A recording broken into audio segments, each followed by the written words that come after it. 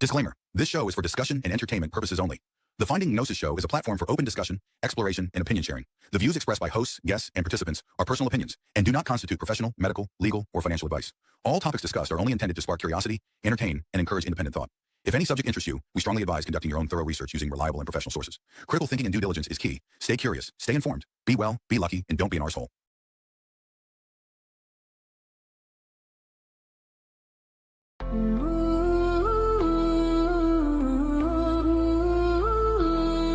Through the cosmic indifference and through despair, we dig for meaning that might be there. No promises of comfort or bliss, just truths we strive not to dismiss. This is the Finding Gnosis Show, where illusions break and deeper truths grow. Philosophy and thought light the way through the dark toward a brighter day. Not endless struggle, but a fight worth the cost, seeking the meaning we thought was lost.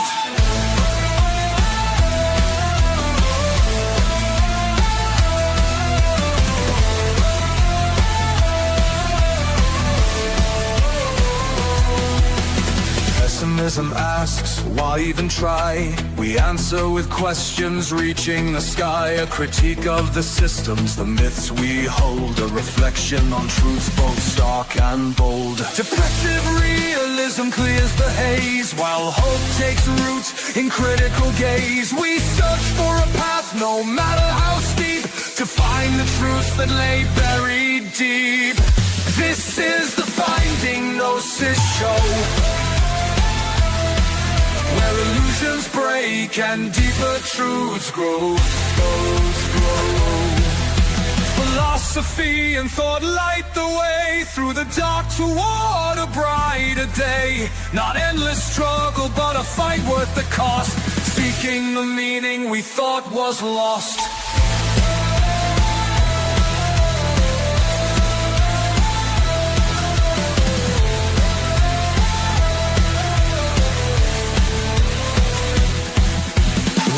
Promise ease, we don't promise rest, but a journey to uncover what's best. In cosmic indifference we still find might, to question, to change, and to ignite. Welcome to Finding Gnosis, where truth takes a stand. Together we search, together we understand. Through reflection, critique, and bold exploration, we strive for meaning and revelation. The journey begins, the truths will unfold. This is the Finding Gnosis Show.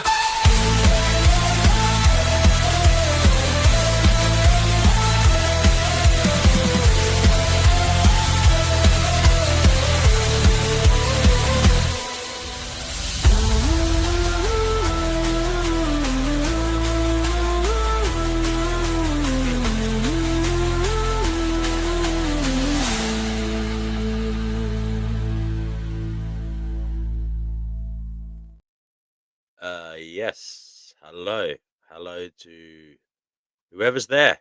I do hope you're well. And this is number 25 of the series. This is the Finding Gnosis Show episode number 25. Is there anybody here? We've already got Black Hole in the house. Hello to Black Hole. I hope you're hearing me loud and clear. Can you let me know, brother, if the audio is coming through okay? That would be good. But yeah, today we are going to talk about human nature and how it has been experimented upon, the findings of such, and we'll see what happens, Great, thank you. Hello to Yerf Dogs. Good that you're here, brother. And to Sanctuary Seeker. Thanks for letting me know the audio is good. I actually got a microphone at last. So yeah, it's not one of those 300-pound ones that some of you guys have, but it seems to do the job. Let me what is it? I'll tell you what it is actually. What type of microphone I have. It's a K66. So you can look up that. It's a K66 microphone. I forget the brand. Oh, it says it on it. Yeah, Zeal Sound. Zeal. So if you like this microphone, you can actually purchase it on Amazon very, very cheaply. Um, well, I say cheaply, but cheap enough for a microphone. It was only 30 quid, so that's very cheap. Um, Apparently, it's got all these settings like echo and stuff, but I won't annoy you with that. So I have got a little. Here was me bragging, saying it's like nearly 12 months since I had a bit of a snuffle, a bit of a cold. But to be honest with you, this evening I have a very slight head cold, and I'm just hoping it doesn't get worse. But I thought I'd come on anyway because I'm not that bad, but it might get worse overnight, and I could regret not having done the show when I'm, relatively okay. You know the way it goes because I might get ill after, when I wake up tomorrow, I might be worse. I hope not, though. We live in hope, eh? So yeah, the link is in chat if you want to come on, guys. There is a presentation to read. I'll put it up now, will I? There we go. What it means to be human, experiments, ethics, illusions, and existential reflections. A critical examination of human behavior through key psychological experiments. If anybody wants to come on and read this with me, you are more than welcome. But yeah, I suppose I'll get into it, will I? Because there's quite a few slides. So I'm gonna make the screen big on my side, so I can't see the comments, but I will pop back intermittently and check on them now and again to see what you guys are saying. So bear with me. Don't be too impatient. I can't see your comments all the time, but I will look at them here and then. Okay, let's go on. So what it means to be human. Okay, experimentally speaking. Understanding human nature is the first section. What it means to be human nature. This presentation delves into the essence of humanity through classic and modern experiments that reveal our social nature and ethical responsibilities. We'll be critically examining these studies to uncover the truths about our behavior and the illusions we hold about ourselves. Um, so, as we embark on this exploration, it's crucial to acknowledge the ethical implications of past experiments, many of which were conducted under questionable standards. And yeah, I firmly reject any form of cruel testing on human or animals, or other animals. And although I think we should still aim to learn from these historical insights, because well, they've already happened, so we might as well take what we can positively from them, seeing as yeah, some animals were sacrificed for us to do so, unfortunately. And yes, we can also advocate in the present day for ethical practices in scientific research. Anyway, let's go into so foundational social experiments. Okay, so we're going to look at some experiments tonight, guys, and these studies may challenge our perception, your perception, my perception of autonomy, of control. Okay, they may challenge our perception of being rational beings. Okay, and they may illustrate how external pressures outside of ourselves can shape our actions. So it might be a bit creepy. It might make one think that one is not in control, perhaps. But hey, if that's the truth, that's the truth. So we'll go on. First of all, we'll look at the Asch. I think that's how you say it. I'm going to call it Asch. Asch conformity test. The Asch conformity test highlights the powerful impact of group pressure on individual decision making. It demonstrates that even when faced with clear evidence, people may conform to the majority view, sorry, revealing the fragility of our self-image as independent thinkers. Now, this test was carried out in 1951. Okay, so Yeah, it was carried out in the 1950s by social psychologist Solomon Asch. Um, and it was a series of studies that revealed how strongly individuals can be influenced by group pressure, even when the group's opinions are clearly and objectively incorrect. Okay. These experiments highlighted the vulnerability of our self image as independent thinkers by showing that people may conform simply to align with a majority, regardless of factual evidence before them. So, kind of scary, right? So, here was the experiment. Okay. There was the participants and the Confederates. Okay. So, each session included one real participant and several Confederates. Okay, so these were individuals who were in on the experiment. They were the actors, if you like. The participant believed that all other individuals in the room were also genuine participants. Okay, now the task was that participants were shown a reference line on one card and three comparison lines of different lengths on another card. Okay, the task seems straightforward. Select which of the three lines matched the reference line in length. Okay, so that's a very easy task. So there was a card with a line drawn on it, and then there was three other cards with different length lines on them, and obviously only one of those cards matched up with the first card. That was the task. Obviously, seems very simple, you know. The group responses were that the actors or the Confederates were instructed to give incorrect answers on certain trials. Um, for instance, they might unanimously claim that a line shorter or longer than the reference line was actually the correct match. Okay. Now, this seems insane that anybody would agree that was the case. So let's see what happened. The real participant answered last or near last, hearing all the other Confederates' wrong answers first. Okay, so the real participant was one of the last people to give their answer on the which lines were the same length. Now, the key findings of this 1950 study regarding the rate of conformity. Okay, on average, participants conformed to the group's incorrect response about one third of the time, roughly 37% in the original series of experiments. Um, okay, so that was on average, participants conformed to the group's incorrect response about one third of the time. Okay, now about 75% of participants conformed at least once. Okay, so three quarters of the people who were being experimented on conformed at least once.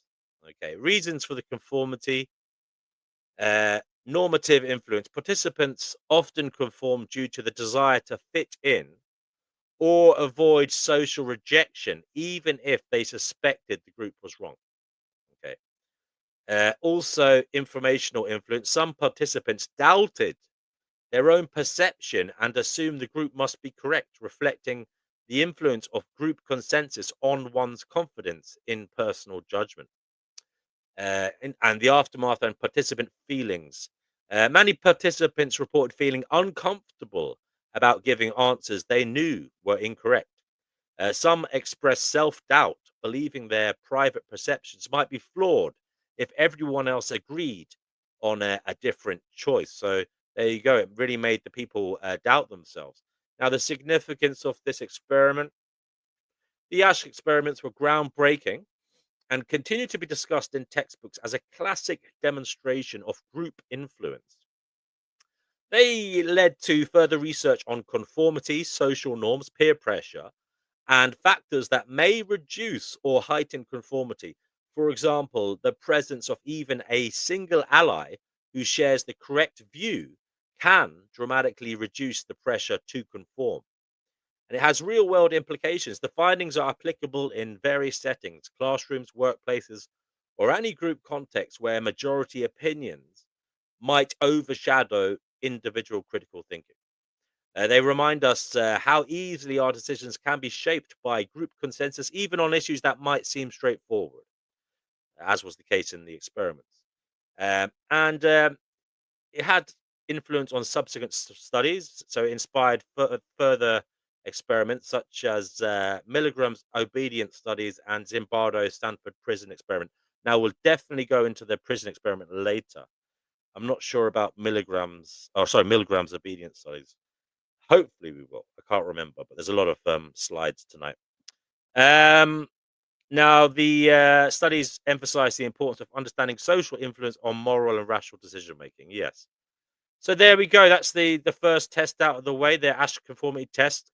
It shows that despite our self-perception as independent thinkers, group dynamics can pressure individuals to conform.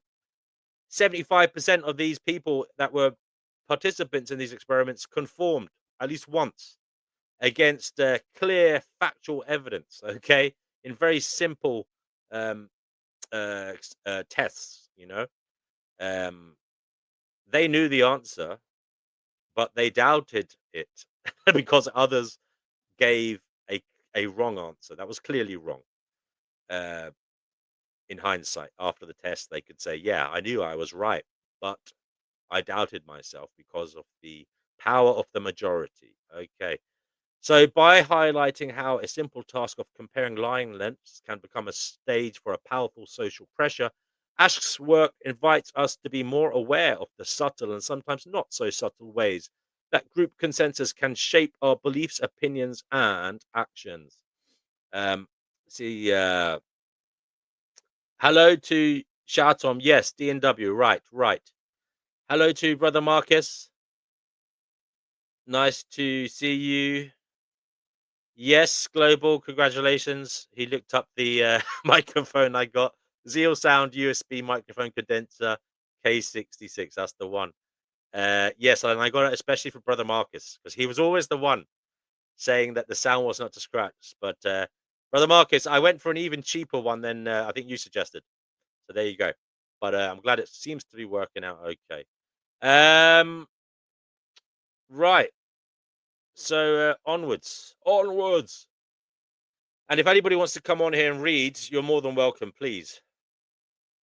So yeah. Oh, we are. We're going into the Milgram obedience experiment that they just mentioned. Okay, great. So Milgram's experiment uncovers the unsettling truth about obedience to authority, showing that ordinary individuals can commit harmful acts when instructed by authority figures. Okay. This study raises profound ethical questions about the limits of obedience and personal morality. So, Stanley Milgram's obedience experiments were conducted in the 1960s, in the early 1960s at Yale University, and they revealed that ordinary people can be led to carry out harmful actions, inflicting what they believe are painful electric shocks on another person when directed to do so by an authority figure. This finding exposed uncomfortable truths about how far people may go to obey instructions, even against their own moral judgment. Okay, so the other test was about rationality, okay, and their intellectual capacity, and this one was about moral judgments, right and wrong. And even when they deemed an action to be immoral, they still did so if they were told to do so by an authority, or I believe that's what the experiment will show. Let's see. The experimental setup: participants were the teachers. Now, these were the people that believed they were assisting in a study on learning and memory. Okay, that's what they were told. Okay, so a Confederate was the actor in the experiment. Okay, they worked with Milgram, who was the guy running it, and they pretended to be another volunteer. Okay, for the study. Now, the teachers were instructed to administer electric shocks to the learner, who was an actor, whenever the learner answered a question incorrectly. Okay. Shocks were labeled in ascending voltages from mild to potentially lethal. Okay. An experimenter dressed in a lab coat and seen as an authority figure urged participants to continue administering shocks despite the learner's audible protests or pleas to stop. Okay. Yeah, and I heard about this before. There was literally sometimes the people would be screaming, screaming in supposed agony. Um, Standard prods included phrases like "please continue" in a very authoritarian voice, or "you have no other choice, you must go on." This is what was said to the teacher by the men in the lab coats, who were the authority figures in the experiment. Um, the key findings were there was a high level of obedience. A majority of participants in the original study, 65%, were willing to administer the highest shock level. Okay. Now, don't forget, the highest shock level was one that supposedly carried the risk of being lethal.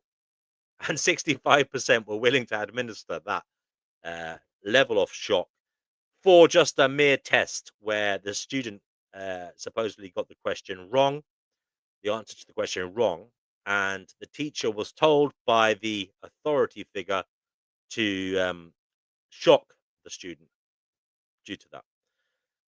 And they were willing to administer the highest shock, the most dangerous one. Many displayed signs of distress. So the teachers were scared, they were anxious, they were sweating and trembling, but they still continued to follow the experimenters' orders. Okay, they still did as they were told.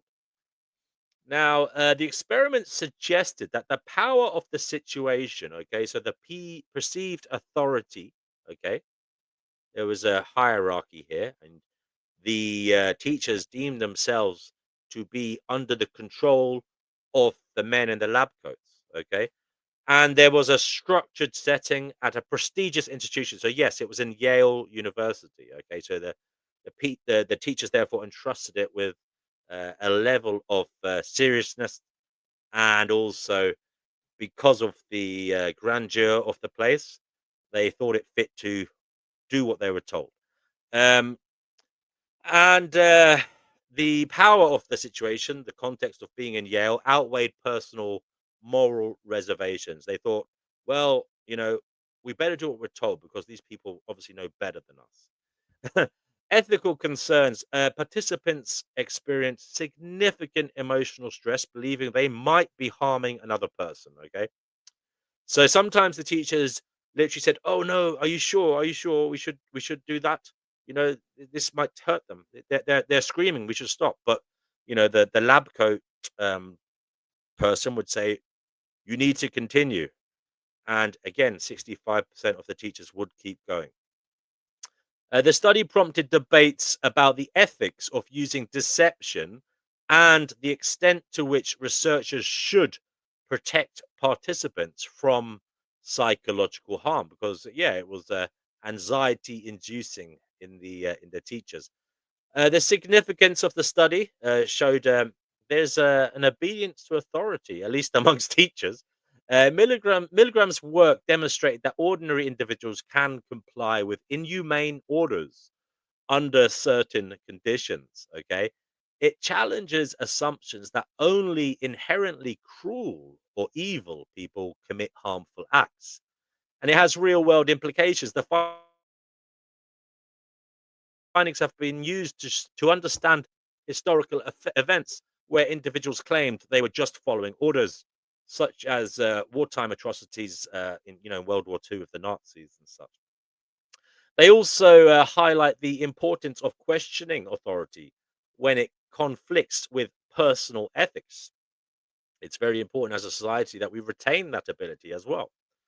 Um, and there's an influence on ethical guidelines. The controversy over the distress caused to participants contributed to stricter regulations governing informed consent and participant well-being in psychological research.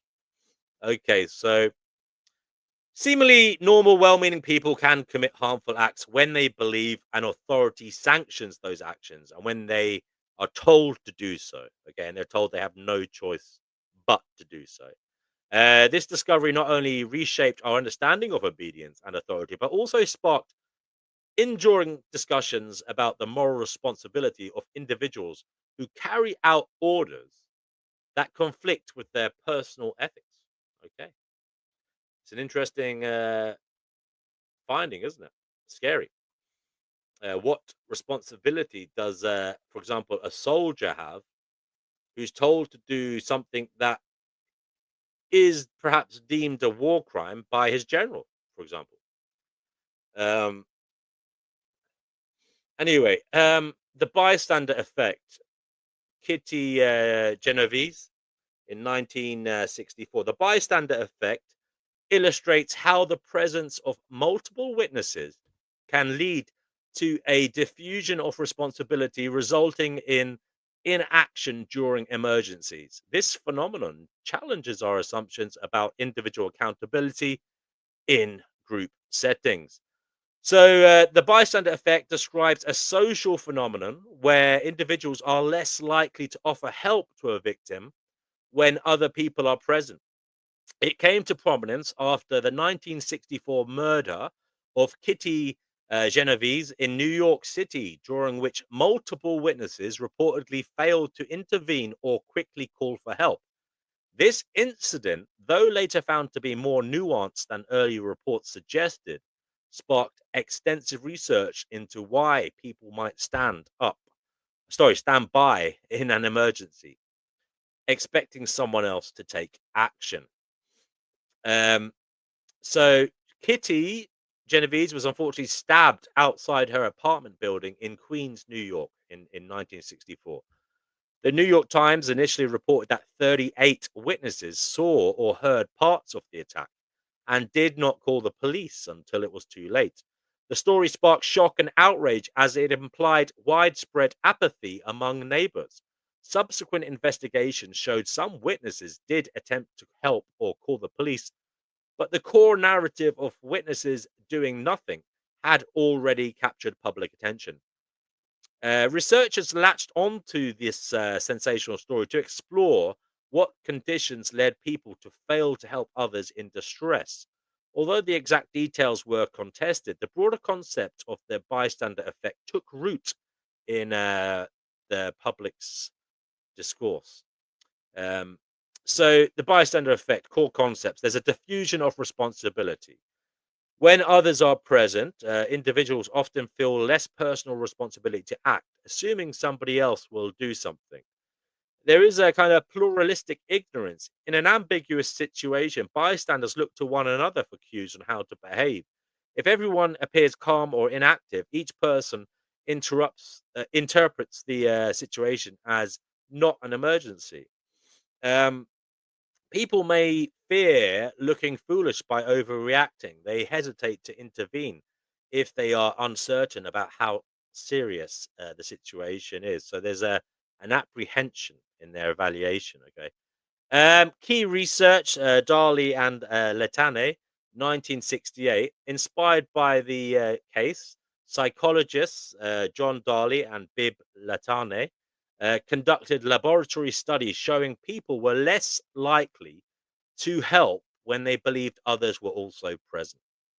In one classic experiment, participants waited in a room that began to fill with smoke alone. They quickly reported it when they were alone. In groups where others did nothing, they also stayed silent. Okay.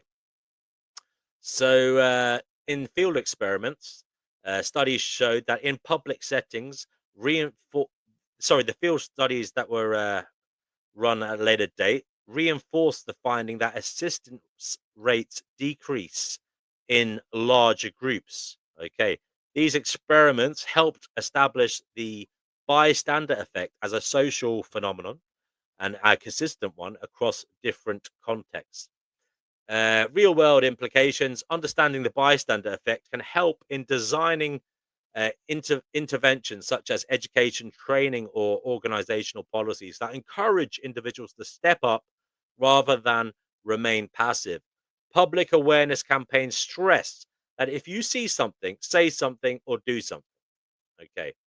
Uh, Now, the Genovese case raised important questions about community responsibility and how individual moral actions can be influenced by group dynamics. It also challenges us to consider how we might break through apathy or fear of judgment and respond more compassionately to those in needs. Okay.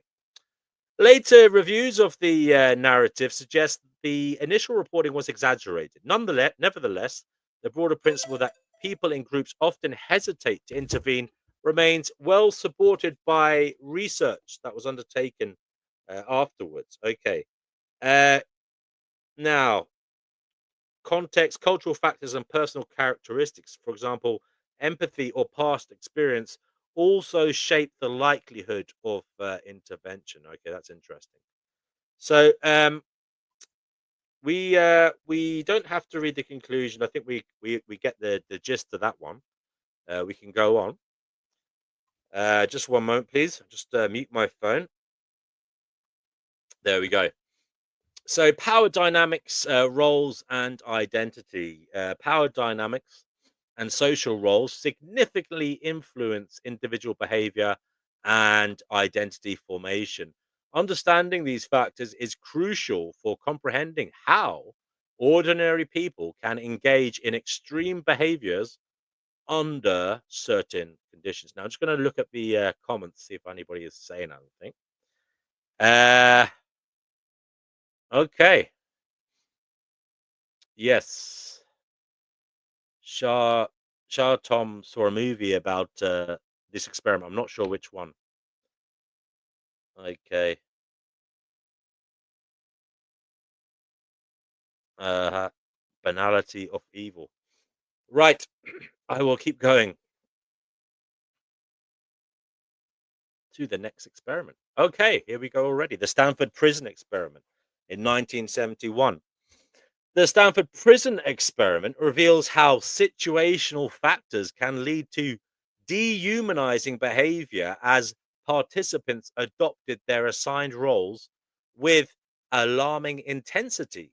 This study underscores the potential for ordinary individuals to engage in cruelty when placed in a position of power. So this isn't about obeying orders. This is about the participants being in a position of power. So this was interesting. The Stanford prison experiments were conducted by psychologist Philip Zimbardo in 1971. And it was designed to investigate how social roles and the situational context could influence behavior in a makeshift prison environment within Stanford University psychology department. Participants quickly adapted to their roles as guards or prisoners, okay, leading to distressing displays of authoritarianism and submission and dehumanization.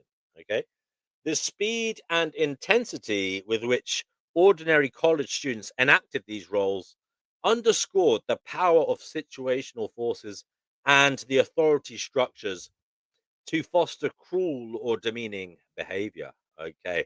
Again, this is a little bit like the Yale University uh, electric shock one, because obviously these students were in the prestigious surrounds of Stanford University psychology department. So I suppose there's a little bit of that in it as well, where they were being told what to do, and they did so because of the name that was um, given to the department, a prestigious one. So let's continue. Participants in the experiment: 24 male college students were selected from a larger pool for their perceived psychological stability and health. Okay. Participants were randomly assigned to be either a guard or a prisoner. Now, the simulated prison. Okay, so Zimbardo converted the basement of the Stanford Psychology building into a mock prison environment, complete with cells, solitary confinement, and rules of conduct. Guards were given uniforms, clubs, and mirrored sunglasses to reinforce their authority. Prisoners wore smocks, had ID numbers, and followed daily routines mimicking a real prison. Guards were instructed to maintain order but received minimal guidance on specific rules or punishments. The experiment was initially planned to last 2 weeks, with Zimbardo himself acting as the prison superintendent.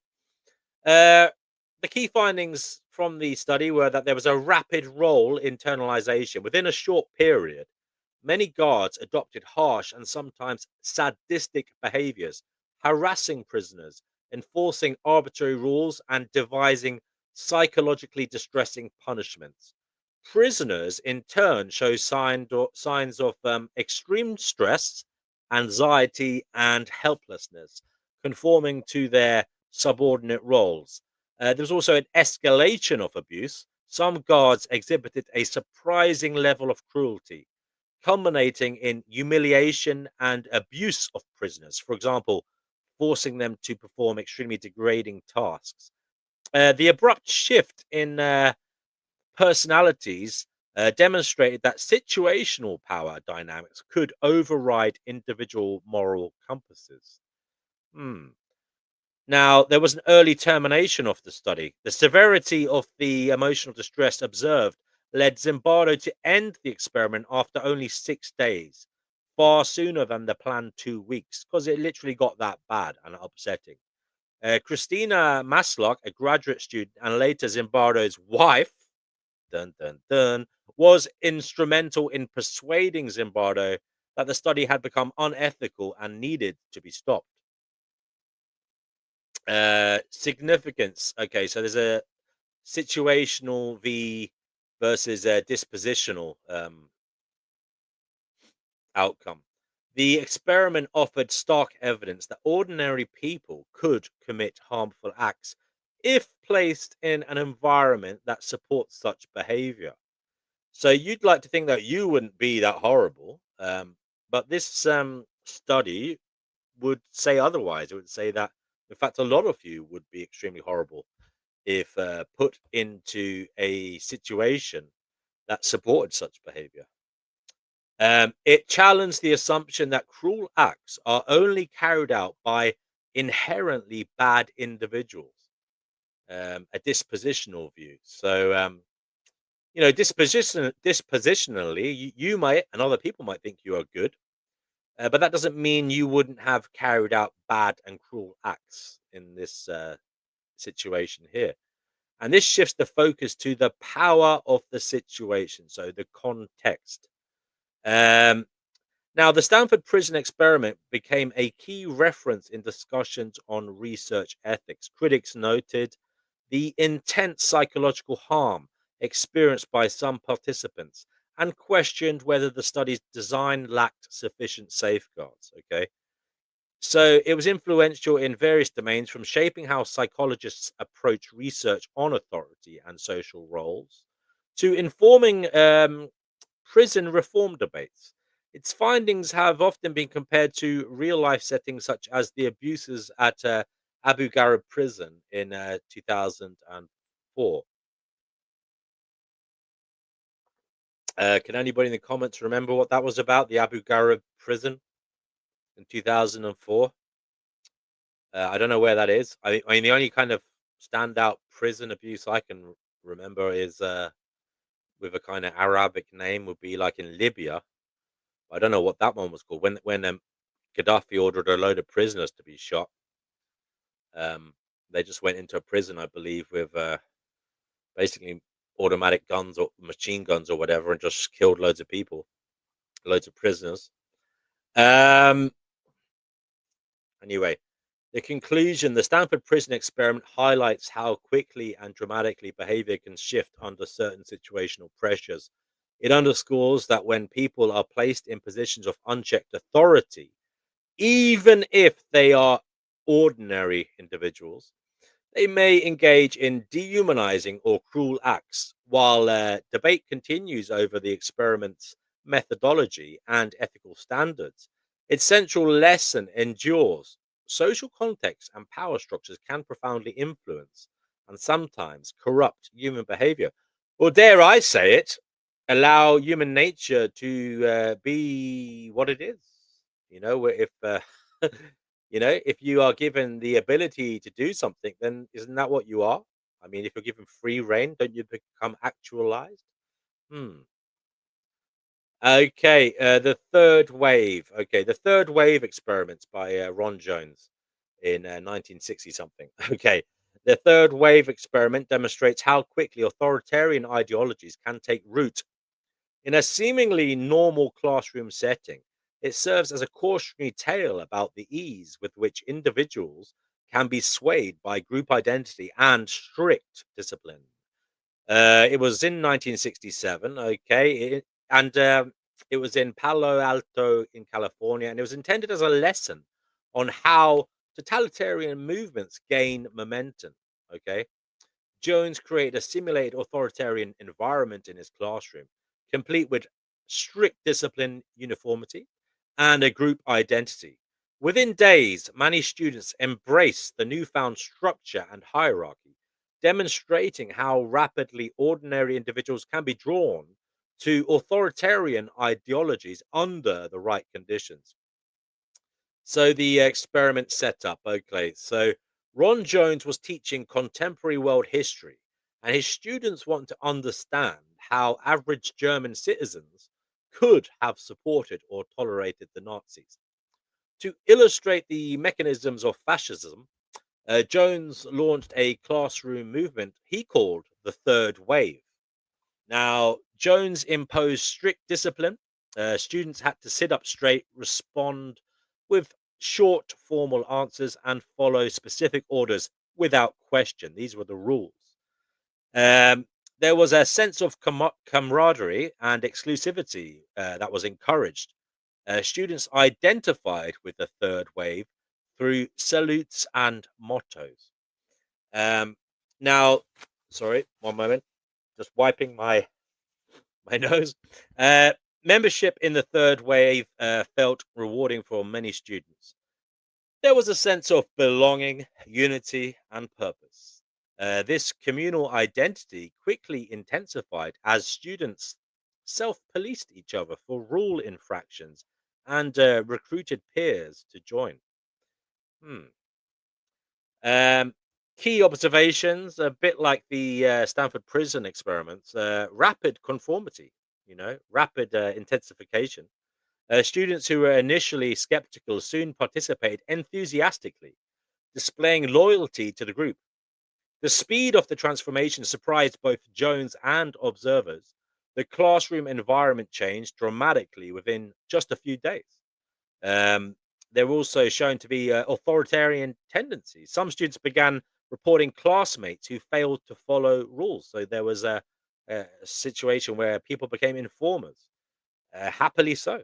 There was a noticeable shift in attitudes, with many becoming more rigid and unquestioning of authority. And there was an abrupt conclusion. Alarmed by how far the experiment had gone, just as in like the Stanford Prison experiment, Ron Jones also ended it early by revealing that the third wave was a means to show how fascist movements can take hold. The students then learned that they had unwittingly replicated the same dynamics they initially struggled to understand. So there you go. The experiment underscores how social cohesion, peer pressure, and discipline structures can quickly, extremely quickly, cultivate authoritarian mindsets, even among so called ordinary people. It paralleled findings from other well known social psychology studies, such as the aforementioned Milgram and Stanford Prison experiments, and it shows that context and group norms are overshadowed, or can overshadow, sorry, individual moral judgments. While never rigorously documented as a formal research study, the third wave remains a compelling anecdote, frequently cited in discussions of social influence and the psychology of obedience. It also sparked ethical debates about potential harm and manipulation of students in such exercises, and serves as a cautionary tale. The third wave continues as a stark warning about how quickly society can succumb to authoritarian practices. And it offers lessons on the importance of critical thinking, personal responsibility, and awareness of how group identity can be exploited. Okay. Um, so scary stuff indeed. So we go on now to the Robbers Cave experiment from 1954. The Robbers Cave experiment illustrates how intergroup conflict can arise from competition, but can also be resolved through cooperative efforts. This study highlights the importance of shared goals in fostering cooperation and reducing hostility between groups. Okay, so this one sounds like it might be a bit of a nicer one. Yes. Okay, so I'm going to just quickly go back to the comments. Okay, so UF Dog says Zimbardo's prison experiment has been panned, if not debunked. Okay, and Milgram's experiments have come under fire too. It would be good to look into why. I mean, I think it's very hard to replicate real world scenarios artificially, and I think that's part of the problem. And there's a lot of problems with it. I mean, yeah, the third wave one is interesting, as Yerf Dog says here. But I think it also depends on the charisma of the leader. Who is telling you what to do. I think it's a lot depends on having the right leader. Telling people what to do. You know, uh, Black Hole says all he knows is that when he cares about something, he ends up losing. I'm sorry about that. And Yerf Dog says Abu Ghraib was where abuses of prisoners took place and photos were released showing dogs being used, inmates being tortured, etc. Yeah, nasty stuff. Who was doing it, Yerf Dogs? Um, Yerf Dog says perhaps the pics showed torture. Might be overstating things, but the pics showed inmates being treated appallingly. Yeah. Uh-huh. Yeah, and UF Dog agrees. Yep, yes, replication is one of the problems. Um, oh, the prison guards. Yeah, sorry, I wasn't sure if it was like a military prison or as a standard. Where is that prison? What country is that? I'm not familiar with the name. But anyway, well, I'll keep going. I'll check back comments in a few minutes, guys. I can't see them right now. So the Robbers Cave experiment was a field study led by a social psychologist, Muzaffar Sherif, designed to examine how intergroup conflict arises and how it might be overcome. Conducted at Robbers Cave State Park in Oklahoma, the experiment involved two groups of boys who, without initially knowing of each other's existence, formed close-knit teams. Hmm. When placed in direct competition, the groups quickly became hostile. However, when researchers introduced shared challenges that required cooperation, the boys' animosity lessened, demonstrating the power of superordinate goals to reduce intergroup conflict. Okay. So basically, trying to find a common goal, yeah, is the road to peace. Um, so the experimental setup. So 22 boys around 11 to 12 years old, all from similar backgrounds, middle class, Protestant, two-parent households. Researchers carefully ensured the boys did not know each other before the camp to control for pre-existing alliances, or not, maybe pre-existing enemies. Um, the boys were divided into two groups, one named the Rattlers and the other the Eagles, and they were taken to separate areas of the camp. Each group developed its own identity, rules, and hierarchies through typical summer camp activities, for example, swimming and hiking, archery, all that kind of stuff. Uh, After group bonds were formed, the experimenters introduced competitive games like tug of war, baseball, treasure hunts, with rewards for the winning team. Okay. This phase aimed to instigate rivalry and conflict under controlled conditions. Now, this is what I've always said is that basically we are naturally competitive and collaborative. What brings it out is resources. or things that we want.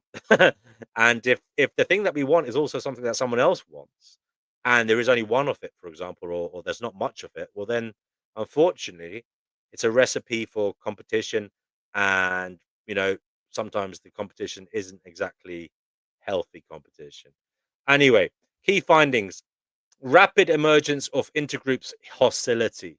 The rattlers and eagles began to stereotype one another, use derogatory names, and even stage raids on each other's cabins. Okay, conflict escalated from verbal taunts to physical confrontation, showcasing how competition over limited resources can spark hostility.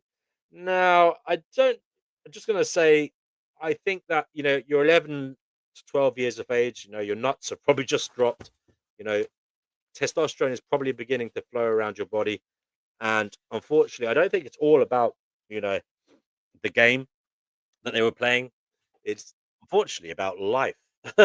Life does make us hostile sometimes to others. Uh, Maybe because subconsciously we see how they are a threat to our gene survival, by mere existence. If you're a man, another man could potentially put his penis in the apple of your eye. Okay, so that was in Iraq, says the Earth Dogs, the Abu Ghraib prison atrocity or abuse. Okay, right. We'll keep going then. Somebody's here. Black Hole. Black Hole, you're on the show. Is there something you want to say before I Yes, keep hi reading? everyone. Hi everyone. I just thought I'd come on for you for a little while. Yeah, I'll just react to all your wonderful readings. Yeah, go right on, Okay, sir. brother. Okay. If you can mute yourself when you're not talking, that would be good. Okay. So, key findings. Have I read this? Yes. Okay. Conflict escalated from verbal taunts to physical confrontation, showcasing how competition over limited resources can spark hostility. Can you mute yourself there, Black Hole, when you're not talking, please? I can't do it right now because I'm not on that screen. Researchers then introduced shared I'm problems. sorry. Can you mute yourself, buddy, when you're not talking? Do you know how to do that? Researchers then introduced shared problems such as a stalled truck that both groups had to work together to pull out of the mud, or a disruption in the camp's water supply would be the result of not solving the problem. Cooperation on these tasks significantly reduced tension as boys collaborated to achieve mutual benefits. Um, and there was a reduction of prejudice through repeated exposure to superordinate goals. Okay, the once hostile groups gradually interacted more positively, with friendships forming across group lines. Hostility did not instantly vanish, but it was markedly reduced through cooperative efforts.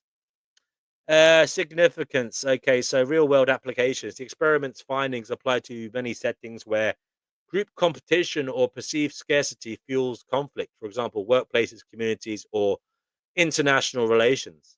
The notion of superordinate goals, um, that is, goals requiring collaboration by all parties, remains a cornerstone concept in conflict resolution and the foundations of group dynamics research. So, Sheriff's work is considered foundational in social psychology, influencing theories on social identity, in group, out group biases, and how contact or cooperation can mitigate prejudice. Insights into conflict resolution by demonstrating that enmity can be reduced through shared, meaningful tasks. The experiment underscores the potential for practical interventions in divided groups. It highlights how empathy and a sense of common purpose can supersede rivalry. Okay, interesting. Okay, so we're moving on now to animal experiments, unfortunately, and the insights we can gain from those. As I said earlier, I don't condone or support animal testing. I think it shouldn't be done. for human benefit. And the thing is, it has already been done in the past. So I suppose the only positive we can take is the results from that. But again, I would say, ethically speaking, I would not support it in the present day. Animal models provided critical insights into societal dynamics, revealing how environmental factors can lead to collapse. By studying these historical models, we can better understand the importance of social structure and the purpose in human societies. Okay, so I think many of you have spoken about this one before. It's an interesting and somewhat terrifying experiment called the Mouse Utopia experiments, or Universe 25, run by John B. Calhoun. Calhoun's Mouse Utopia experiment illustrates that even in ideal conditions, okay, so utopic conditions, social dysfunction can lead to population collapse. And this study serves as a cautionary tale about the necessity of social roles and community structure for thriving societies. Okay. Um, so we'll go on and read about it. So John's Calhoun's Mouse Utopia experiments, most famously the Universe 25 experiment, were conducted to explore the effects of population density on social behavior in mice. Calhoun created an environment with seemingly ideal living conditions, unlimited food, water, bedding, and no predators. So these mice were completely safe and completely fed, watered, and again, it was utopic. They had everything they needed, no worries. And Calhoun wanted to see how the mice would behave when freed from typical survival constraints. Okay, so as I said, they had no worries. There was no predators. There was no need to go out looking for food. Everything was literally laid out on a plate for them. Over time, however, escalating social dysfunctions emerged. Now, this was an enclosed experiment, so there was no way out for the mice, but they didn't need to leave the experimental zone because everything they needed was in the experimental zone. Anyway, over time, however, escalating social dysfunctions emerged, ultimately leading to the collapse of the entire mouse population. Okay, the study has often been interpreted as a warning about the importance of social structure, roles, and meaningful engagement within a community. So I can't remember the exact figures here, but they started out with, like, I don't know, about 8 sets of mice or something. And these bred and they bred and they bred, and the population obviously exploded because of the perfect optimum conditions that this experiment provided. Um, but he never stopped feeding them. The food was always available. Okay. But there still became a point when their population collapsed and the actual whole in population went extinct. As I said, even though the conditions were ideal, you know, the climate was okay, the food and water were there. There was no need for a mouse not to continue living, or wanting to live, or so it would seem. And so let's continue reading about this. Okay, so the utopian environment. Okay, the mice had access to abundant food and water, ample nesting materials, and were protected from the elements and predators. The habitat was spacious at first, but as the population grew, density gradually increased. Okay, yes, obviously, the more mice that were bred into existence, the more of them there were scurrying around in the experimental zone. Calhoun tracked population growth in distinct phases. Rapid increase at first, when resources seemed limitless, followed by a slowing growth rate as space and social interactions became strained. Okay, so obviously, the only resource that was limited in this experiment was space or land. As I said, it was in a kind of cube. It was in a box. It was in a cage. So, um, but it was a big one. Okay, so the setup removed all typical survival pressures. So there was no predators or extreme weather. So any observed social problems were attributed to primarily to crowding and social dynamics. So there was a hierarchy breakdown, a social hierarchy breakdown. As population density rose, normal social behavior was eroded. Okay.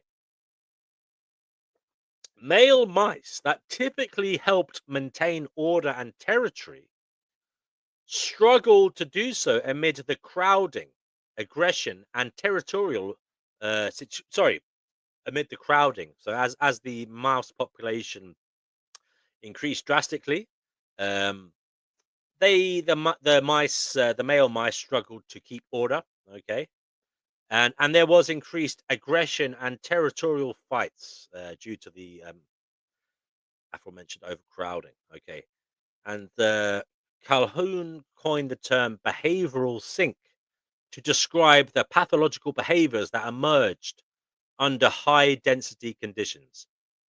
Now, these included hyper-aggression, okay, social withdrawal, neglect, and even cannibalism of offspring. Now, that's a very strange one. Cannibalism of offspring. Don't forget, these mice had access to as much food as they could desire, and yet, because of the behavioral sink, this point where the chaos ensued, they chose to eat their young ones instead of, I don't know, the oatmeal and raisins in the dish. And it also disrupted mating behaviors. Okay, so um, literally, the mice stopped breeding. They stopped. They chose not to breed. Okay.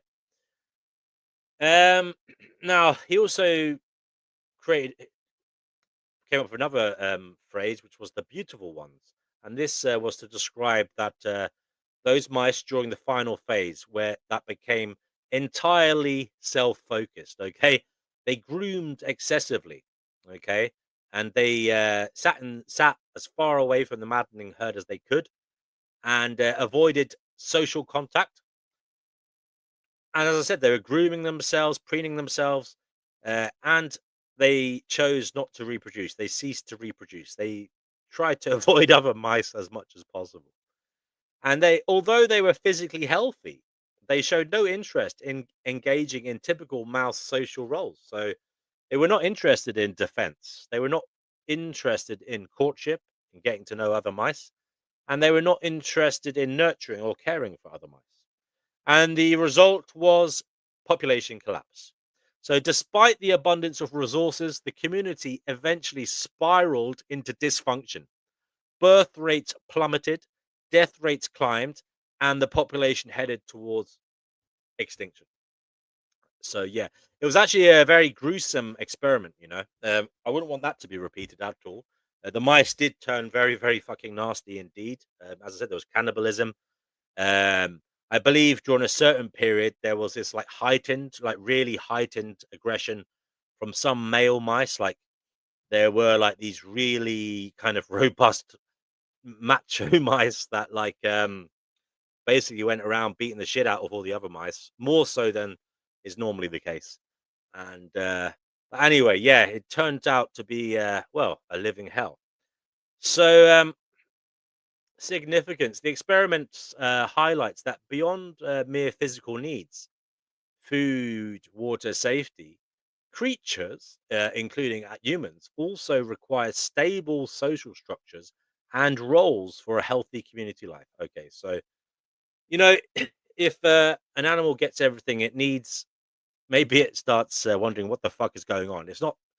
Acting in it's not acting in its natural way. Okay, its natural way is not to be redundant. Its natural way is to be looking around for food, to be looking around for danger, to be constantly on the go. Okay, and when these mice were didn't have a reason for that being on the go, well, they seem to become mentally unstable. And I don't think it's just that. I think personally, it's a lot to do with the exploding population. Again, that would be my critique of this experiment.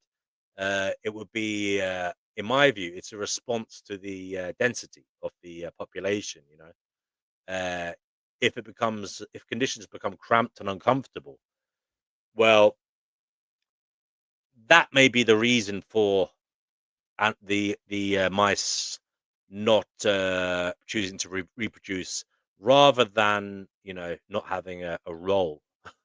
But yeah, although these mice, the study sparked, although these were mice, the study sparked discussions about human urbanization, crowding, and its impact on mental health and community bonds. It raised concerns about how dense populations might foster stress, alienation, or other social pathologies if not managed well.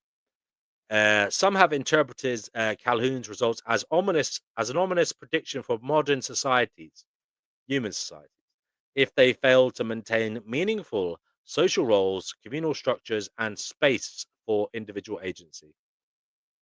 Others argue that human societies are far more complex and adaptable than a mouse colony, but the broader lessons about social dynamics still hold value. Okay, I'll just go back and check the old comments, see what's going on. Okay, hello to Tony, she's in the house.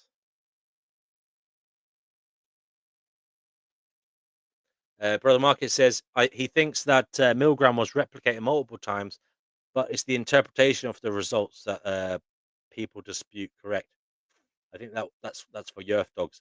And Yerf Dog says he's not sure of the specific criticisms of Milgram. He said he thinks the electric shock experiment has been replicated. Okay. So Tony says the mice didn't want their offspring raised in that overcrowded environment. Yeah, it would seem so, Tony. Or at least I don't know. Some might say that animals don't think about offspring; they just think about what's happening in the moment. But can't blame them for not wanting to reproduce in those overcrowded conditions.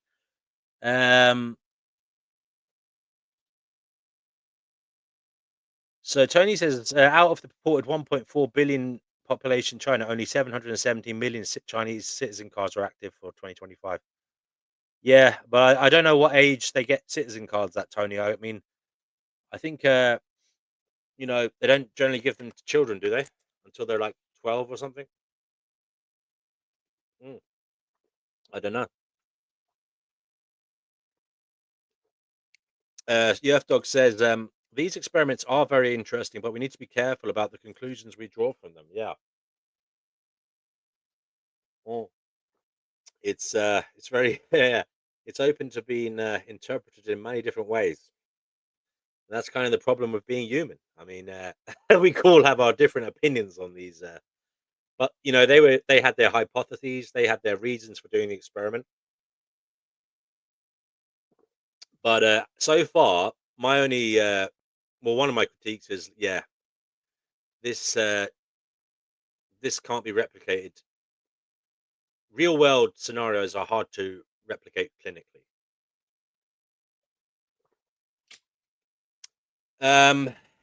Right, the Rat Park, an experiment by Bruce Alexander in 1978. Okay, the Rat Park study challenges the notion that addiction is solely a chemical issue, highlighting the role of social environments in behavior. Rats in enriched environments showed significantly lower rates of drug addiction, emphasizing the importance of social bonds. Okay. I like this experiment actually. So, as in the finding of it, not that it was done on rats, but the Rat Park study, led by psychologist Bruce K. Alexander in the late 1970s, explored how social and environmental factors affect drug addiction, in contrast to previous experiments that isolated rats in small cages. Alexander and his team provided an enriched park environment, spacious habitats with plenty of food, toys, and opportunities for social interaction. Their findings challenge the notion that addiction is driven solely by the chemical properties of the drugs. Okay. Um, so the rat park was a large open space with ramps, toys, nesting materials, and multiple rats living together. And the isolation cages were small, barren cages containing a single rat, a setup often used in earlier drug addiction studies. Okay. There was drug-laced water versus plain water.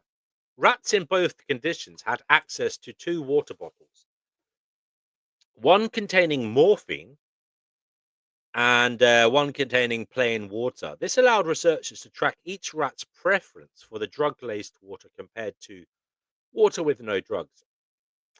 Um, the key findings were lower drug intake in enriched environments. Okay, rats in Rat Park were far less likely to consume significant amounts of the drug-laced water. Many preferred normal water or only consumed small quantities of the drug. They were recreational drug users. In contrast, isolated rats often developed strong drug preferences, sometimes consuming enough to harm themselves. Okay. Um, Now, the presence of companions, space to roam, and stimulation, so toys, nesting materials, etc., appeared to reduce the rat's inclination towards addictive behavior. This finding implied that the availability of rich social and environmental experiences helped buffer against substance use. Now, this challenged traditional views of addiction at the time.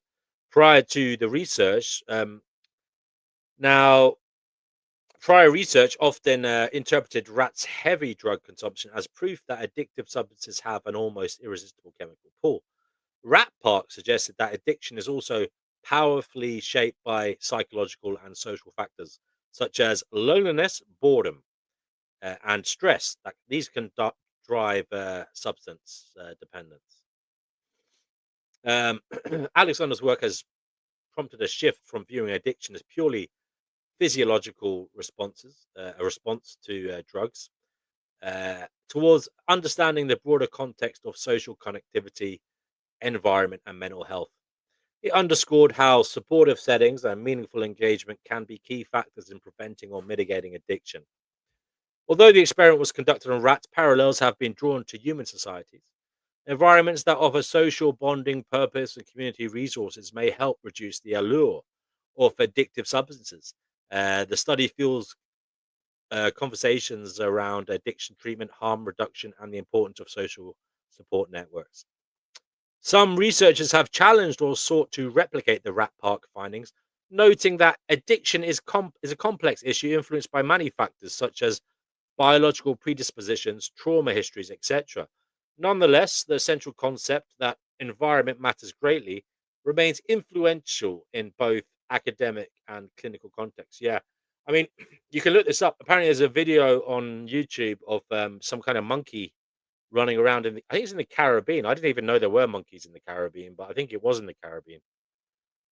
And anyway, they're running around on a beach somewhere like that, and they some of them are out.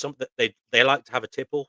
So basically, when the beachgoers leave their alcohol unattended on tables by the beach, the monkeys sometimes run up and swill it back. Now they've done some research apparently, and they studied the percentage of these monkeys that become basically alcoholics, and apparently the percentage of monkeys that became alcoholics, as in became addicted to the alcohol, uh, was highly correlated with human um, um, the human examples. So, like, say, I don't know what the percentage of people are that are alcoholics, but say 10% of people who drink are alcoholics. Apparently, it was the same kind of percentage in those monkeys as well, which I found interesting. So yeah, I think there's more going on in addiction than merely your environment, and that those critiques were good. I mean, it is about biological predisposition, and also sometimes trauma. What happened before you entered the utopic confines of the rat park? Maybe those rats had you know abusive rat childhoods or something. You don't know. Anyway, the Rat Park study illustrates that addiction cannot be understood purely in chemical or biological terms.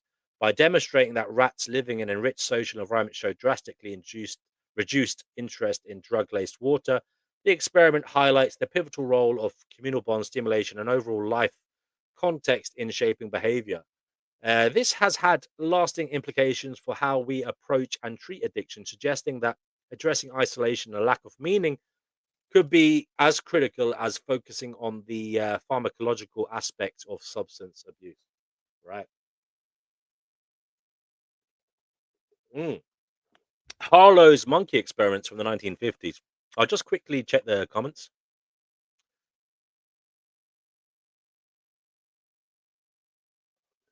Okay. Brother Marcus says, healthy skepticism is for godless heathens. He trusts D&W's conclusions of the experiments because he had a confident British accent on YouTube. You can't go wrong with that. Oh my goodness me. Oh my goodness me. Um, just look up Lord Haha on YouTube. He had a confident British accent, but he was a Nazi.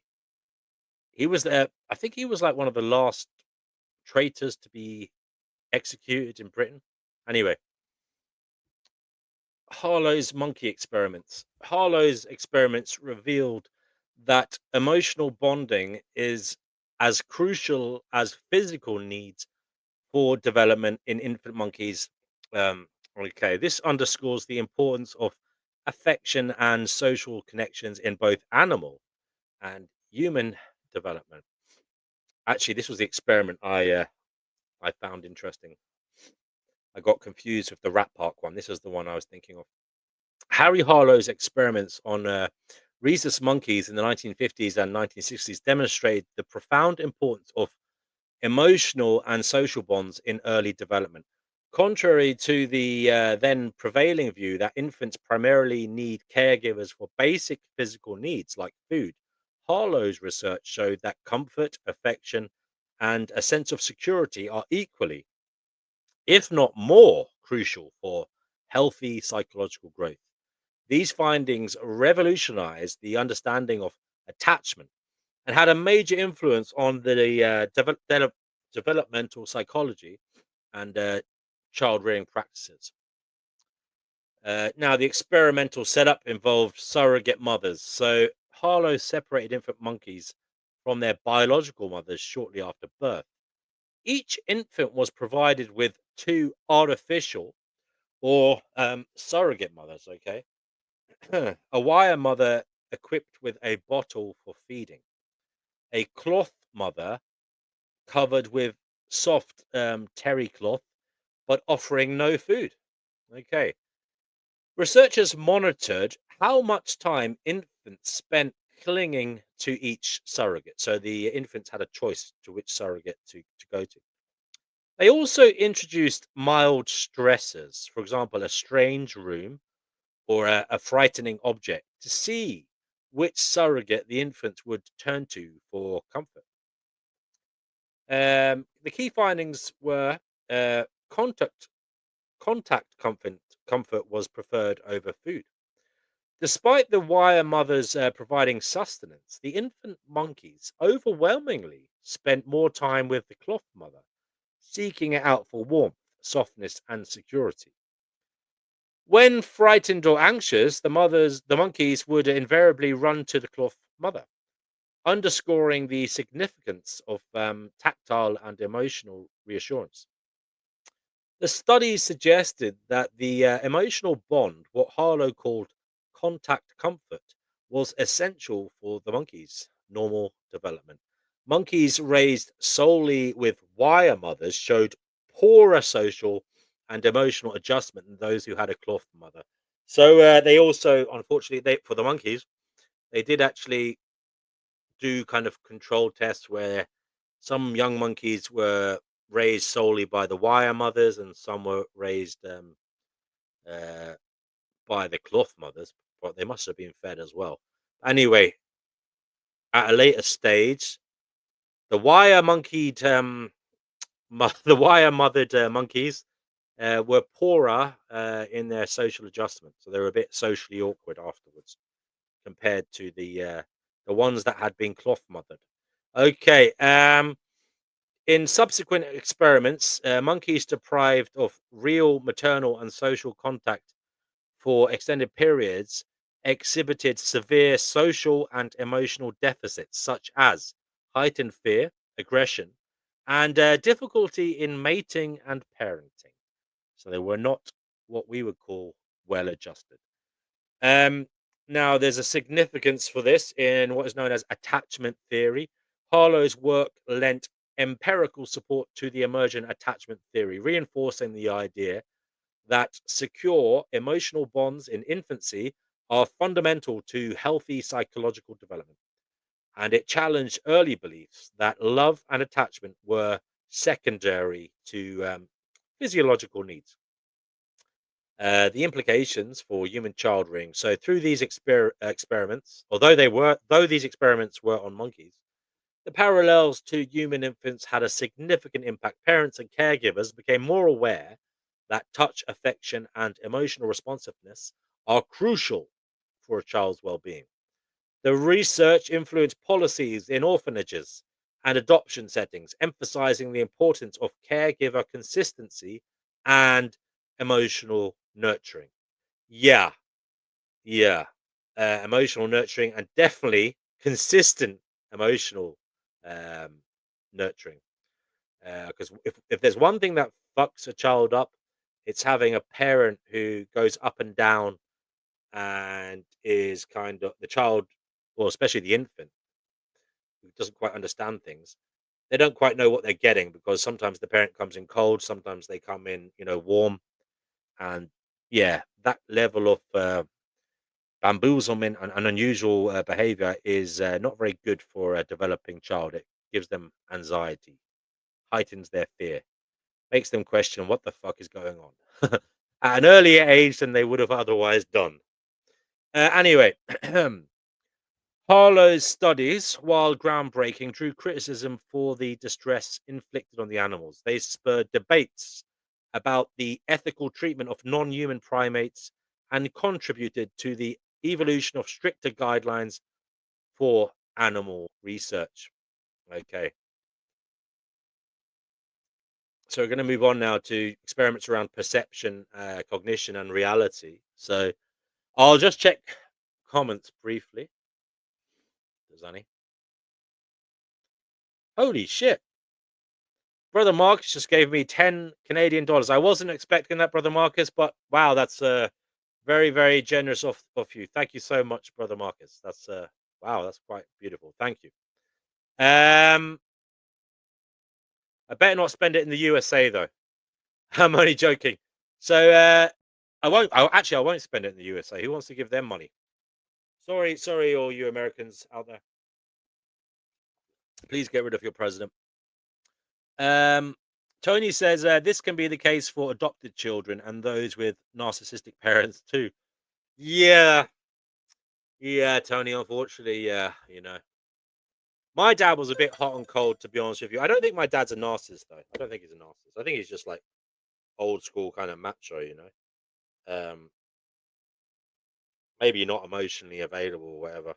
But that's just his upbringing. I don't think he was a narcissist. I wouldn't go so far as to say he was a narcissist, but I've heard he's a. I like my dad, by the way. I have to say, I liked him when I was a kid. I went through a little bumpy patch, as most of us do with our parents, but then I grew to love him. But the thing is, I would say I have known people who said they've had narcissistic parents, and that is like something you wouldn't want to have. And my commiserations to anybody who experienced that. And I do hope that they're healing well. Um, anyway, let's move onwards. If you're in new here, say hello. There's about 22 people watching. 12 on Twitter and 10 on YouTube. Okay. We're looking at experiments around perception, cognition, and reality. Okay, so in 1999, there was an experiment known as the invisible gorilla experiment. In this groundbreaking study, participants focused on counting basketball passes. Okay. Now, that was the role you were given in this experiment. You were told to count how many passes were undertaken in a basketball match. And little did they know that there would be a person in a gorilla suit who would be walking around, okay, the scene. And the individuals who were participating in the counting of basketball passes completely missed the gorilla suited person. This experiment highlights how selective attention can blind us to obvious events, challenging our belief in our observation skills. So, the invisible gorilla experiment was devised by psychologists Christopher Chabris and Daniel Simons in the late 1990s. It's a classic demonstration of inattentional blindness, the phenomenon where individuals fail to notice unexpected events when their attention is directed elsewhere. In the study, participants were instructed to count basketball passes by certain players, and they often failed to see a person in a gorilla suit strolling directly through the scene. So participants watched a short video of people passing basketballs around. So it's actually on video. This is the other thing here. It's actually on video. I think that kind of makes it worse, actually, for some reason. Like, you're only watching a small screen in front of you, and you couldn't see a gorilla walking across it. Anyway, um, they were asked to focus intently on counting the number of passes made by players in white shirts, ignoring those in black shirts. Okay. Now, the unexpected event. Partway through the video, a person in a gorilla suit walked into the middle of the action, paused, and then walked off camera. This event lasted several seconds and was visually conspicuous. Okay. So, I mean, if you were watching like a NBA rerun or something on cable television, and you saw a gorilla walk into the center of the court, you would fucking notice it. But these people didn't, because they were too busy counting the passes of the team with the white shirts. Okay. Despite the seemingly obvious appearance of the gorilla, around half of the participants failed to notice it at all. And when asked afterwards, many were astonished that they had missed something so attention grabbing. This is inattentional blindness. The experiment demonstrated that our capacity to process visual information is more limited than we often assume, and dare I say it, like to think. Focusing intently on one aspect, so counting passes, can render us blind to other surprising events occurring literally right before our eyes. And that's kind of, I hate to be philosophical, but isn't that kind of a bit like life itself? I mean, sometimes this existence is what you look at. Oh dear. I'm not saying you shouldn't look at the bad things, guys, though, because as you know, I think they're very important, and the fact that they're happening is an ultimate tragedy. Mm. Anyway, I'm just taking a swill of my soft drink. So the significance is that it was a challenge to assumptions of vigilance. The study called into question the belief that we perceive all major events in our visual field.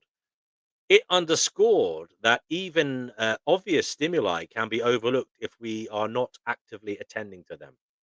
And there were wide ranging implications, from driving safety to eyewitness testimony and workplace procedures. The findings warn that crucial details may go unnoticed under conditions of selective attention. It encourages designing tasks, instructions, and environments that account for our limited attentional capacity. Further research on attention and perception. This experiment spurred a wave of studies investigating blindness to unexpected events, shaping our modern understanding of human attention. Now, yeah, I mean, I hate to go back to their philosophical view, but like, it is true how we as humans have this limited capacity to think and to appreciate things. Um, and it's amazing how much of our life is spent thinking about such a small, oftentimes insignificant part of existence. Uh, things that we might later look back on with regret. For example, maybe being debaucherous or something like that. That's only one part of life, but it does consume a lot of our life sometimes for some of us at certain ages. Um, but yeah, it's very interesting to think about how much of existence we don't see. Anyway, the invisible gorilla experiment powerfully illustrates how selective attention can blind us to even the most striking occurrences by showing that nearly half of the participants completely missed a person in a gorilla suit. Okay. Chabris and Simons challenged the assumption that we naturally register all visually significant events. Their work underscores the limitations of our observational skills and need to remain aware of how our attention can shape and sometimes restrict what we perceive. Hello to all 21 of you on Twitter. Anyway, Elizabeth Loftus in the 1990s, she ran a series of studies that were known as the false memory studies. Loftus's research demonstrated that memories are not fixed, but can be influenced by external suggestions, leading to the creation of vivid false memories. This challenges the notion of memory as a reliable record of past events, revealing its reconstructive nature. Now, this is actually quite scary. It sounds very scary. I'm just going to quickly check the comments, see if anybody is saying anything of note. And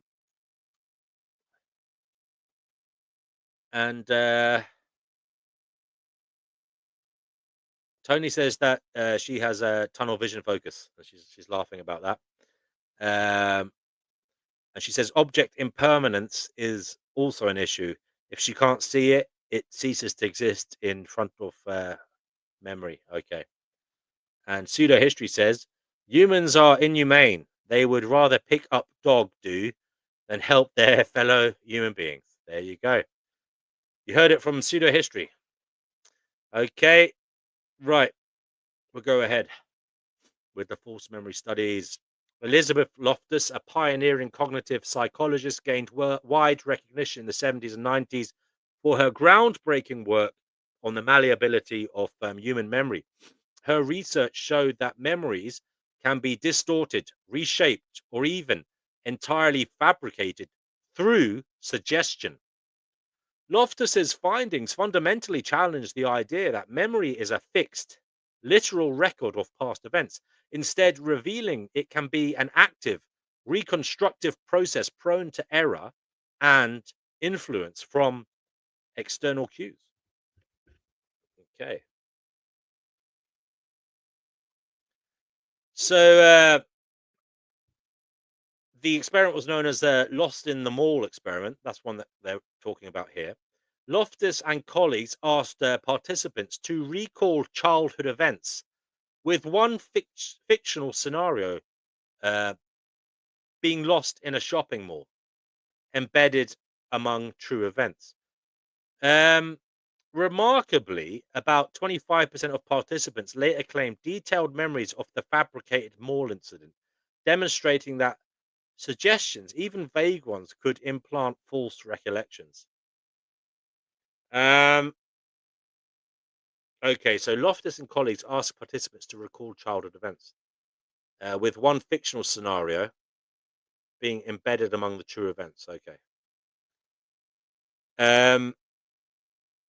Remarkably, about 25%, so a quarter of participants, later claimed detailed memories of the fabricated mall incident, demonstrating that suggestions, even vague ones, could implant false recollections. Misinformation effect. In earlier studies, Loftus presented participants with a simulated event, for example, a car accident, and then introduced misleading details afterwards. Participants often merge these new details into their existing memories, recalling them as if they had actually witnessed them. This phenomenon is known as the misinformation effect and highlights how post-event suggestions can alter a person's recall of an experience, implanting rich false memories. Beyond single details like a stop sign versus a yield sign, Loftus showed that entire emotionally charged scenarios could be planted, demonstrating the plasticity and vulnerability of memory. Okay, so Loftus's research had major implications for legal proceedings where eyewitness accounts often play a critical role. Her work underscored that people can be confident yet mistaken about details of a crime scene or event, especially if exposed to leading questions or suggestive information. The mind So it also brought into question reconstructive nature of memory. The mind reconstructs past events each time we recall them, integrating new information or cues. This contrasts with the older view of memory as akin to a video recording, replaying itself. Instead, it's more like a constantly updated narrative that can incorporate false elements. Okay. Ethical and clinical perspectives. These findings led to debates in psychotherapy contexts where recovered memories of child abuse might be influenced by a therapist's leading questions. Courts too began to place more scrutiny on testimony that emerged under suggestive questioning or hypnosis. Practical applications, there are legal system reforms. Loftus's work helped drive reforms in police lineups and integration protocols, urging law enforcement to avoid suggestive language. Guidelines now encourage neutral phrasing, double blind lineup procedures, and careful documentation of witness statements. There's a therapeutic awareness too. Therapists and counselors have become more attuned to the possibility of creating false memories through certain types of questioning. This awareness has fostered more cautious approaches to memory retrieval techniques, especially in cases involving trauma. Public and scientific discourse, Loftus's experiments remain central examples in psychology courses, underscoring how easily memory can be influenced. They continue to stimulate research into the sorry, one second here, into the mechanisms of false memory formation and how to prevent or mitigate memory distortion. It is I suppose, a very shocking finding, isn't it? Uh, and I think we probably will look that up later. So Elizabeth Loftus's false memory experiments, we might do a little bit more of a deeper dive into those ones because I think that's kind of terrifying. Okay, now there were the split brain experiments in the 1960s by Roger Sperry. Sperry's split brain research revealed that each hemisphere of the brain can operate independently, leading to distinct preferences and knowledge. This challenges the idea of a unified self, suggesting that our consciousness is a complex integration of different cognitive processes. So, Roger Sperry's groundbreaking split brain experiments in the 1960s investigated patients who had undergone a surgical procedure to sever the corpus callosum, the main bundle of nerve fibers connecting the brain's two hemispheres. Initially used as a treatment for severe epilepsy, this split brain surgery inadvertently opened a window into how each hemisphere can function independently. Sperry's findings revealed unexpected differences in how the left and right hemispheres process information, challenging the assumption of a singular unified consciousness. And I suppose this is pretty scary for people who believe in some kind of soul or something. Um, I suppose it might be an unsavory finding to realize that, you know, your consciousness can be fragmented.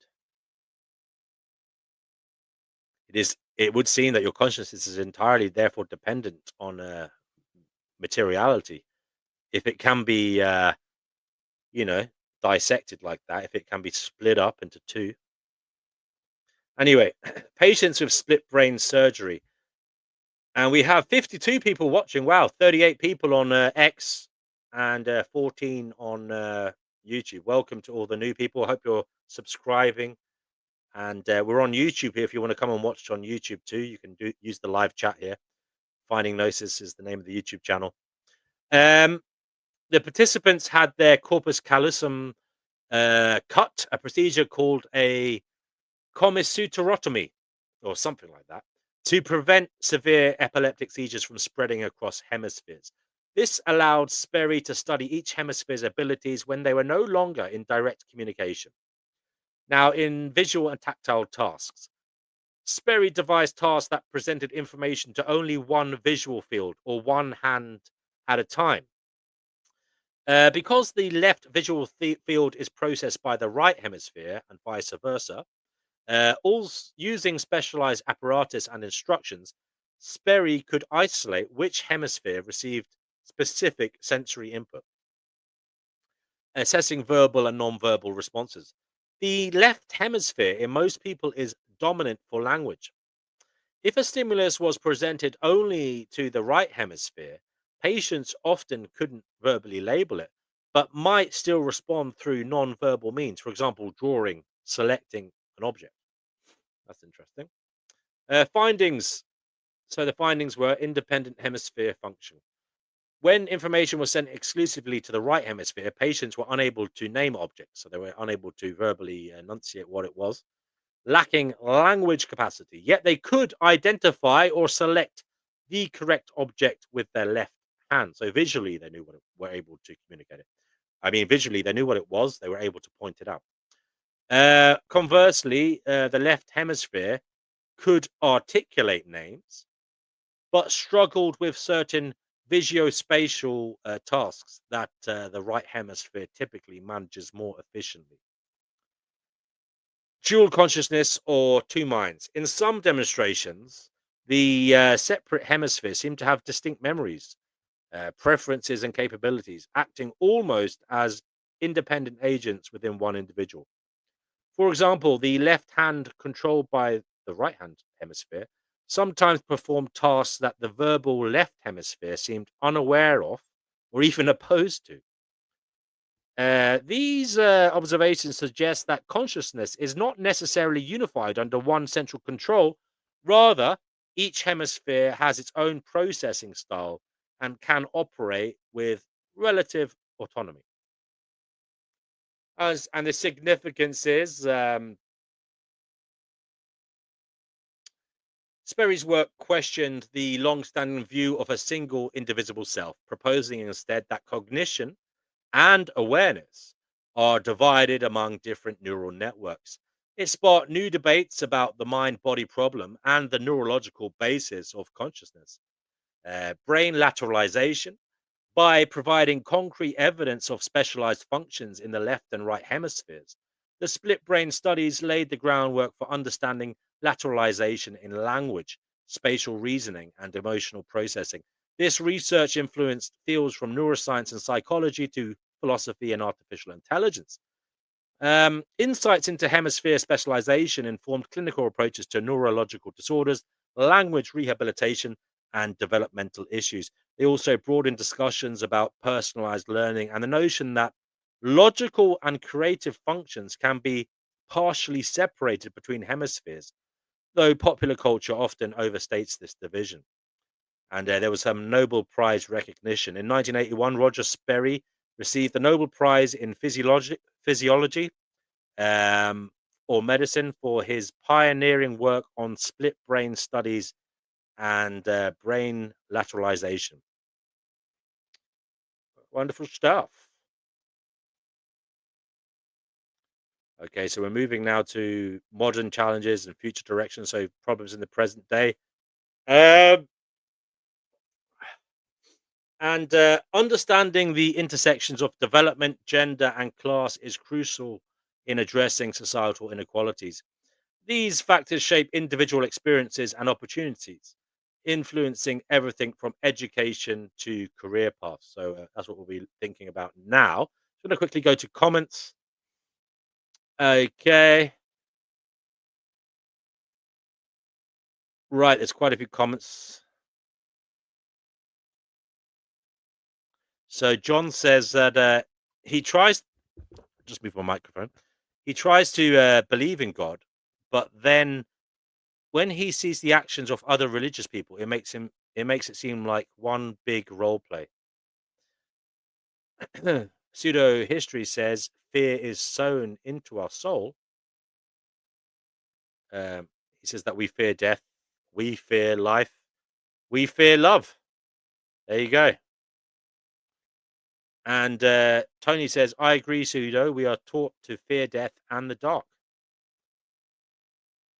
And John says it's not necessarily death he fears, it's what may come afterwards. And but Brother Mark says, I was born in the dark. Oh, what's his name? What's his name? The Batman villain. I can't remember his name now. Okay, there's quite a few comments there. Anyway, have a nice little get together in the comments. That's what it's there for. Okay, let's keep going. Hello to all of you on Twitter. There's 46 people on Twitter watching, 14 on YouTube.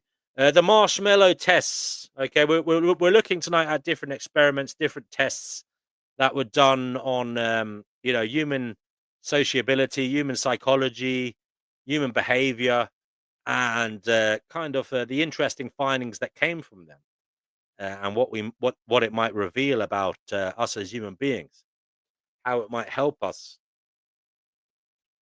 understand what the fuck is going on.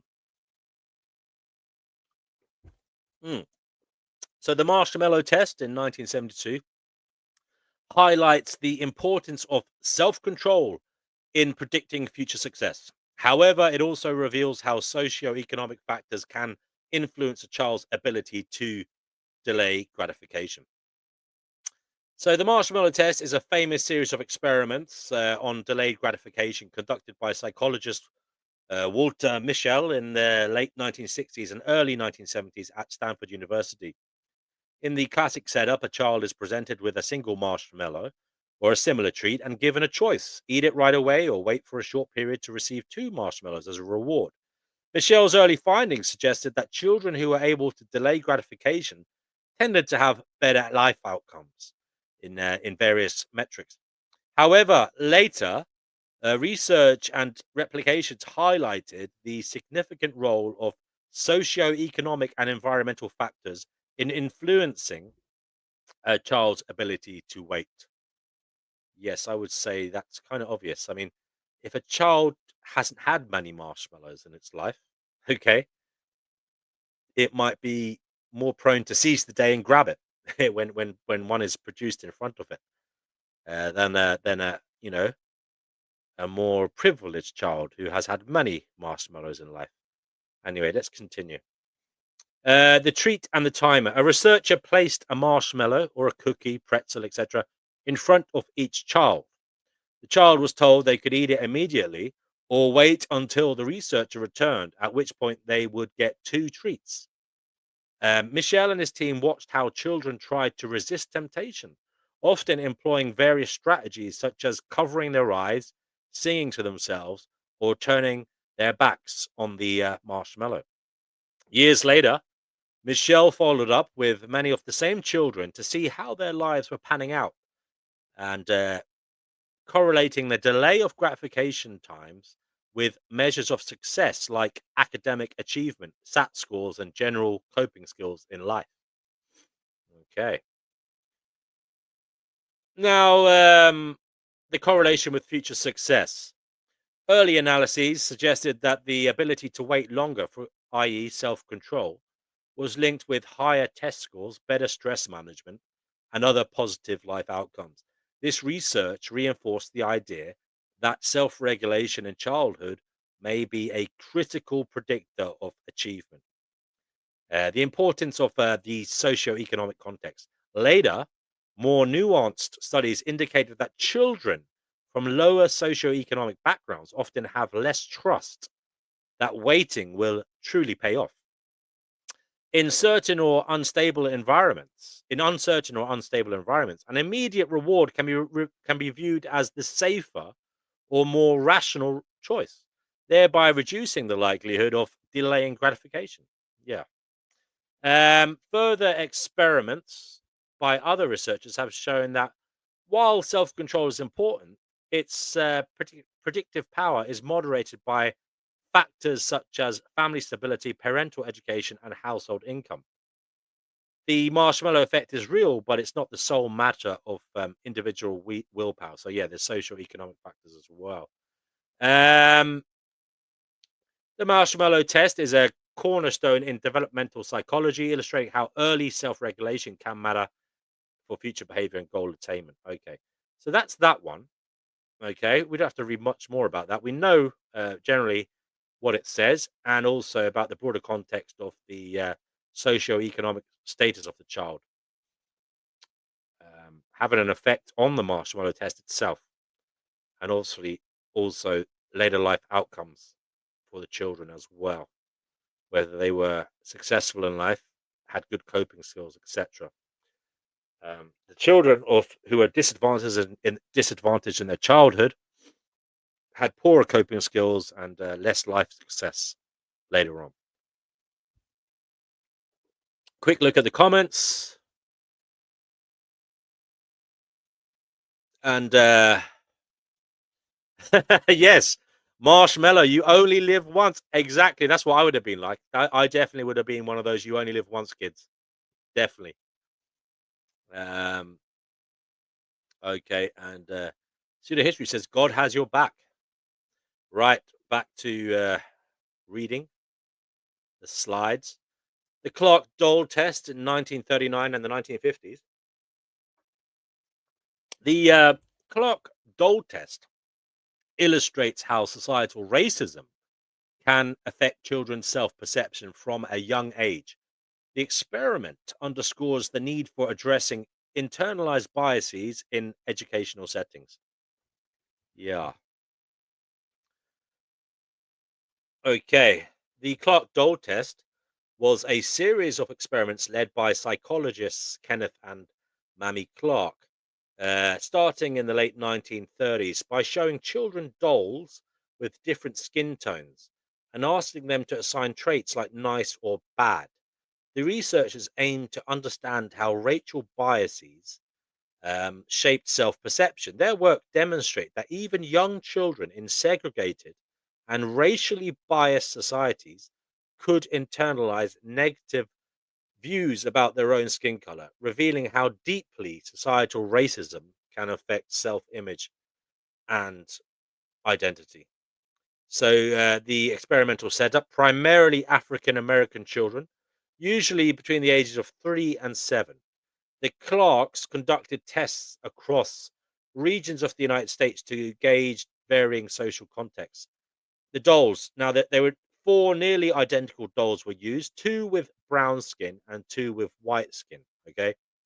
The children were asked to identify which doll they preferred, which was the good or the nice doll, and which doll resembled themselves. Questions included: give me the doll that you like to play with, or give me the doll that looks bad, or give me the doll that looks like you. A significant number of African American children showed a preference for the and white dolls and attributed more positive characteristics to them. When asked which dolls looked like them, some children hesitated or seemed uncomfortable identifying with the brown doll. So this was the unfortunate evidence of negative self-perceptions and internalized racism. Okay, so the findings illustrated how negative societal views of blackness at the time in America could be absorbed by children who were black from a very early age. And obviously, unfortunately, it would have also been absorbed by children who weren't black as well. That's how it continued, generation by generation. This phenomenon was marginalized. Sorry, this phenomenon where marginalized individuals adopt society's discriminatory attitudes towards themselves is often referred to as internalized racism. The Clark's research was cited in the 1954 case of Brown v. the Board of Education, a Supreme Court decision which ruled that segregated schools were inherently unequal. Their data provided a psychological argument against the separate but equal doctrine, suggesting it harmed children's self-esteem and social development. There was no good in it at all. Significance and need for educational reform. Okay, so the study underscores how crucial it is for educators to address racial and cultural representation in curricula and classroom materials. It stressed the importance of positive portrayals of diverse identities, and this can help combat internalized stereotypes. Now, this is obviously the findings of the experiment, that they found that early intervention was necessary. You had to stop the rot early, or else it would seep into the person and, you know, have a very negative effect on their ongoing life and their identity development. The role of representation. Okay, books, images, and media that celebrate a range of skin tones and cultural backgrounds help children develop a healthy self image. Exposure to diverse role models in teaching staff and extracurricular programs can also boost children's sense of belonging and self worth. Modern versions of the Dole test often find that racial biases still persist. So, this is the relevance in the modern day. Efforts to counteract racism in schools through inclusivity training, open dialogue, and community engagement remain as important today as ever. Indeed. So, yeah, the conclusion, the Clark-Dole test highlights how societal racism can penetrate children's consciousness and shape their identities from an early age by revealing that many young black children attributed more positive qualities to white dolls. Kenneth and Mamie Clark's research demonstrated the harm caused by segregation and racial bias. Their work not only informed the Brown v. Board of Education ruling, but also continues to remind educators and policymakers of the ongoing need to address internalized biases through inclusive teaching practices, diverse representation, and supportive community environments. Right. Okay, we'll go on now to the David Reimer case, 1960s and 70s. The David Reimer case serves as a cautionary tale about the complexities of gender identity. It highlights the potential dangers of imposing rigid gender norms on individuals. Right. I'm going to quickly go to comments. There's anything new there? Okay.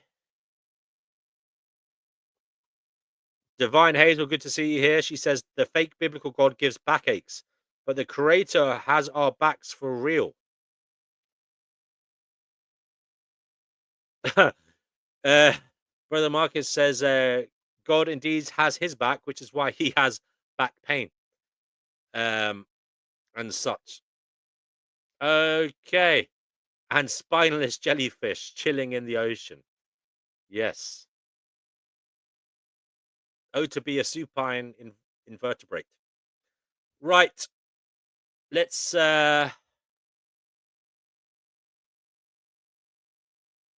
yes.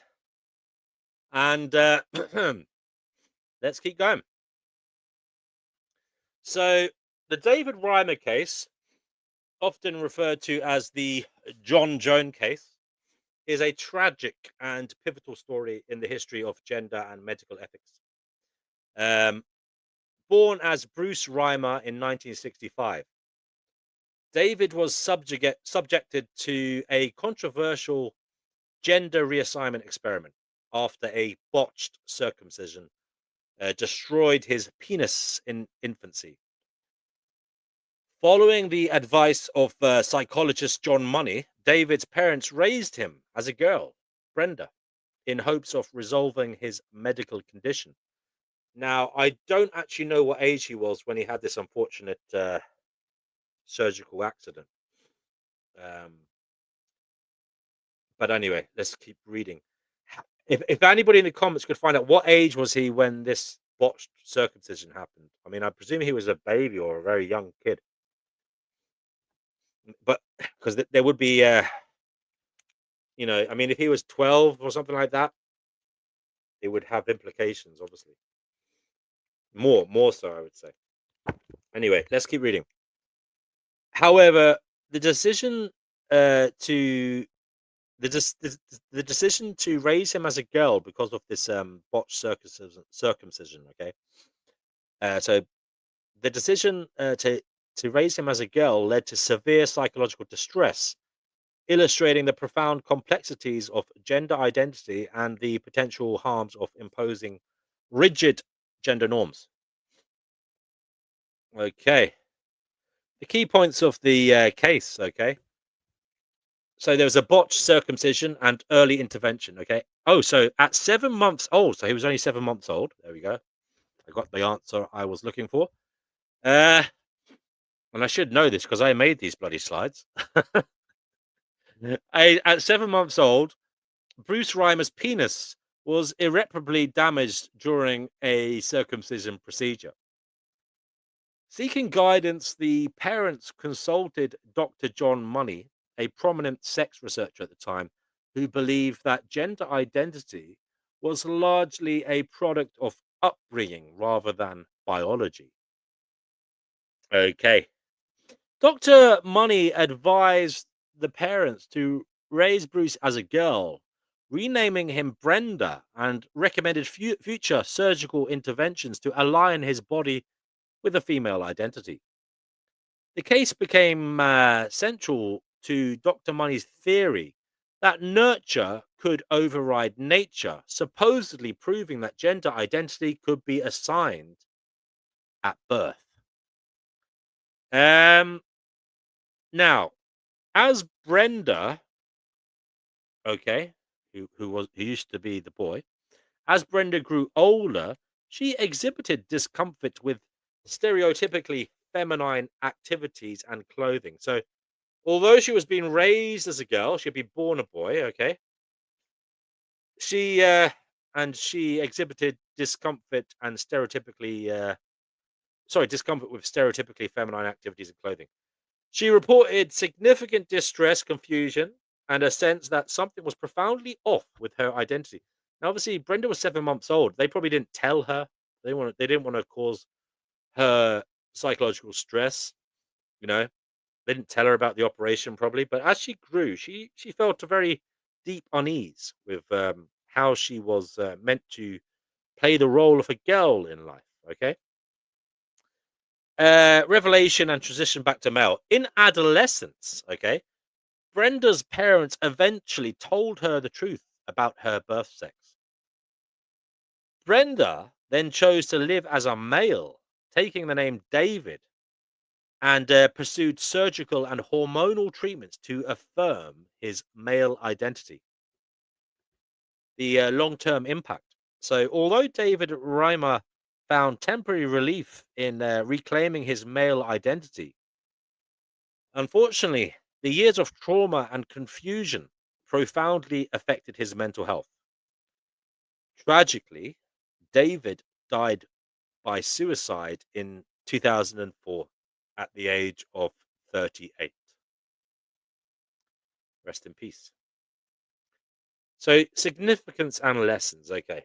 So, it shows the complexity of gender identity. This case demonstrates that gender identity is not easily molded through social and medical interventions. Okay.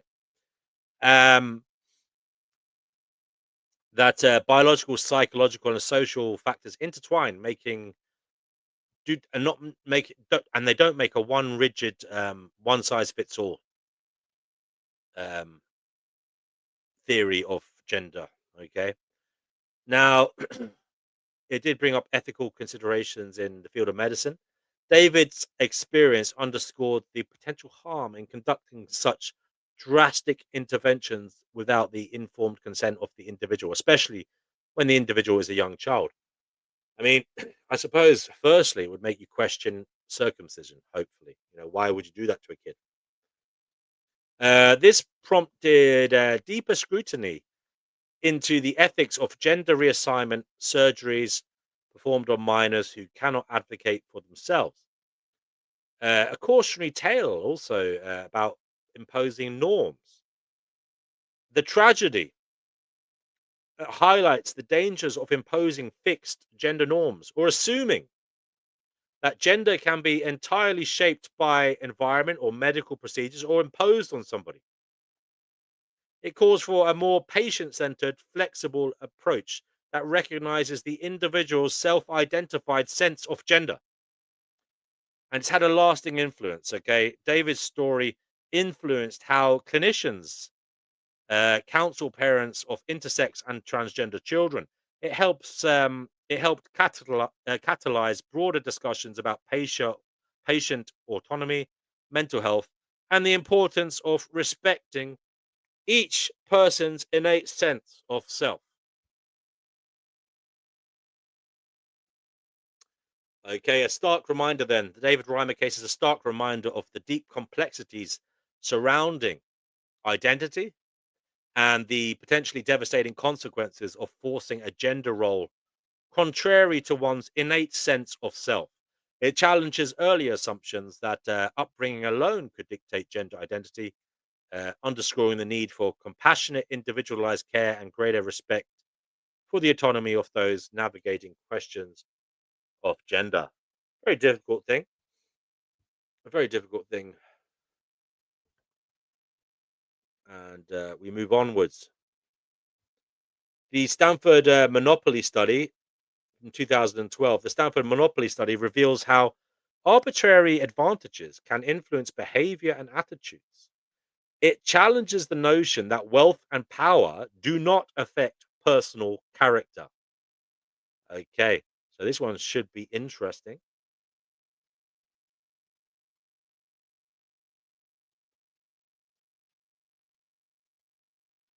Oh, YouTube just played an ad during the live. Yeah, it does that, but where does it go to? Does it do you miss it? Do you miss some of the live? I'm sorry if you did. So that must mean that Twitter are ahead of you now because they don't get ads. Okay, anyway, we'll keep going. Sorry about that.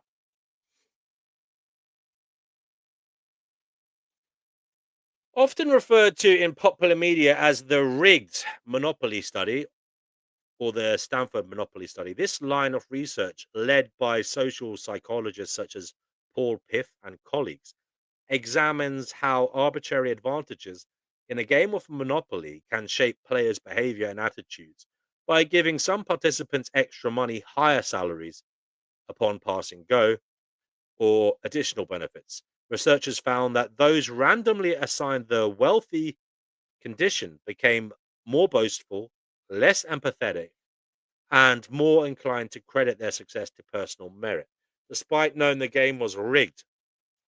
These findings challenge the idea that wealth and power leave personal character unaffected.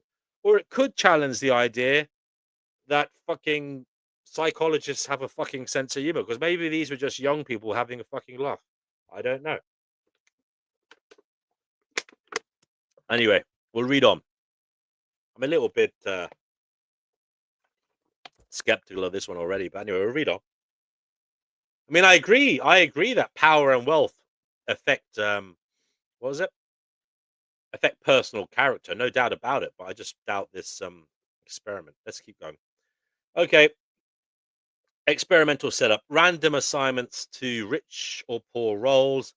Participants in pairs or small groups would play a modified game of Monopoly.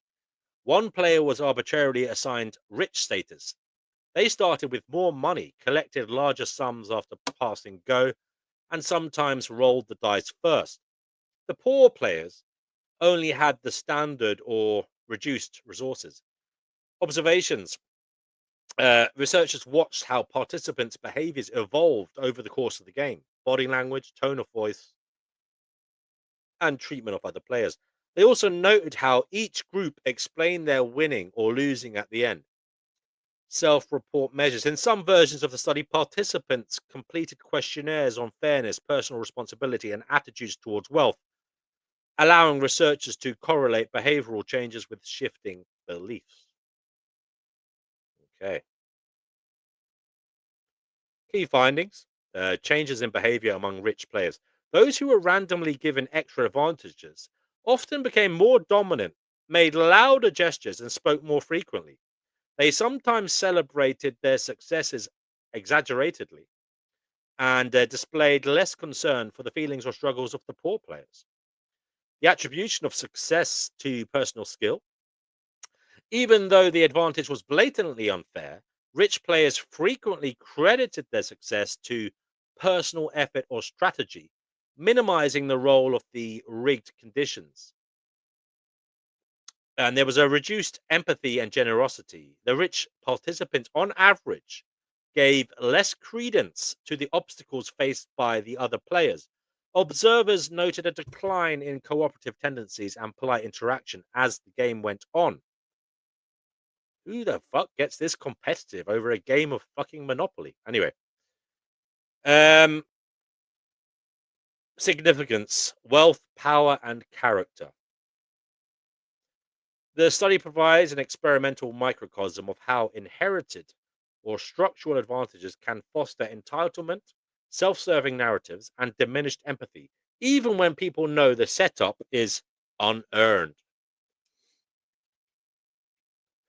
And the real world parallels, the rigged monopoly scenario mirrors broader social inequalities, illustrating how those at the top may come to see their position as deserved and the struggles of others as personal failings or poor choices. Fuck me, we see that a lot in politics. Yes, we do, sir. It underscores how wealth and power can create psychological distance from those with fewer resources. Implications for policy and organizational culture. Recognizing how quickly that's what I'm amazed by tonight is how quickly people's um, behavior and opinions and shift and change. Yeah, I'm really amazed by it that all these experiments have proven that when an environment is changes, okay, and a person is giving power to some degree, their behavior shifts very, very quickly in a negative way towards others. Anyway, recognizing how quickly arbitrary advantages shift attitudes and behaviors can inform discussions around corporate hierarchies, taxation, charitable giving, and leadership ethics. It also supports the argument that certain checks and balances, transparency, accountability, and empathy training might counteract these tendencies. Challenges to meritocracy myths. By revealing how people in privileged positions tend to overlook the structural or random roots of their privilege, these findings question the belief that success is purely the result of talent and hard work. Yes. Conclusion. The so called Stanford Monopoly study, often associated with Paul Piff and his colleagues, offers a striking demonstration of how a random advantage can rapidly shape individuals' behaviors, fostering entitlement and less empathetic attitudes. Far from leaving personal character intact, power and unearned wealth can shift social interactions and self perceptions in profound ways. This challenges the comfort of attributing success solely to personal effort and underlines that structural advantages, even when arbitrary, exert a powerful influence on how we behave and view others. Okay, so we move on now to modern manipulations and technology. Modern technology has transformed how we interact and perceive the world around us. Understanding these manipulations is essential for navigating today's digital landscape responsibly.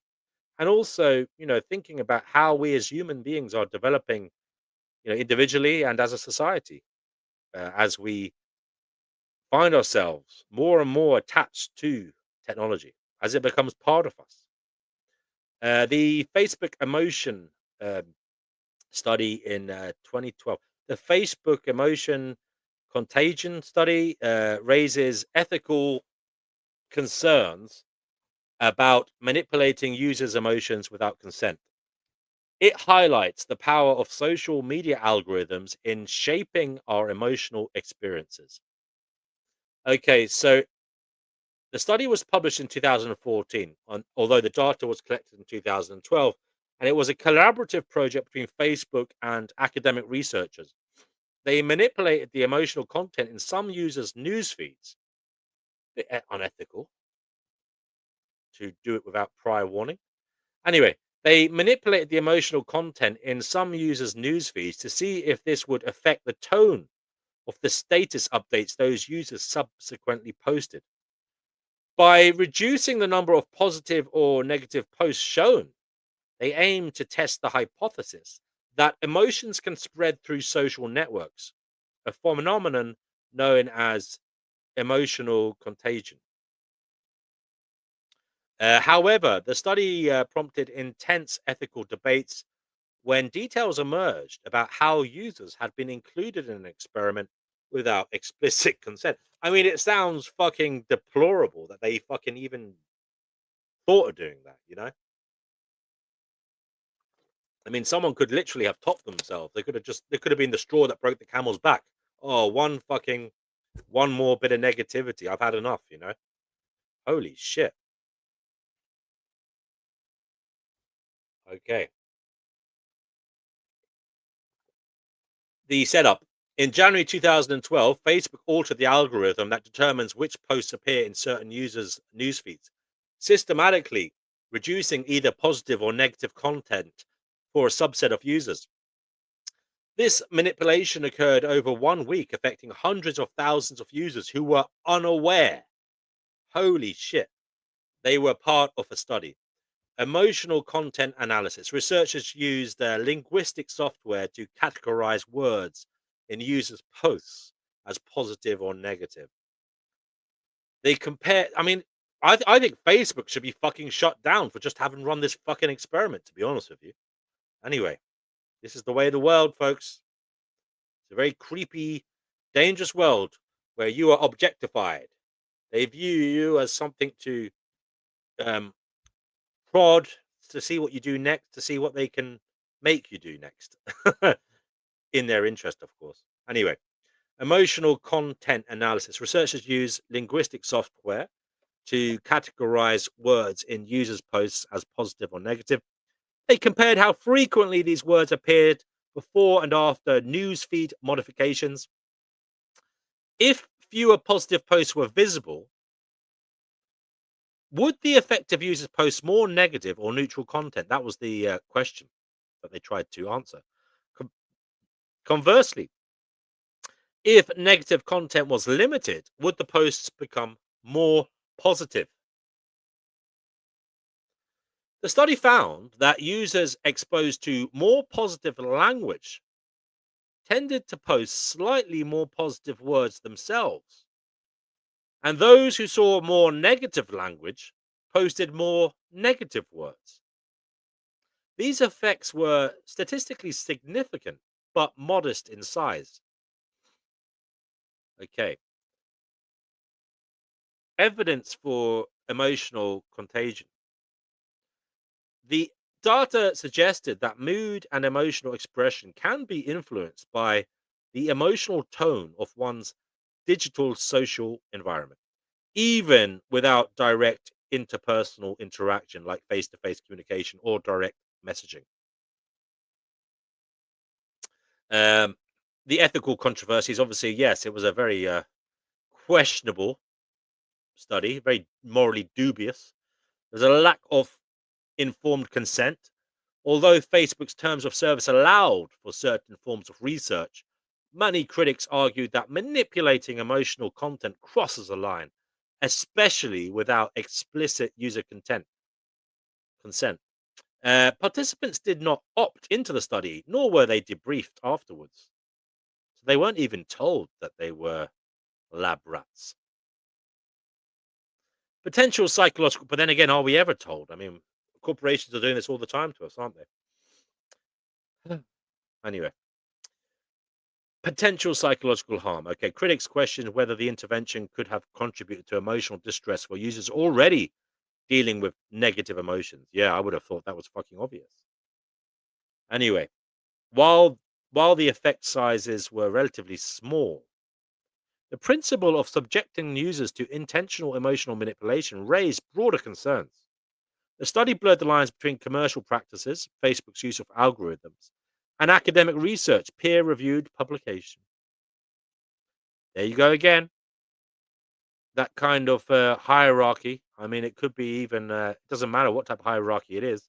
If someone perceives someone as having authority over them, whether it's in a meritocracy or due to some kind of fucking physicality or whatever it is, the people lower down in Facebook ran these studies for their boss and for the academics because they thought, oh well, those people are my boss.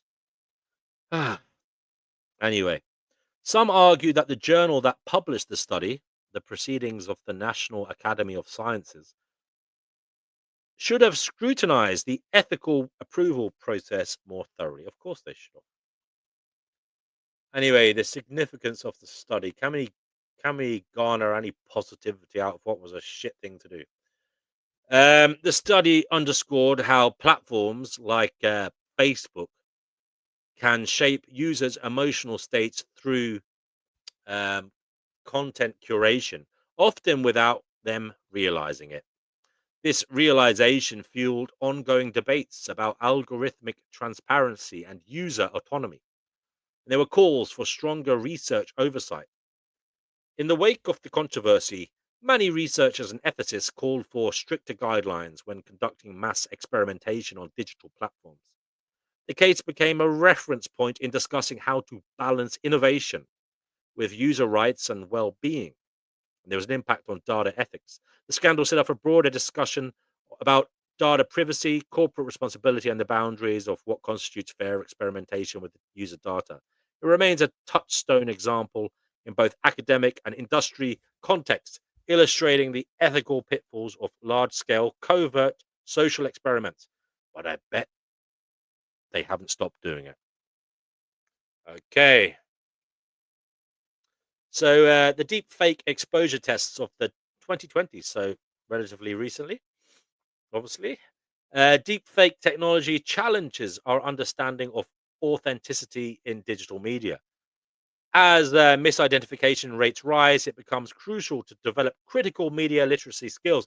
So, for any of you who don't know what deep fakes are, basically now artificial intelligence can mimic, real life, and it can mimic. It can create fake photographs, fake video, fake audio, you know, and it can say people are doing and saying things that they're not or that they didn't do. And this is a huge issue in the world now. Okay, so deep fake technology powered by advances in artificial intelligence, AI, particularly in generative adversarial networks or GANs, has made it increasingly easy to produce highly convincing yet completely fabricated video and audio content. I mean, when I first saw this, I was gobsmacked. I mean, I remember a few years ago I saw like the fake Tom Cruise videos going around where he was doing all this crazy shit and it wasn't even him. And I just thought when I saw those videos, however many years ago that was now, probably about 5 years ago, I remember thinking, we are so fucked. I mean, if they could do that then, what are they going to do in the future in regards to curating news, sending stuff onto our screens that isn't happening and yet is having an emotional effect and driving us to think this way or that, motivating us to do this or that, manipulating us. And as I hope, we can all agree on, authorities, corporations, people in general don't have a very good track record when it comes to being ethical, unfortunately. They don't take due regard in terms of the morality or the immorality of what they're doing, as long as it serves them and they believe the ends justify the means, because the ends are them filling their pockets or getting away with it. Anyway, as deepfakes become more sophisticated, researchers, tech companies, and media organizations have conducted what can be loosely termed deep fake exposure tests in the 2020s. These tests aim to measure how effectively individuals can detect manipulated media and to highlight how widespread misidentification can be when encountering AI generated fakes. The findings underscore the urgency of developing critical media literacy and robust detection techniques to maintain trust in digital media. I mean, yeah. I mean, remember the gorilla test? You're focusing on something and you can't see what else is. Now we're going to be focusing on fake news, fake fucking videos, and who knows what we're not going to see around us. The key elements of the deepfake exposure tests. Okay, so deepfakes rely on machine learning models that can analyze large data sets of images or voice samples, video samples, to generate highly realistic output. Okay, now there have been improved algorithms, and the ready availability of open source tools have lowered the technical barriers, making it possible for even non-experts to create deceptive videos and audio clips. So you can go online now and just clone someone else's voice and just have them saying anything and everything, and videos as well. It's crazy. Methods of testing methods of testing user detection. Okay, so online quizzes and interactive platforms. Some universities, media outlets, and research labs have released public-facing quizzes, such as "Can you spot the deepfake?" to track how well ordinary viewers can detect manipulations using their intuition. Um, 1 second, just got a message there. I'll just have a quick read of that. You can have I'll just have a look at the comments. Um, Let me just reply to this. I'm sorry, it's an important message. I have to tell them I'm streaming. There we go. So, okay, controlled experiments in academic settings. Participants watch a series of genuine and altered videos or listen to real versus AI generated audio. Their accuracy rates, reaction times, and reasoning, for example, which cues they rely on, are then analyzed. Okay, so the findings of the misidentifications, the findings on misidentification rates. Okay, so many tests showed that people often overestimate their ability to detect deep fakes. As the technology improves, error rates can climb. Participants consistently misidentify a significant portion of generated content as well. Even advanced detection tools can lag behind new fake techniques, illustrating a constant arms race between generation and detection. And this is the thing, guys. You know, the computer scientists who are creating these things, they'll be looking at the studies and seeing, oh right, these people are. They'll be looking at the findings, and they'll be using those findings to help them make even better AI, deep fakes. So there you go. There's no stopping it, you know. Indeed, AI is at a stage now where it's refining itself. So there you go, guys. Scary stuff. Very scary stuff. Um. Yeah, as the technology improves, error rates can climb. Participants consistently misidentify a significant portion of generated content as real. Even advanced detection tools can lag behind new deepfake techniques, illustrating a constant arms race between generation detection. Key challenges. Okay, so subtle artifacts. Early deepfakes had noticeable errors. For example, awkward blinking, mismatched facial details. I remember there was a stage when it was very poor at doing fingers. The hands used to always look very mangled, or maybe they had 6 fingers or 4 fingers. They looked like a Simpsons character or something. But anyway, now I think they're pretty good at it. Very good at it, in fact. Anyway, more advanced models now produce polished results that fool both human observers and many automated systems. There was a website I used to go on years ago called thispersondoesnotexist.com. That was where I first got a look at like deep fake or like fake photos of people that didn't exist. And it was kind of terrifying to look at those photos. Look it up yourself. Thispersondoesnotexist.com. Every time you refresh it, a new face appears, and that person does not and has not ever existed. And yet you can see the person, you can see the soul, you can see the individual, you see the humanity, and it is kind of creepy when you realize this is not real and never was. Anyway, contextual clues. Deep fakes often rely on stolen or recontextualized footage, and viewers may miss subtle inconsistencies like mismatched shadows or unnatural lip movements if they're not trained to look for them. Okay. Again, this is the case now, but all this will get better and better, and you know it will become impossible for 99.999% of humans to analyze a photo and tell whether it's a deep fake or not. Anyway, there's a rapid evolution. Yeah, so detection methods, for example, analyzing eye reflections, pulse detection through skin color, um, through skin colored changes in videos. Okay, quickly becomes outdated as generational algorithms adapt and evolve. Yeah, threats to authenticity and trust. The growing Um, realism of deepfakes challenges the public's ability to trust video evidence, official statements, or live broadcasts. It's a strange and creepy world we're going into, guys. Politically or socially motivated deepfakes could be used to sow disinformation, manipulate elections, or undermine public figures.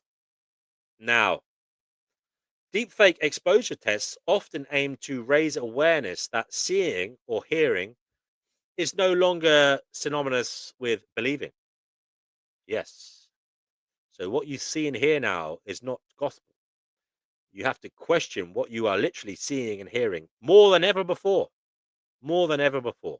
Obviously, we always questioned what politicians were saying, or we should have. But now we have to question if the politician is even saying it. Anyway, educators, news organizations, and tech companies increasingly advocate training individuals to check multiple reputable sources. This is how you can try to avoid being duped by deep fakes. Uh, assess metadata, for example, timestamps, file origins. Okay, so that's the currency of forensic computer scientists when they're trying to find out whether something is fake or not. That's the good stuff. The metadata. Use automated detection or fact checking services. Okay. Policy and ethical considerations. Government and tech platforms face mounting pressure to regulate or label AI generated content. Debates center on free speech versus preventing harmful deception, with different jurisdictions proposing varied legal frameworks. Ongoing research and collaboration, academics, labs, and giant techs like Microsoft, Meta, and Google invest in deepfake detection challenges and open data sets, encouraging global teams to develop better detection tools. Multidisciplinary efforts combining AI research, psychology, cybersecurity, and journalism seek to keep pace with deepfake advancements. But the problem is, all the good stuff that AI is doing, all its ability to, become creative and all these things, it can be used for evil by, nefarious forces. Unfortunately, just a matter of changing a slight bit of code for it to, get to work for you. Anyway, so that's the deep fake shit, and it's scary stuff. AI creativity and human authenticity. AI generated content raises questions about the nature of creativity and authenticity as a human being. As AI continues to evolve, we must reconsider what it means to be creative in a digital age.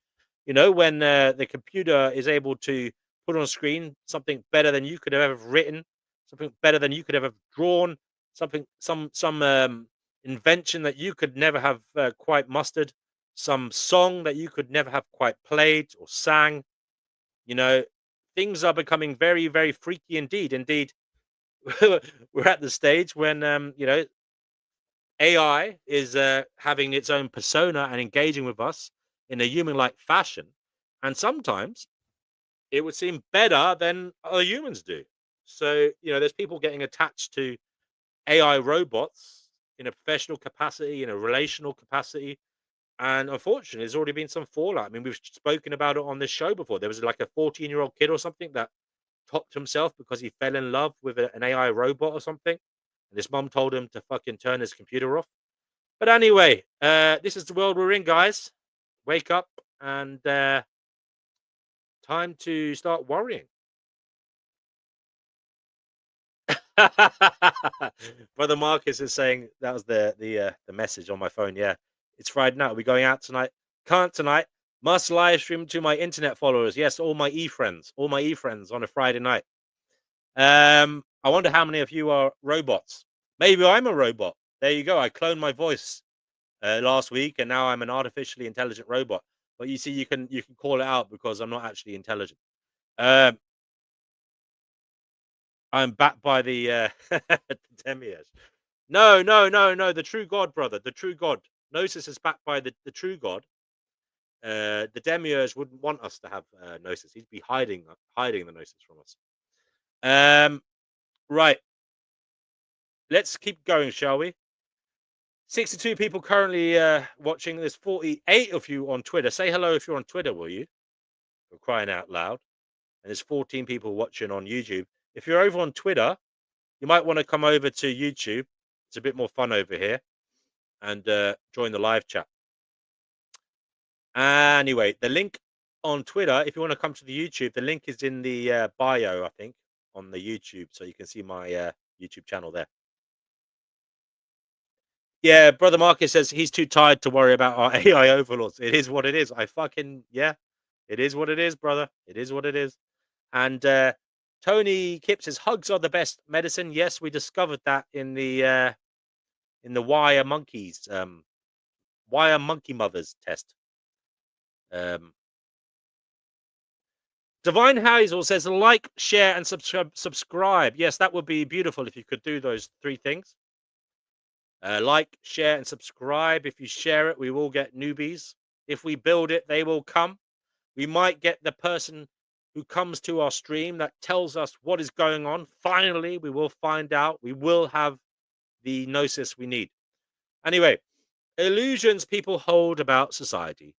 Societal illusions can shape our perceptions and behaviors in profound ways, as I hope I have demonstrated to you all tonight. Recognizing these illusions is the first step towards fostering a more equitable society, or at least helping you as an individual question what the fuck is going on, and helping you not to be, one of the automatons that are walking around, one of the mindless morons, helping you to start thinking critically for yourself, and helping you ultimately to achieve what I call gnosis, which is a knowledge that might liberate you from, the stresses of being too deeply involved in worldly affairs, to the degree that you think you could do anything about the evil that is under the sun here. There is great evil under the sun. There always has been. And it seems to be an innate part of what is the human experience, to be, unfortunately, victim of evil. We can fight it as much as we like, but it does seem to be getting worse out there. Is it just me, or is it getting a little bit crazy out there? A little bit more crazy out there. Unfortunately, guys, we're up against it. And the truth is, most people are not even halfway clued up. So it's time to start thinking critically about what is going on. It's time to start asking, are things fair the way they are? Okay, is wealth being distributed, in a equitable manner around the world? Okay, are the ultra wealthy doing us any favors, or are they keeping us in our yoke, paying us less, and condemning us to lifelong servitude in a techno dystopia, a possible techno dystopia? Anyway, that's the end of the stream, I believe. That's the end of the presentation. We'll still go on with the stream. Does anybody want to come on here? Please do. I believe that's the last slide. If there's anything else you'd like me to look up, that is it. That's the last slide on that presentation I made. What it means to be human. Experiments, ethics, illusions, and existential reflections. A critical examination of human behavior through key psychological experiments. Now, there are other experiments we should have looked up, I suppose. I mean, it would be nice to look up experiments on optimism biases or negativity biases. That would be interesting. We should do that sometime. Brother Marcus says he's been told it's getting crazy all his life. Yeah, I do remember being a youngster, and the elders saying, "Oh, it wasn't like this when I was young." But yeah, someone has always been saying that. Someone has always been saying that. It's getting worse out there. My voice is surprisingly well after 2.5 hours, Yerf Dog, and I'm quite amazed at that. And Tony says, all is as it should be. Guys, the link is in the chat if you want to come on here now. Now is the time to have a little bit of a chin wag, chill out.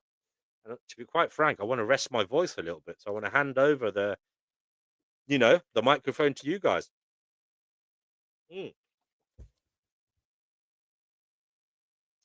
John Elliott's blue eyes, brown eyes exercise is interesting.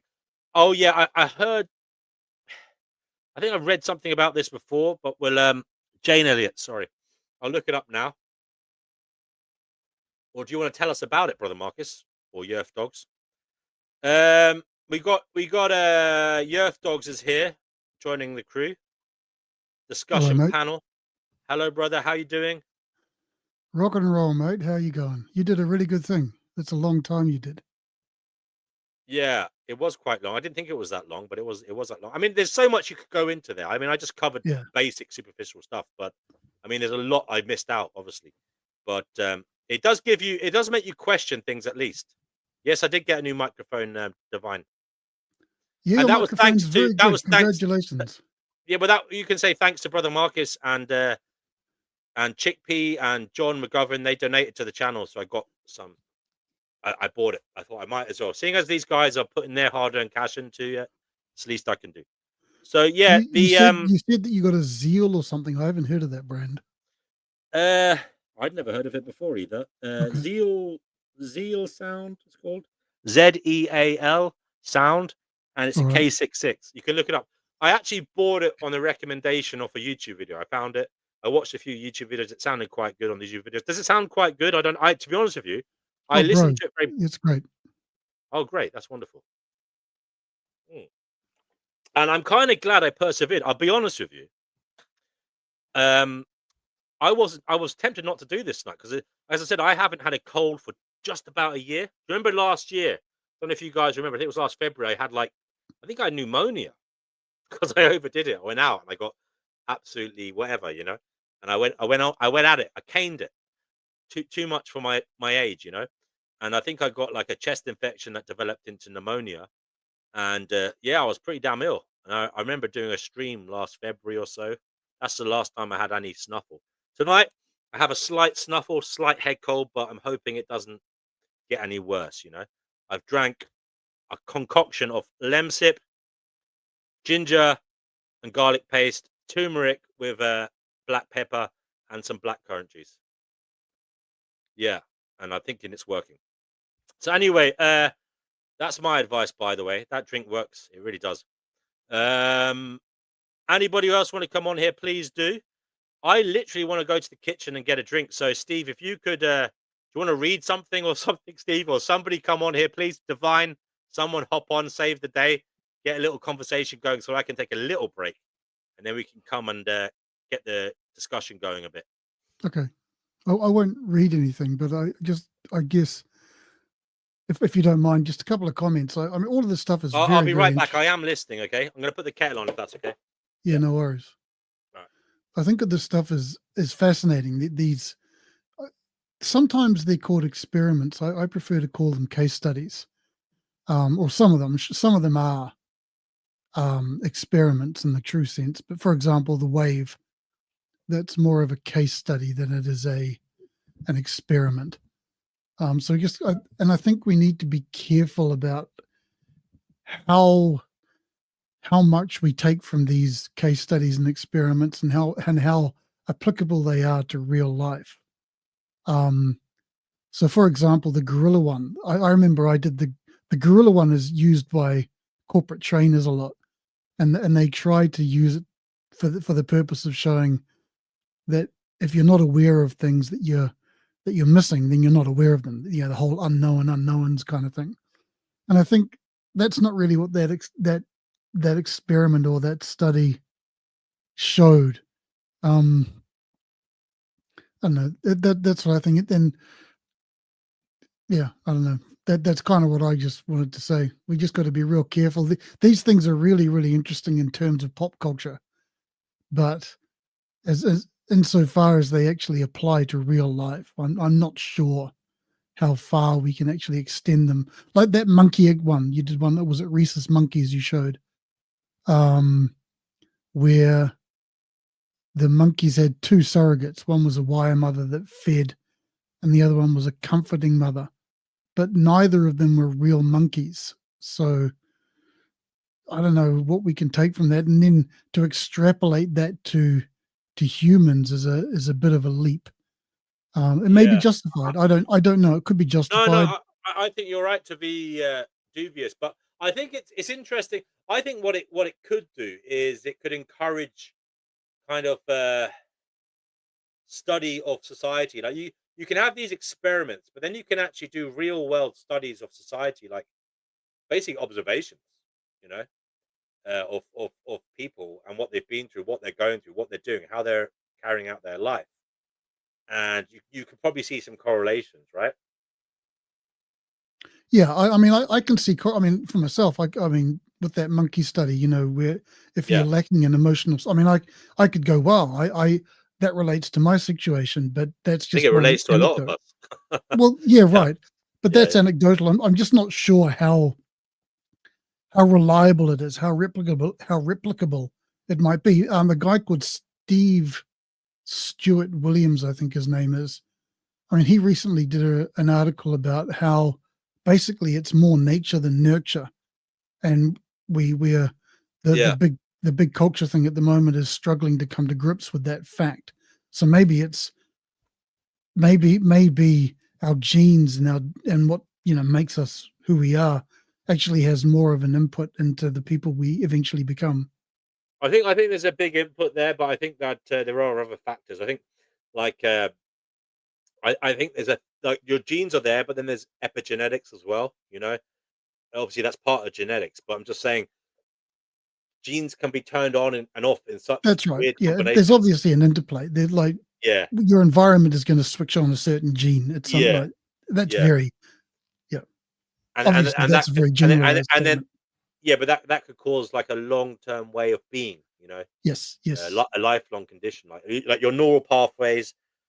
I mean, it could be as simple as like your pituitary gland is stimulated more in this way or that way, and it sends more hormone to your thyroid, and then that sends more hormone here or there. And there's just so many factors going on to that's right. kind of influence who you are and what you feel and what you think. You know, That's right. Yeah, and it's absolutely insane because like you merely feeling anxious about something as a youngster can give you a complex, a psychological complex. It can set you up for life to have this kind of weird phobia. You know.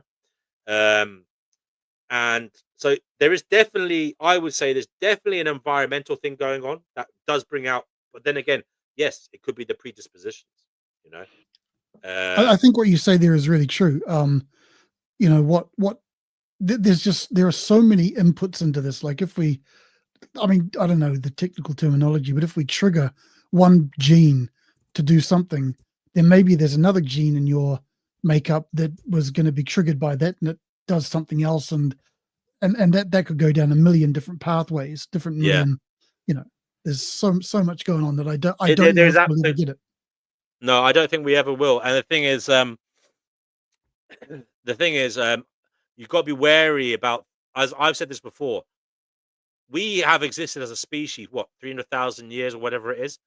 Even what we perceive as bad, like to eradicate those genes, for example, sometimes I think a lot of them exist for a reason, you know, and they're part of the fabric of humanity, and they probably do something for society. It sounds weird. I'm not saying get rid of the. If for example, I would say there are genes, definitely get rid of them. If there was a gene for pedophilia, laser that shit out of people. You know what I mean?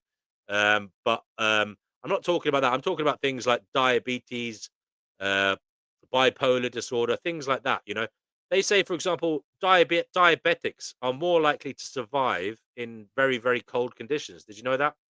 No, I didn't. Um, yeah, yeah. Apparently, something to do with the diabetics have a problem with the insulin levels. The diabetic insulin levels in the blood mean that the blood freezes at a lower level than other people's blood. Also, things like anorexia. Nobody wants anorexia, but apparently, anorexics are more likely to survive a famine because their metabolism is such that because they have anorexia, they kind of it's almost like they pressurize themselves into having a really slow metabolism that doesn't need food as much as normies. So And maybe so, all these things are evolutionary things that yeah, we've developed for certain as I said, situations. there does seem to be there's a survivability bias in it, like I'd say in a lot of traits, that we perceive as negative. There's a reason they're there, Mm. and like the mental health problems, for example. I mean, that we can all see that the bipolar people have this enthusiasm sometimes, and they're very creative, and they can be entrepreneurs and artists and preachers and whatever, and motivators. Depressives can be, creative in some other way, maybe empathetic, work in social service. Like everything has a kind of use in a way, or it causes something positive sometimes. Sometimes I'm saying. Well, that's what Um, you were talking about the last episode about people who are, what is it, the dark triad narcissists. That doesn't yeah, necessarily mean they're bad. Like that's right. surgeons, these top level performers have those Yeah, traits in yeah. spades. Yeah, I think exactly. It's like I've kind of got over the like. We have to be careful, because I used to be kind of dehumanizing sometimes when I talked about dark triad traits, even though I probably have them myself.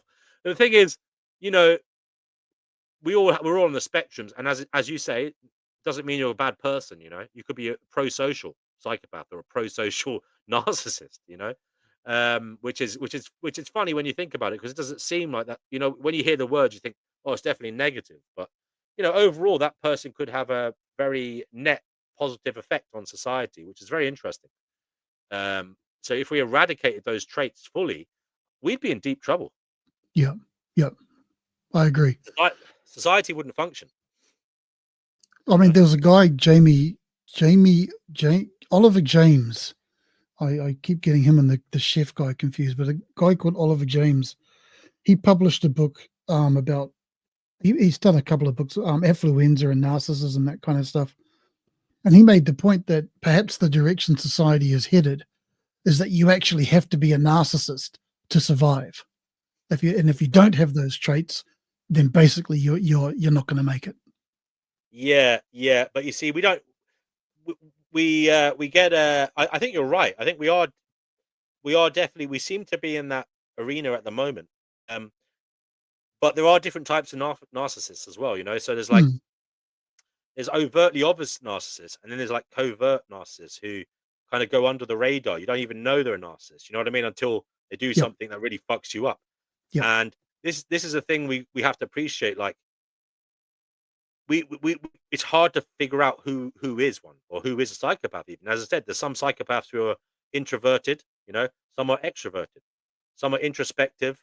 Very intellectual. Some are like dumbasses who you know who will attack you on the street, and you'll know you'll clearly know they're a psychopath.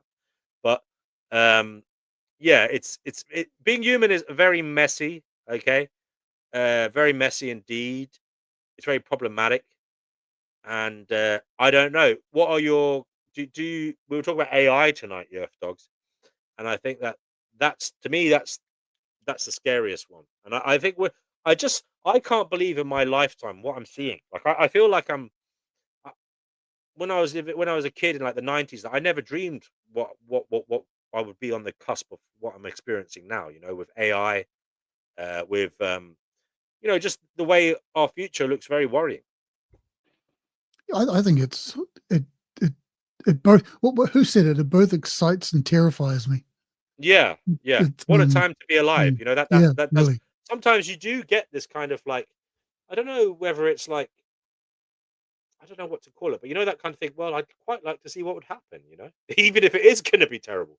I mean, it's like, yeah, even if it is, even if it is going to be absolutely brutal, which we all think it is, I'd quite like to witness what will happen from all this craziness. Well, I mean, I hope it doesn't. Is it Chat GPT, I think, or some derivative of it, has recently, their latest development is the quality of their images has just, shot right up. And the AI can now process Oh yeah, language, like words, put the correct words in places, which is a new development, and it's a huge development. yeah. And it has the ability to copy photos. I mean, there's that whole Ghibli I meme that was going around.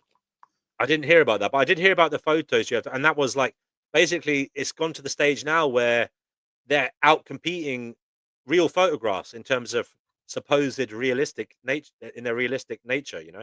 Well, as you People are say, being we're not going to be able to know when, certain images are true or falsified, and that Yeah, has huge implications for elections, for legal proceedings, for what people believe on social media. Like people can just end up getting more and more siloed yeah, on yeah. social. I mean, Excuse me. I've heard people talking about how they're going to try and get around it. And they talk about some kind of blockchain thing of credibility, and it sounds like you're going to have to take a picture of when you're born, and then you're going to have pictures going on and on to show it's you. And that it's coming from that source, you know. But who the fuck wants to do that? I mean, I think the unfortunate thing here is that to get to know whether something is real or not in the future, or even in the very near future, it would mean giving over a lot of our information. I would say it's going to become there's not going to be any privacy, is there? I mean, not that it's going to be people to find out what is true is going to involve an invasion of privacy. I The likes of yeah, that. I think you're. I just want to apologize. I think I burped a couple of minutes ago, so I apologize That's for that okay. disgusting noise. That's okay. Um, I think I did it during the stream, so there you go. Yeah, yeah. yeah, the whole privacy thing. I mean, I mean, privacy seems to be dead. I mean, I remember a game when I was at varsity. This is only back in the late '80s, early '90s. Um, the whole privacy was a massive topic. Privacy is really important. Da da da. I don't think we have privacy anymore. Not in the sense that we typically understand it. It's gone, and we all know that AI is just scraping everything that we post. Including this video here and everything Yeah. that we do online. AI is scraping. So privacy is just an anachronism now. It's dead and done. And then That's now, right. they're using AI, like in Japan now. They're using AI in the government to basically, connect everything, all of Yeah, your information. Brother Marcus says, "Aren't we giving over our information at this point?" He Yes. just assumes that we don't have any. Yeah, but Yeah. I think it's going to go deeper, Brother Marcus. I think it's going to go to the level of they're going to have to get your DNA to know it's you, and there's going to have to be some kind of fucking scan off your eye or something when you log on to something to show it's you. It's like it's really going to that You've actually just point. raised a really interesting point. I'd never thought of that. Maybe like the only way to combat this is to give up more of your privacy. But, Yeah, yeah, but that's what I mean. That's what I was trying to get yeah, to. Sorry, I'm not very interesting, good interesting, sometimes at explaining exactly what I'm thinking, but what I mean is it's gonna have to go to that level of privacy invasion, like. And the interesting. problem So is yeah. when it gets to that level, that's more data for them to do nefarious things with, or to Right, do right, things that right. that that that that are unfair, perhaps, And we unjust. really get into Minority Report then, don't we? Yeah, yeah, yeah. And I said you can think about I mean, if you give up your DNA like that, it's going to go to the insurance companies. It's going to affect people. Yes. It's going to become like this thing where someone might refuse to marry you because you've got propensity to get a fucking heart attack when you're like 45 or something. Do you know what I mean? Right, right. Do you know what I mean? It's going to go Yes. to this stage of like, well, we might also just hand everything over to algorithms because at that stage everything will be algorithm based. Because Well, I mean, I've argued before, like with technologies, not AI, but CRISPR, for example, it's soon going to become immoral to have a child without genetic modification. I think that's the oh yeah, direction yeah. we're headed. I mean, unfortunately for those born around now, I think they're kind of I feel sorry for them because they're like you think about it, like they're going to be on the butt end of all of this. There's going to be these like superhumans walking around, and it's going to be very hard to exist in that world, I would say, and not be shit on basically because humans don't have a track record of treating people they view as inferior very well. Or, You or know, just different, or just different or even. or just different, yeah. And it is going to be this kind of haves and have nots, unfortunately, situation. Yes, And yes, it's gonna be very worrying, and it's gonna be very dehumanizing for the people who haven't been, CRISPR fucking genetically enhanced or whatever. Also, perhaps even for the people that have, just to realize that you are like something that was created in a kind of Frankensteinian fucking way to like be the ultimate fucking validation of your mother and father's ego. That they created you as like a toy. Like I know that's kind of what some people view children as anyway, like that. My parents created me as some kind of ego boost, so they can have a mini me. But can you imagine knowing your parents created you to be this superhuman? And then imagine not enjoying life. Imagine if they don't enjoy Well, life. that's interesting, isn't it? Like, imagine if you, and I'm just shooting from the hip here. Like, imagine if there's some way that you can, I don't know, give someone athletic ability, just for Yeah. example, but you actually hate being athletic. Like, it's just not an interest. Yeah. Like, I mean, there's as you always talk about unknown unknowns, and it's just we all know as well that to be good at something in this world is to become a target of others as well. So just because you're good at something may not necessarily bring you joy. I mean, being good and succeeding very early can be your downfall. Don't you agree? If you peak early, it can cause you to have runaway success, and other humans can manipulate you, and you'll get these managers and agents bringing you in, pimping you out, basically. Who knows what the fuck will happen to I'm beautiful still waiting for teenagers? my runaway success. Yeah, but look what No, happens in I Hollywood. get you. You know what I Yeah, mean? They might be beautiful teenagers, might be pimped out to fucking sick bastards in Hollywood. yeah. You know, I mean, they might successful athletes, or whatever. They might be kind of like the George Best thing, where they go partying and get fucked up. But I suppose they'll have alcoholism burnt out of them. But as I say, there are definitely worrying things about it. And global brings up a point here. What about inferior genes to make more workers? Yeah. I mean, there is that kind of thing where it might be like Brave New World, where they make a Right, that's class right. of I was thinking that too. Yeah, a Aldous class Huxley. of dumbos to fucking Yeah. accept their lot. Useful idiots. People who will walk across the field and pick up the landmines. um. Yeah. So, guys, the link is in chat. If any of you want to come on here, brother Marcus, you want to come on? And isn't it interesting Tony, in Brave New World, the savage is the guy who ends up hanging himself because he just can't stand civilization. yes, that's a very good good point, but you can understand it though. It's a beautiful. Oh It's yeah. a very Oh good. yeah. Yeah. So Divine Hazel says they can use the bots to do that shit. Yeah. Okay. So when do you think we'll have our first superhuman then, Yerf dogs? I don't know. What do you mean superhuman? Like, I mean, like genetically enhanced superhuman. Like oh, I'm just sure we already have genetically enhanced people. Like, yeah. well, we kind of already do. I mean, in Well, I IVF mean, now, they're already picking embryos, aren't they? In IVF yeah, and and stuff they're like that. also, I think they're doing third, like they do, they third person embryos. So basically, this is already a thing. So basically, if you're worried about like a hereditary condition that you have, you can get someone else's DNA to be supplanted in your chromosome to ensure your progeny don't have it. That's already a thing in IVF therapies. So in actual fact, it's probably, if you're going to have children, it's probably better. It seems on the face of it better to have an IVF child. But having said that, there's also evidence to say that IVF children are more likely to be ill and stuff. So you just don't know what the fuck to do, Well, that's right. I mean, how like we're I mean, yeah, the cliche that we're playing God.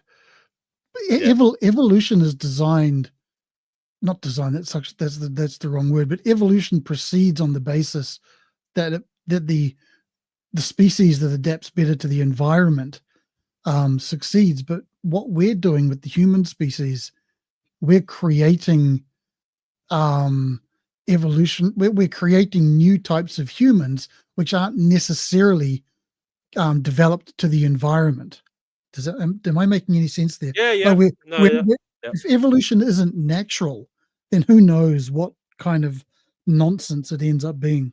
Yes, that's a very good point. We're creating humans to be artificially happy in a synthetic world. And the thing is, I've always said, people will say, "Oh, we'll never break out of techno fucking utopia or techno dystopia, whatever. We'll never be able to break out of the ensuing technological shutdown on everything." But I always say, Mother Nature will bat last.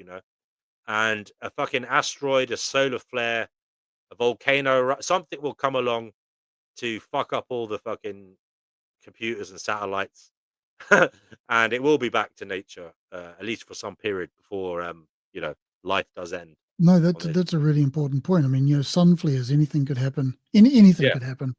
anything And could what? happen. I mean, Yeah, and we've had what we've had happens? periods. Sorry, go ahead. I'm just going to say, what happens if only half the planet is knocked out? Does the other half just keep going and say, "Screw you, we're on our way"? Yeah, Do you know what I who mean? knows? Who knows? Who knows? I mean, who knows? Who knows? I mean, I wouldn't be too negative because I will say I am benefiting from the technological upswing. I mean, I am, and I think my life is better for it. I learn a lot, I connect a lot, and life is much easier than it could have been otherwise. What about you, Yerf Dogs? I mean, we're not completely negging out technological development. We're not that bad, are we? It's just we I'm just not. I'm not. worry I'm about not. I'm not a luddite. I mean, yeah, my angle on it is, what's my position going to be in it, and I, I, I am becoming more and more convinced that people who rely on the technology less and less will have better kinds of opportunities than those who rely on it. For example, learning a language. If you can learn a foreign language and you can talk to someone without an intermediary, without an AI intermediary, it's going to be easier for you to create relationships with people mm, across cultures, which is yeah, obviously going to be better for your business, for a whole lot of things. So I think there's a lot to be said for going analog. yeah. I mean, There's also, sorry, I was just yeah, there's also the skill factor as well.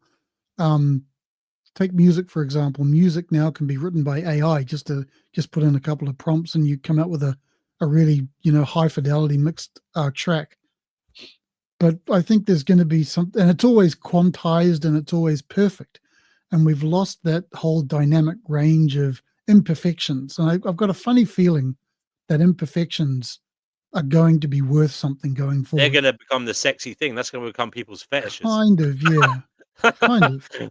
Yeah, and yeah, that's kind of something that's has a more organic kind of nature. But Something then that's again, maybe people like me will get evolved out. Like maybe those of us who go that route. this is the thing, mate. This is the thing. This is the thing.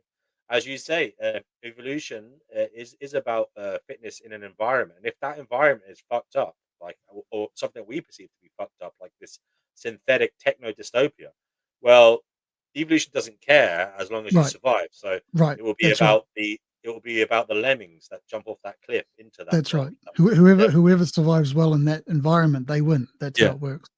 that's how it works. Like evolution doesn't care about morals or well-being or anything.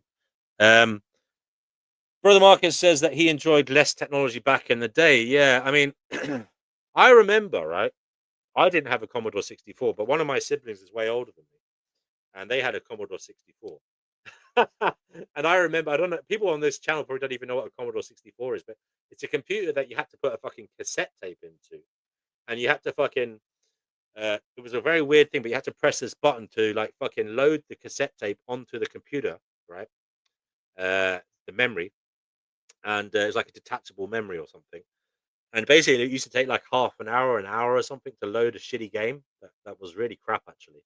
And do you remember Commodore 64s? But when they were uploading, there was a picture shown on the screen, and it looked amazing. It was like this cartoon picture of these really Oh, mate, cool I looking. can remember when that game Pong came out, or All the right, first yeah. time I saw But it. you remember on the Commodore 64 when the games were loading, the games looked amazing, and then there's these colored lines behind the picture Yeah, moving up and down the screen. And but then when the game came on, it was absolutely terrifyingly shit. You know what I mean? It's like, oh my yeah, god, I can't yeah. believe I waited. It was like such a letdown.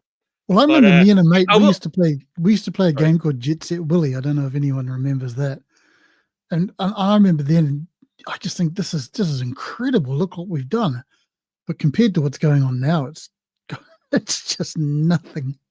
I know, I know, I know. And the thing is, I used to, as I was very young. I was very young when they had that Commodore 64, and I remember staying up with some of my older siblings, and like they used to have like friends of their family visiting, and their children would come, and we'd all stay up till like 1 a.m. or so, because the adults would stay up, having a drink in the living room and talking and stuff, and we'd be like playing the Commodore 64 and drinking Coca Cola and that, and stuffing ourselves with skips, skips crisps. KP skips, and playing fucking shitty games on the Commodore, you know. Then I got a NES and a SNES. I was a late adapter. I think my parents bought me a NES when the SNES had already come out, you know. But I'm not yeah, a gaming guy, so I don't know this stuff. no, I'm not. I only ever played the football games on them, and I played like a James Bond game as well. Mate, I Uh, remember when CD players and VHS came out. I mean, wow, yeah. I mean, these were the things, you know, I if you remember. had one, you were like, wow, you've got one of those. Do you know what's really funny though? When you watch, I've watched a few videos of present day teenagers, right? Even people like 20, 21, being shown like an old phone. An Like the old phone phone. that had. Yeah, I've seen those too. It's so fucking hilarious. Like they're like, the phone that you literally had to dial with. I mean, we had one when I was very, very young. Um, and like little kids are showing those now, and they're like, "What the fuck is this?"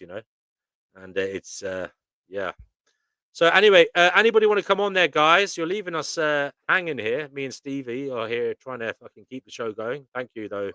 You have dogs. I Uh, was just, uh, there was something I wanted to. Scott, if you want to come on, brother Marcus, Tony, Divine, please, please. You don't have to say anything. Just come on and go yes or no or whatever. Sorry, go ahead. You have dogs. No, I'm just thinking of stuff that you raised in your slides. Like I remember, I didn't. Oh, that's right. One thing about the Stanford experiment, I don't know if it's been debunked, but I Oh yeah, remember I remember that Zimbardo, he was the guy in charge of the experiment, but he also played the role of the prison warden. yeah. So there was a bit of a conflict There there. was a little bit of a conflict. I mean, I'll be Right. honest with you. When I heard he he married one of the one of the students, I thought that was a bit dodgy. Yeah, But I didn't even know that. That does sound dodgy, doesn't it? it does sound dodgy, not very professional. But I I can't say I haven't heard it in real life. Actually, I knew a lady who married her art lecturer, and well, she didn't marry him, but she went out of him for a while. And I have to say, when I met her, he'd fucked her over. So we spent a bit of time fucking giving him bad reviews for his crappy art. But that was a fun night, actually. So yeah, he was a really crap artist. These. Don't get me wrong, I love art, but these really pretentious wankers who are shit at it, and they're just like fucking going on as if they're fucking Pablo, not even Pablo Picasso, fucking Michelangelo, Leonardo da Vinci, or something. You know what I mean? Yeah, Oh mate, everyone's an artist. Everyone's a yeah. something these days. Well, we kind of are all artists. We all have it in us, but at least we don't claim to be the best or fantastic at it. You know what I mean? Yeah. But some people do. Um, But you did okay. raise some interesting stuff during the during your presentation. I'm just look. There's a guy. I wonder. I mean, there's a dude called Michael Sandel. Michael Sandel, I think his name is. Just gonna go fill He up the tea, but I am listening. okay. He did a series of lectures, I think, from Harvard. They're on YouTube. If you look up Michael Sandel Justice, and you'll see a playlist in the results, and it goes through a whole lot of ethical and philosophical problems in a Socratic style in the lecture theatre. It's very, very good. His book, on the accompanying book that goes with that, is also very good as well. If anyone's interested in following the stuff through, it's very, very interesting, the way that people respond to different dilemmas where you have to make choices which aren't always good. Yeah, it's a lesser of evils thing. Anyway, blah blah. But Michael Sandel, Justice, his stuff's great. I mean, yeah, I'm just flicking back through here through the slides. Yeah, Tony, Kip, I remember the phone number too. I can remember my old phone numbers, my friends' phone numbers from when I was a kid. I don't even know the people closest to me. I don't know what their phone number is anymore. Up in Japan now, we don't even, probably the same everywhere. We don't use phone numbers anymore. Basically, we use Line. Line is the big one here. But, Skype or WhatsApp. No, I don't think anyone phones anyone with a phone number anymore. All right. It's all done through apps. Oh. Yeah, I said before I don't even know my own phone number. That's really bad because I Oh, me changed too. it. I don't have a clue. I I'd have to look it up. Yeah, that's terrible. I mean, I've had mine now for about. I changed it because I was getting a lot of. I got spoofed. Have you ever been spoofed before? It's when No. basically what happened is I don't know.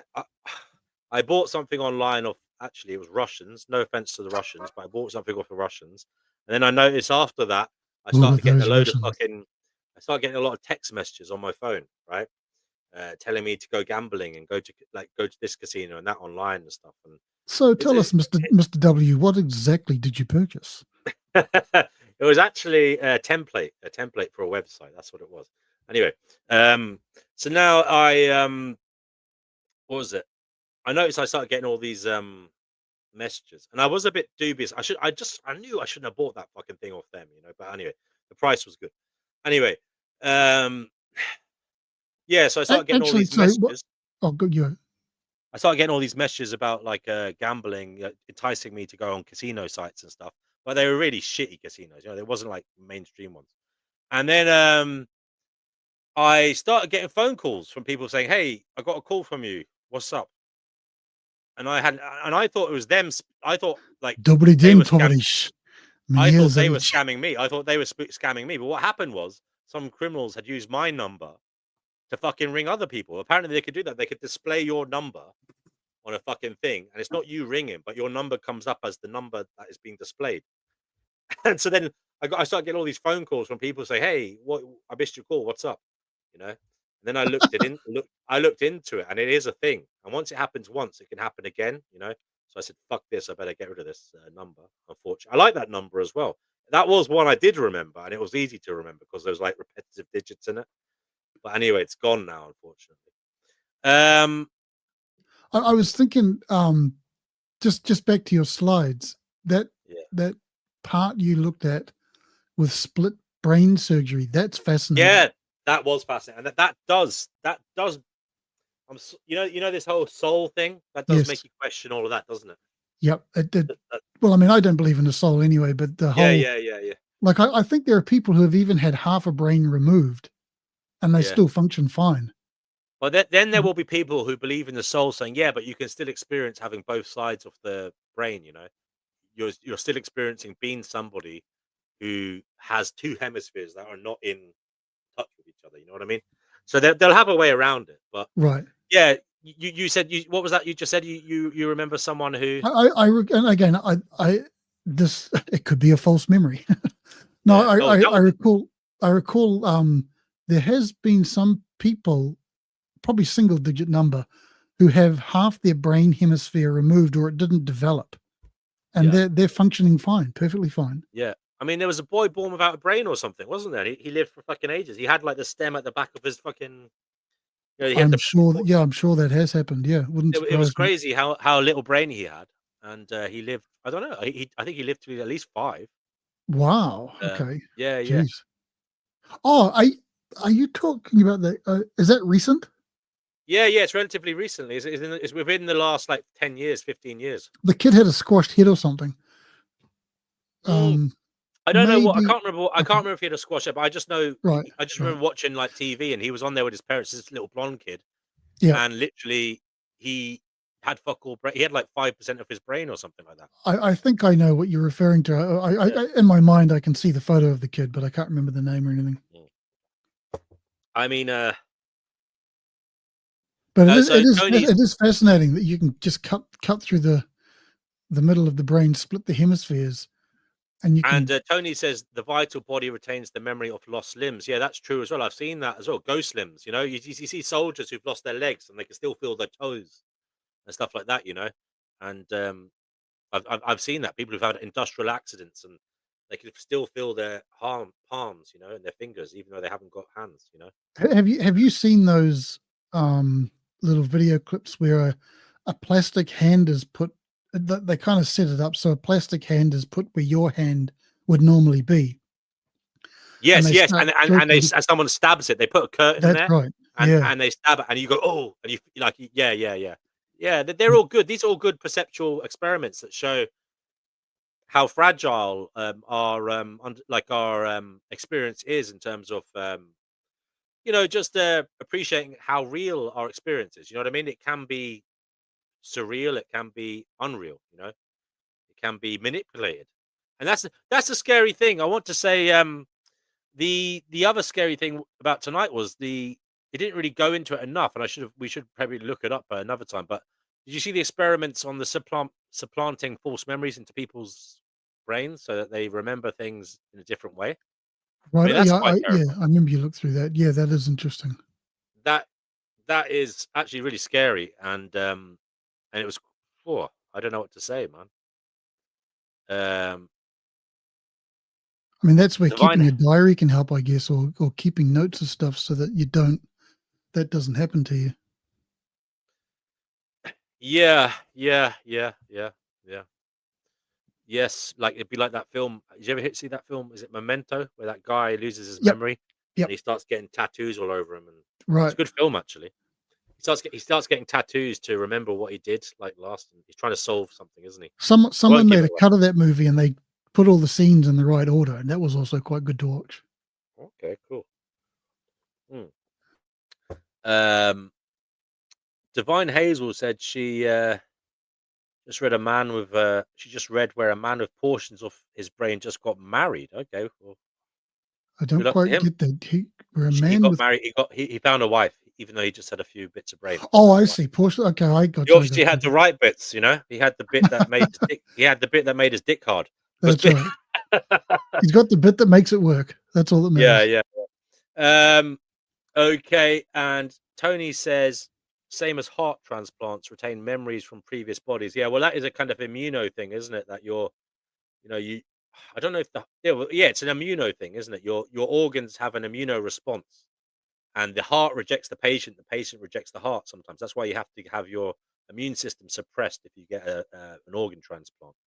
And that's why they have to match you as closely as possible as well, with someone else's blood group or whatever it is whatever stuff they use to match people. Um, yeah. So anyway, it's been a nice stream. I'm very thankful to Yerf Dogs coming on here. And what are we now? 3 hours 20 minutes. Anybody else want to come on here? I'm not begging you, but it would be nice if you came on here. You know. Let's have another voice, another point of view. Yeah, exactly. We usually get people. I don't know why people are so hesitant. What time is it? It's 1 o'clock here. So yeah, it's well within the kind of time for people to come on. Usually they're a bit late because time zone differences and stuff. There's 51 people watching on Twitter, mate, on X. Um, Good oh, man. brother Marcus is coming on. That's good. Oh, cool. Tony says she needs to get headphones. Well, yes, you do, Tony. Specifically, so you can hop on here. That would be good. She's been saying that for a while. There's a few people that need to get their finger out of their ass. Sorry to say that, but there's a lot of Oh, you. come on. You took ages to get a new microphone. What are you talking I know, about? but did you not read? Did you not hear about the Monopoly case study when you accrue wealth and power and like assets? Oh, yeah. I From, actually left a comment when you were doing that. yeah, go on. What did you say? Um, I said I don't think that money and power changes you. I think what it does is it means you have less constraints in your life, which allows your real character Yes, to come out. yes, yes, yes, yes, yes, yes, yes. I agree, and So that's why that's why I think all these experiments show that human nature, I think, is quite nasty, and it has to be curtailed somewhat by society. To oof, some degree. that's a whole. I mean, Mm. who's going to do the curtailing? Who Well, is? I mean, it's like the mob. The mob curtails the individual, if you like. You know what I mean? Because I think we kind of know there's so many. If you do the wrong thing in life, it's dangerous because if you annoy people, you can get attacked or whatever. I'm talking about this in monkey language here, yeah. So if You're one right. monkey attacks another monkey, he knows that monkey's got family and friends, all right, or people that support it, and other monkeys might come and get him. So it's kind of that simplistic. We do the basic maths in our head and say, yeah, we've got to behave a certain way, or else there'll be prices to pay. And so I'm saying subconsciously, the monkey might want to go out there and cause mayhem, but the monkey can't because the monkey knows there'll be consequences. And so you could say knowing there's consequences is like is like our higher human nature. But the driver is probably still the monkey, you know. So he You know, wants to go out that there. works in the real world. That like in meat spaces, people, I don't know if they still call it that, but online there is no accountability mechanism. You because in the real world, as you say, if you push too far, then that can Yeah, escalate to violence, which can actually sort a few things out very well and very, very efficiently. But yeah. in the Everyone's got online something to say. spaces, Everyone's got something to say till they get punched in the until face. they get punched in the face, yeah, the old Tyson Everyone's quote. Yeah, that's what Mike Tyson. But online, there is no accountability. There are no consequences. And so, Yeah. and considering where we are now, who knows where that goes in the future? Anyway, Well, the Mr. thing is, Mr. Marcus. that there'll be legions of fucking AI. There are legions of AI bots now. So some disgruntled person could build like 1 million bots or something to defame someone or be horrible to someone. You know That's what I right. mean? That's right. That's scary. That's absolutely Yep. terrifying. I want to say hello and thanks to Brother Marcus. He's one of the sponsors of the show. So, Brother Marcus, this is your Monopoly board. Yo. How are you doing, my friend? Okay, my sound is a bit off. I'll be right back. Okay, bro. So, anybody else want to come on there? The link is there. I mean, I wonder if it gets to a point if people are like, as you say, if people make these AI bots, which probably will happen, it'll just become so easy to do. You could just get an AI to do it for you, basically. I mean, if that starts happening, what does that mean for the usefulness of the online spaces? Maybe I mean, online it does. becomes useless. Yeah, it becomes useless because the thing is, it becomes this place where it's like the simulation theory. You know, the way they say it's more. I don't believe that we are a simulation in this realm. You know, I don't believe we would create like. But you know the way they say if there was the possibility of simulations, it'd be more likely that we were a simulation than not a simulation.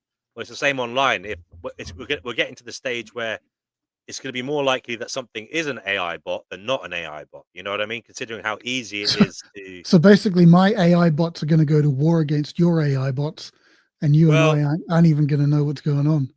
It's funny because I already spoke to Danny Shine's robot a few days, like a little while ago. He made a robot with his voice, Okay. and yeah, it was quite creepy to just talk to it. Like it was, it was surreal. You know, you can apparently, I don't know where he made it. I think on 11 Labs or something. He did it, and Yeah, he 11 sent Labs, me you this. can do that. Yeah. He sent me this link, and you click on it, and you just talk away, and it's not even him. Yeah. I guess you can do that to the dead. Oh yeah, they're already doing that, aren't they? Yeah, That's already a thing. Yeah. That'd be trippy. There's already people like getting like apps with their dead granny talking to them. You know. Yeah, I Wake don't think up! I could handle that.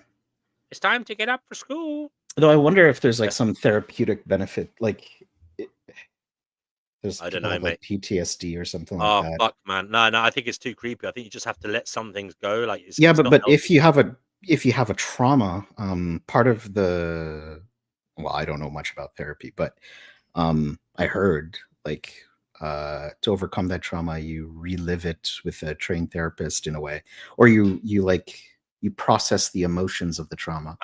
Yeah. And so, because like That's they do that, interesting. they do like hypnosis, right? And there are things where they reflect upon the trauma. So Yeah.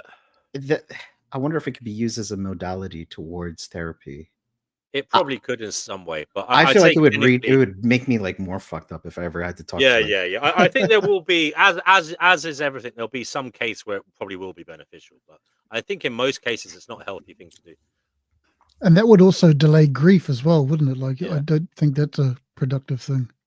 Yeah. I just want to say I heard a story once that this man buried his wife and he put her phone in the coffin at the funeral, and he gave the kids used to text her now and again, like every birthday or something, to say hi, mums, hi, thinking of you, or whatever, or used to have nicknames for her. And then one day they got like the phone rang, and it scared the shit out of the kids because the network had recycled the number. Right, right. So yeah. Can you imagine that? Fucking hell. Yeah. I had that. You were talking about having your phone number spoofed. I was one of those people that talked to, like, someone called me late at night, and I called the number and I said, "What do you want?" And then the person had no idea what I was talking about because their number got spoofed. I was Oh like, right, yeah, "You yeah. called me." He's like, "No, I didn't." And I was like, "I That's have the exactly log right here." that's what was happening to me as well. I got a few of those phone calls as well, and I thought I was being a bit like, because I'd already had a few. Because in a prior incarnation, when I had my little business, I used to put my business online, and I used to get spoof calls from all these wankers, like with all these scams, like trying to sell me advertising in catalogs that didn't exist and shit. And so I was well used to scam calls, and so I was a little bit bolshy with these people ringing me. But then I felt bad afterwards because they were genuine people who it's my number that had been used as the problem. So yeah, I had that same experience, brother Marcus. The mindful one is here. Hello to the mindful one. I'm not sure who you are. Are you there? Hello, hello, Yeah, we can hear hello, you. Sounds Yes, familiar. hello there. Is that JE? hello there. Long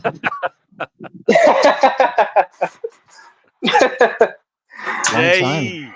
Damn it, brother Marcus. Oh, I was trying sorry, to throw sorry. out D&W. I thought you'd cloned me. I thought you'd cloned me. I thought you'd made a robot. I was like, who's that No, obnoxious I could wanker? never. Yeah. No, please You're no. coming Honor through. me. You're coming through crisp and clear this time, Jay, which is nice. Good. This is an Oh yeah, absolute miracle. This is a miracle, miraculous night. Me and JE are actually, you can actually hear what we're saying for once. So there you go. Fantastic. yeah. I signed back into StreamYard and restarted my phone, so I think that probably helped it to make it sound good again. Right. And were you listening to the stream at all tonight? Did you hear anything about the experiments we were talking about? And do you have any thoughts on any of it? Or have you just joined now? No, I just came in. Okay. No problem. It was a Am nice I? refresher. I'm just wondering, Jay, could you just turn your volume down just a smidgen? Or Is is my hearing messed up? It is this could be better? my ears. Yeah, just thanks, man. It just took the edge off it. Cheers. Okay. I Okay, yeah, no problem. I enjoyed the refresher because I forgot about all, like, they're popular experiments, but it's been a while, and Yeah. it was nice to get like a recap. And I think there was like 2 or 3 that I didn't know of, so that was cool. Yeah. I mean, it's exactly as you said. They're in kind of, we've all heard of them, but it's hard to remember the names of them and stuff, all the time, forever. So like the Stanford prison Yeah. The experiment. Stanford Prison. Yeah. The Milgram studies, all these. That's what we were talking about. So you can replay it later and watch it if you want. Yeah, I will. Well, I mean, as far as I can tell, it seems to me that I think Nietzsche was right in that morality is a contract and there are no rules. The only rule in the universe is that there are no rules, and we basically get to make it up as we go along. It seems so. So all those ethical dilemmas, like it seems like it really is just based on what feels right to us in whatever scenario or circumstance, you know? I think they highlight some of like how, I'll be right back. well, like, some of them aren't ethical. They're just dealing with human behavior. But the complexity of that is quite vast. Like, it could be based on culture, it could be based on time period, it could be based on Yeah. like, a lot of factors are in play. And even if you could replicate it, it's like replicating it under what conditions and at what time period. It's Mm-hmm. I think kind of you very, actually raise a really good point there, Marcus. That the like everything that was discussed, whether they're experiments or case studies, whatever, they're just describing what happened. They don't actually. That's the limit of where they go, and then Yeah. it's people who extrapolate perhaps moral moral reasoning from them, which is not what the original experiments did. Yeah. Though there is a field of, what is it, moral psychology. I think like Jonathan Haidt does stuff like that. Yeah. The intellectual dark web fellows. Yeah, I guess he is part of that.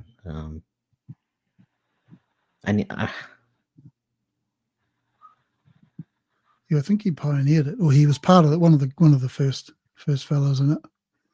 Jonathan Hyde. Yeah, what's he done?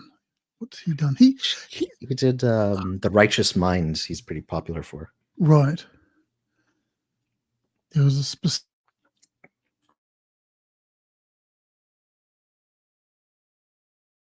We're all muted. We're all muted. Probably the best thing. Oh yeah, it's the Heterodox Academy. That's what he's. Yeah. That's what I meant. I used to follow that. I don't anymore. I'm kind of over that stuff. Yeah. It's very atheist kind of days, isn't it? Yeah.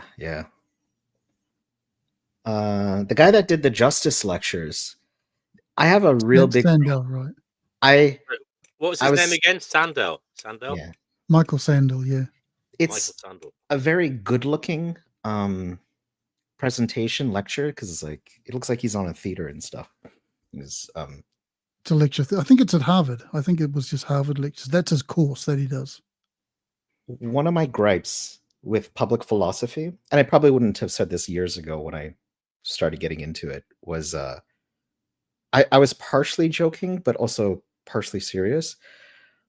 When people present these thought experiments, but they don't cite where it came from, I think that does an epistemic disservice, or there's an injustice there.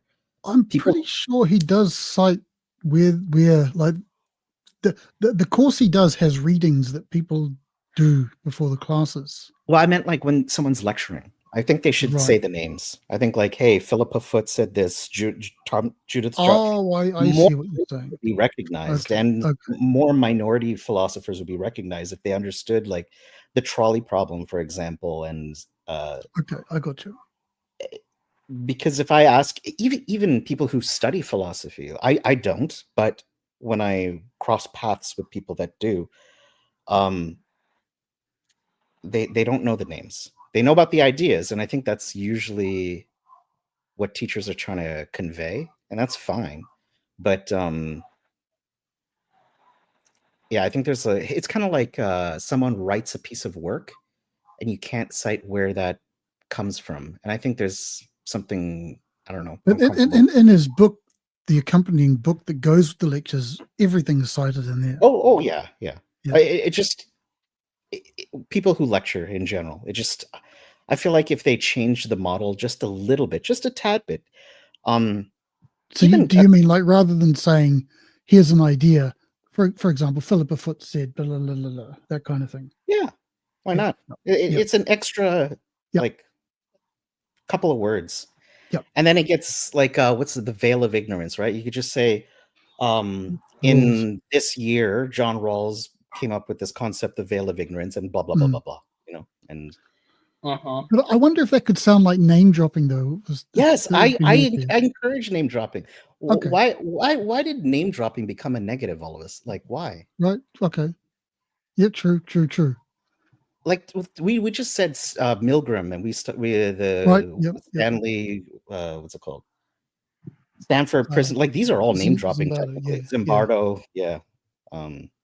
So in psychology they do it, but in philosophy I rarely, other than in certain circles where name dropping is pretty big, but not pop philosophy. Do you mean in psychology lecture, like public psychology lectures, they say John Smith said da la la, an experiment by so and so? Do they mention I think the so. names? So like I have I don't know much about psychology, but I have a couple of pop psychology books and they name drop like crazy. And but then when are you talking about the books or the lectures? Because Michael Sandel's book obviously cites all the sources.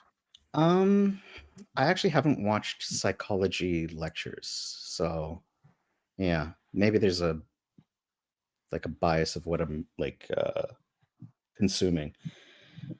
I think if someone writes a book and doesn't cite sources, then that's criminal. Yeah. But in a lecture, if there's, I don't know. I take your point. I do take your point.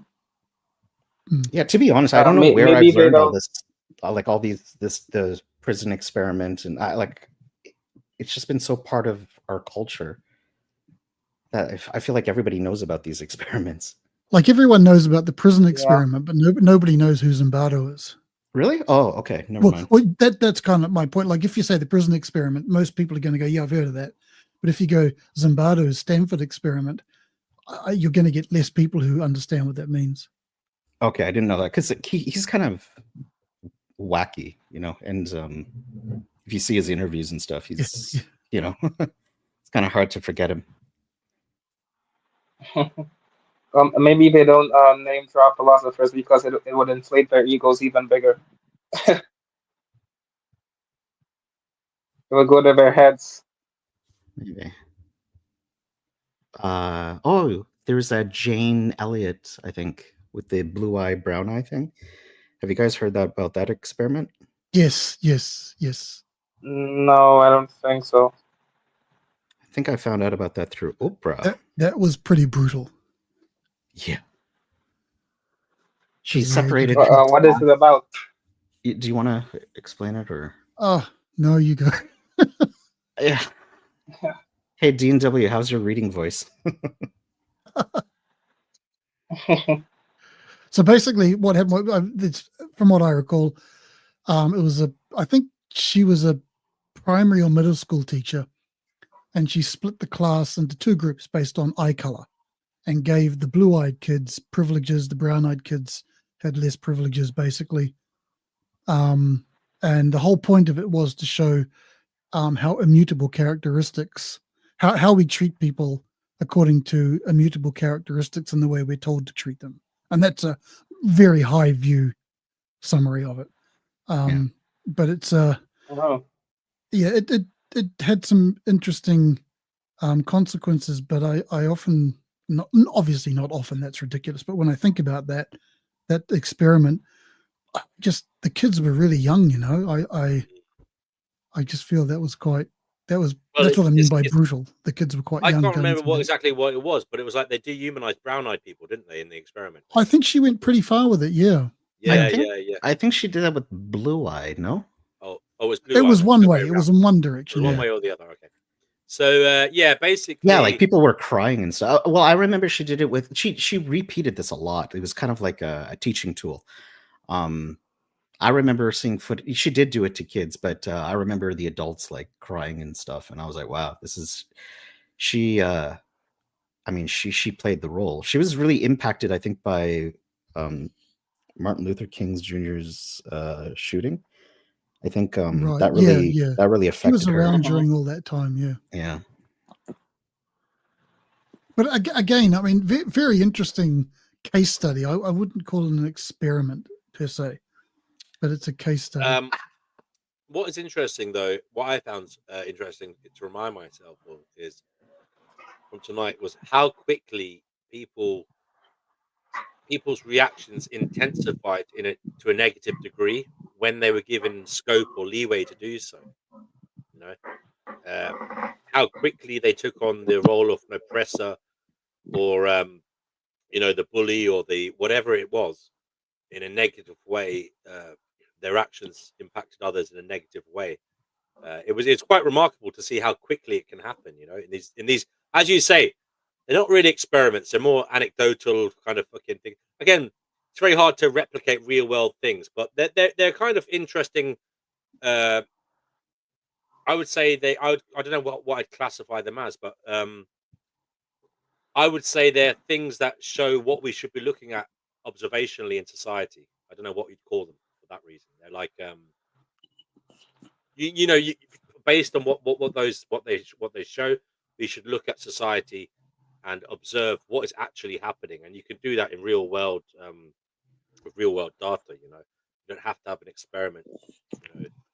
But this may be where AI comes in. Maybe AI could be. You could just set some cameras and microphones around a prison for 1 year, and then AI will just go through it all and go, "Well, this is how it works." This is actually something that's happening. You guys haven't figured it out. I mean, we will learn more about human nature through AI than through our human nature. Yeah. Probably. I mean, do you ever hear about the Move 37? The AI No. Go What's that? robot. You know No. that game? Is it Go? It's like that. Is it Asian game they play? Oh yeah, the robot that took on like Deep Blue that took on the chess guys. Yeah, Go. Yep, Yeah, yep. yeah. So basically, it did this move in the game. It was playing this like really long game. It was obviously like against the best human player in the world, and it was like this massive exhibition match. And during the game, it was a really difficult game, and it was really being played meticulously. And then at one stage, the bot seemed to do this crazy move, and it seemed to be a mistake.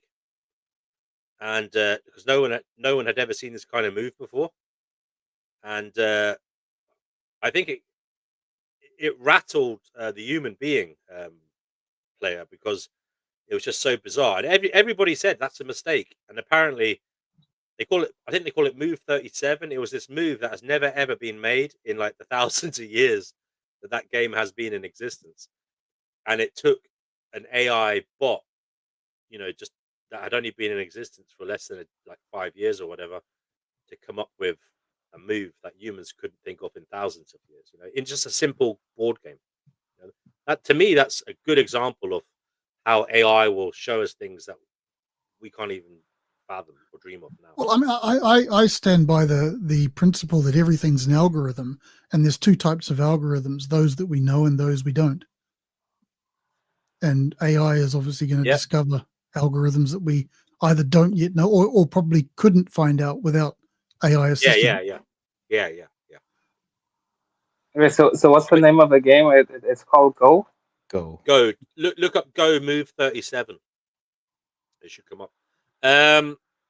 Yeah, Okay. it's Did you do the what's the dog experiment with the bell? What was it? Pavlov. Someone's dog. But Pavlov. Yeah. Pavlov, yeah. I forgot if you did that or not. Did you? no, I didn't Don't do that one. think so. No, I didn't do that, but I heard about that. Was the one when the dog salivates, isn't it, to food, and it rings. I bet the bell rings when it gets fed, and then every time the bell rings, whether the food is there or not, it salivates. Right? Is that the one? I think so. Yeah. What was that to show though? That something else could cause you to have a feeling besides your desire. Like obviously. Well, I think that you No, I can be feel like, conditioned. yeah, that's what I feel it was to show that you can condition.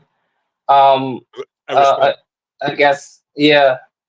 You can condition like a human Other or an animal to basically do what you want it to do. By through positive reinforcement.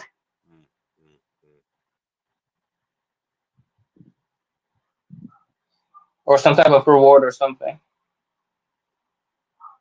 I heard another story. I don't know whether this is true. It could be an urban myth, but I heard there was this dog that used to bark just before someone's.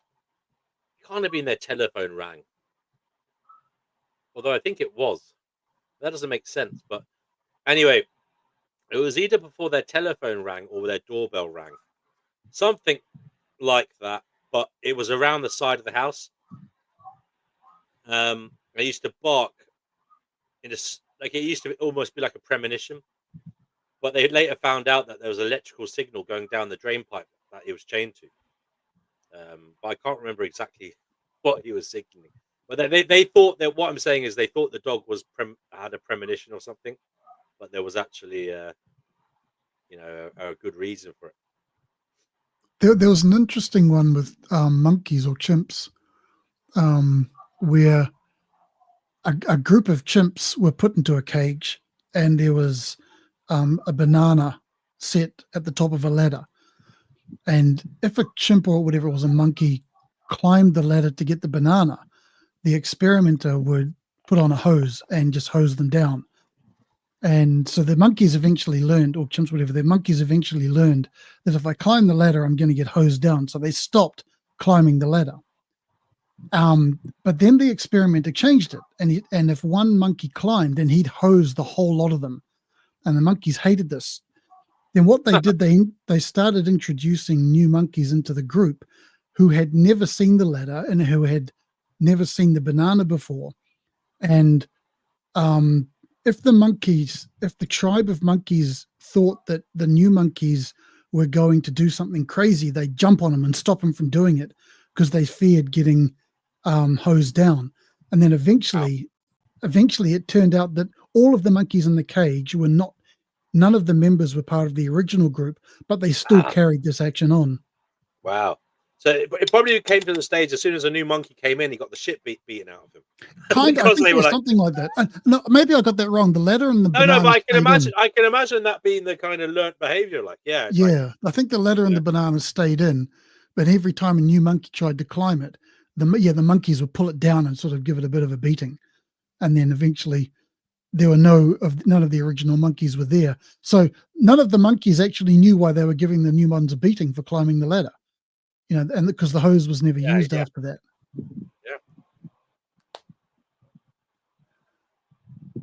So how does that parallel to humans? Like, what was the researcher like trying to prove that?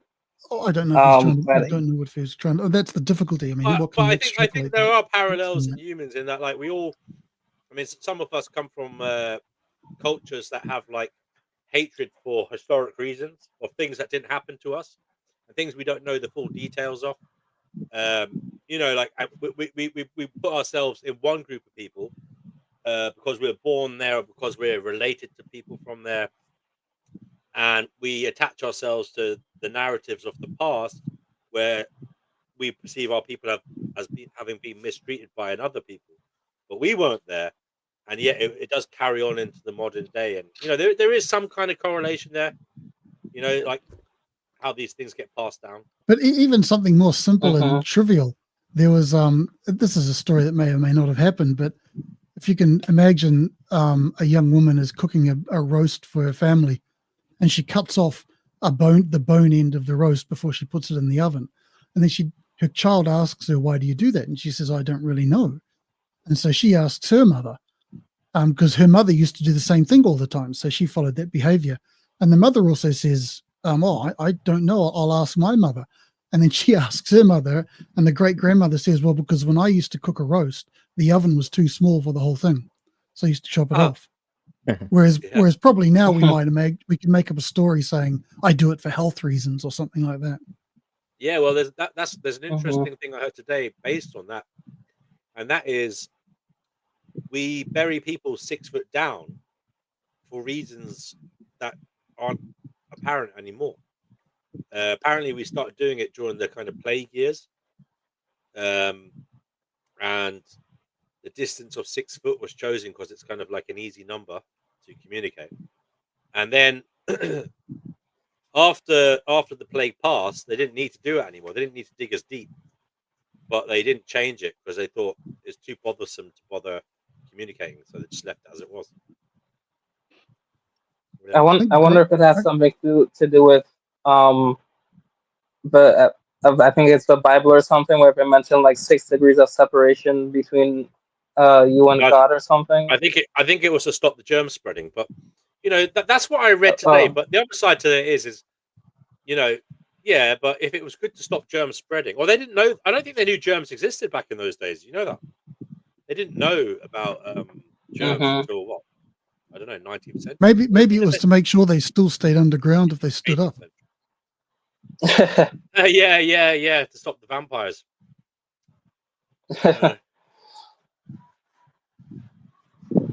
Yeah, it just goes to show that we do many things based on tradition, and we don't exactly know why, and we just keep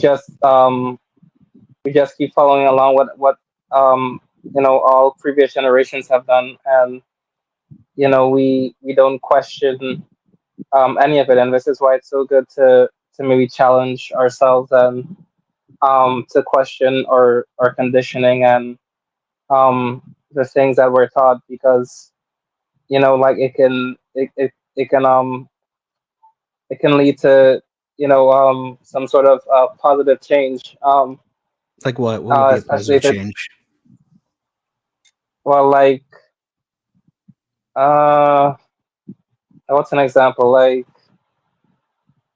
well, I guess, I mean, it's the thing we always talk about, right? It's and antinatalism, right? Like, procreation is something that most basically every single country or culture on earth promotes, um, and it's something that people don't question. But nowadays, given that we live in a world where we're more free to question procreation compared to previous generations, it can lead to other um, it can lead to like us putting a light on other issues related to procreation, like you know uh, I guess parent to child trauma, and you know um How do you know that's the not rights of motivated women. reasoning? Huh? How do you know that's not motivated reasoning? What do you mean? Like post hoc, after the fact, that now you're finding reasons to justify a preconceived notion that you already had. um I mean, yeah, but I mean, I feel like within the context of like challenging things that we traditionally don't challenge, I feel like it's okay to do so. Um, are you gonna say something? Wondering if there could be an argument that ignorance is bliss, makes you happier. Well, that's the thing, right? It goes back to what Nietzsche says, right? Like, there are no rules, and um, there like every choice you make, it has a trade off to it, So like, if you put a light on procreation and procreative ethics and bring that to people's attention, yeah, it can lead to, I guess, maybe suffering, in the sense of maybe um people might be people who are maybe considering parenthood, maybe they won't go through with it, and that can maybe lead to them being unhappy later in life. But again, the trade-off is that you're not bringing another sentient being into this world to potentially experience a great deal of harm and to cause harm to others. So yeah, you can say ignorance is bliss, but then you can also say that it's also valuable to prevent suffering. So in everything we do, there's a trade-off. It's going with the assumption that preventing suffering is a good. I mean, Yeah. well, again, there are no rules, but from what I can tell, I mean, I feel like it's a pretty good thing to prevent a sentient being from experiencing negative What states. if good is maximizing positive utility? How do you know that's not the case? Well, I'm not a utilitarian, so Well, what if utilitarianism is correct? well, again, I like I said, I lean more towards the I don't. notion that The morality point is, is a construct. there's a plethora of normative theories, Hmm. and I don't think they'll ever get reconciled. So it's pretty much just like, what is my intuition saying, and does it follow That's what that? I'm saying. Yeah, Yeah. it's based on what feels right to each individual. But um, I mean, I don't think that should stop us from Well, it promoting. won't. We're just kind of projecting. Everyone is projecting, but it does seem apparent that some projections are worse than others. You know, but we do seem to be just. It's like part of particle physics when it's just like um, particles banging into each other. It just seems that's what just seems to be going on in existence. Things are just moving around randomly, banging into each other, and it's like our opinions and our projections are like that as well. We're just banging into each other with our opinions and the projections of what we think is important. And at the end of the day, it is kind of like might makes right in all circumstances. It's just like the Yeah, biggest, most powerful boulder breaks the little one, and it can be. It's a bit like the survival of the fittest. Like it's the same with ideas. The survival of the fittest, the one that fits in the society. It's the one that fits in the zeitgeist. It's not necessarily because it's better or worse than others, even morally speaking, or even true. Sometimes it could be a falsity that is pervading or successful, because it's the one that's accepted by society, and it's the one that fits. And that's the one that continues. So it is an insane system. It's like reality is that insane in my view. It's like there's no. It's It just is, everything. yeah. It's a big clatter bang. Things just banging into each other, and whatever works. There's no real rhyme or reason to it. Like we ascribe meaning to it from our vantage points, but the truth is, it is all just a big clatter bang of things bumping into each other. Sometimes they work out for the thing that's bumping into the other thing. Sometimes they don't. You know. Um, yeah. Anyway, I'm gonna Yes, let it's just dog a out repeat. yeah, it's just a primordial sludge of chaos, essentially, and just whatever happens. If it works out, it works out, and if it doesn't, it doesn't. It basically just comes down to luck. Um, yeah. So, When we oh, say it and works on out, the topic, oh, go ahead. huh? Go ahead. I know. I was just gonna say, well, on the topic of human nature, like, I feel like one thing we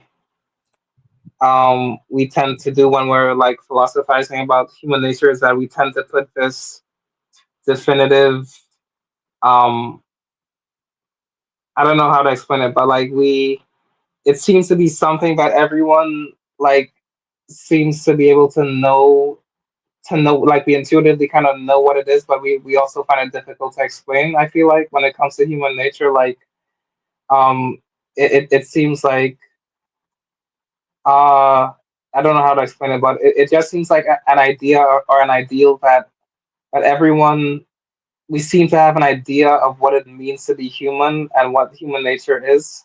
But when you ask like someone to properly define it, like we don't seem to know how to do so. You know what I mean? And so to me, it seems like human nature is something that is ultimately undefinable, because it's like for example with the transhumanism thing, right? Like, is someone who if someone like adopts and uses transhumanistic technology, does that make them and thus becomes transhuman? Like, does that make them actually less human or not human? I don't think so, because it's just another form of technology, and we as humans have used technology all our life, all throughout the entirety of human history to to better ourselves, or to use for our own interests. And so I feel like any form of technology we use is basically just an extension of us. And so if someone uses transhumanistic technology and they're able to for example upload their consciousness onto some sort of virtual or digital space, and thus maybe like they're able to detach their consciousness from their body. I don't see how that makes them less human, because they don't have a human body, like as many people already believe, right? They already believe that our consciousness is already, which is our true self, is already separate from our physical body anyway. So if you lose your human body, does that make you less human? If you just have your mind and you're not a mind that's attached to a body, I don't think so. So it seems like human nature is essentially undefinable, and it's basically um up to us as to how we define it. And it's not just something that can simply be defined by like our physical body or physical characteristics, Well, or we can anything like say that, or we can even say mental there characteristics. we can say there's like modes of behavior that are statistically more probable. You know, um, more likely. We can say yes, everyone's different. Everyone's got their own unique nature, but there seems to be historical evidence and anecdotal evidence. We have the data there. We can see the statistics that show that human nature is this way in these circumstances, and that way in another circumstances. Indeed, it's when I say it's more likely to be this way or that, and those circumstances could be anything from genes to environmental pressures, societal pressures, aging, whatever. So I think we have Yeah, enough evidence to have a good stab at human nature, but we can kind of like generalize, but we I think we can, Jay. I don't know. I don't quite know what you're trying to say there, brother. I'm sorry. Maybe because it's getting late, but I think, Jay, No, one of the problems you've got there is taxonomy. Like you have to define what a human is. well, that's what I'm saying. Is, but I feel like it seems so simple on the surface to define what we mean, but I feel like when you get down into the nitty gritty of what it means to be human, I feel like it becomes a bit tricky to define, like Well, what a human I'm is, not or so like sure. what human nature is. I don't think I agree with you. Like we can define species, as far as I'm aware, by whether or not they can interbreed with each other.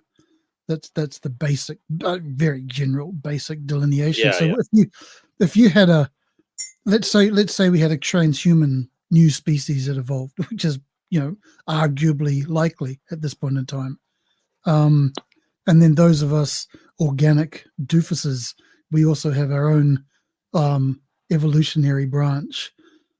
Eventually, those two branches, over how many millions of years, whatever, become so separate that they are different things.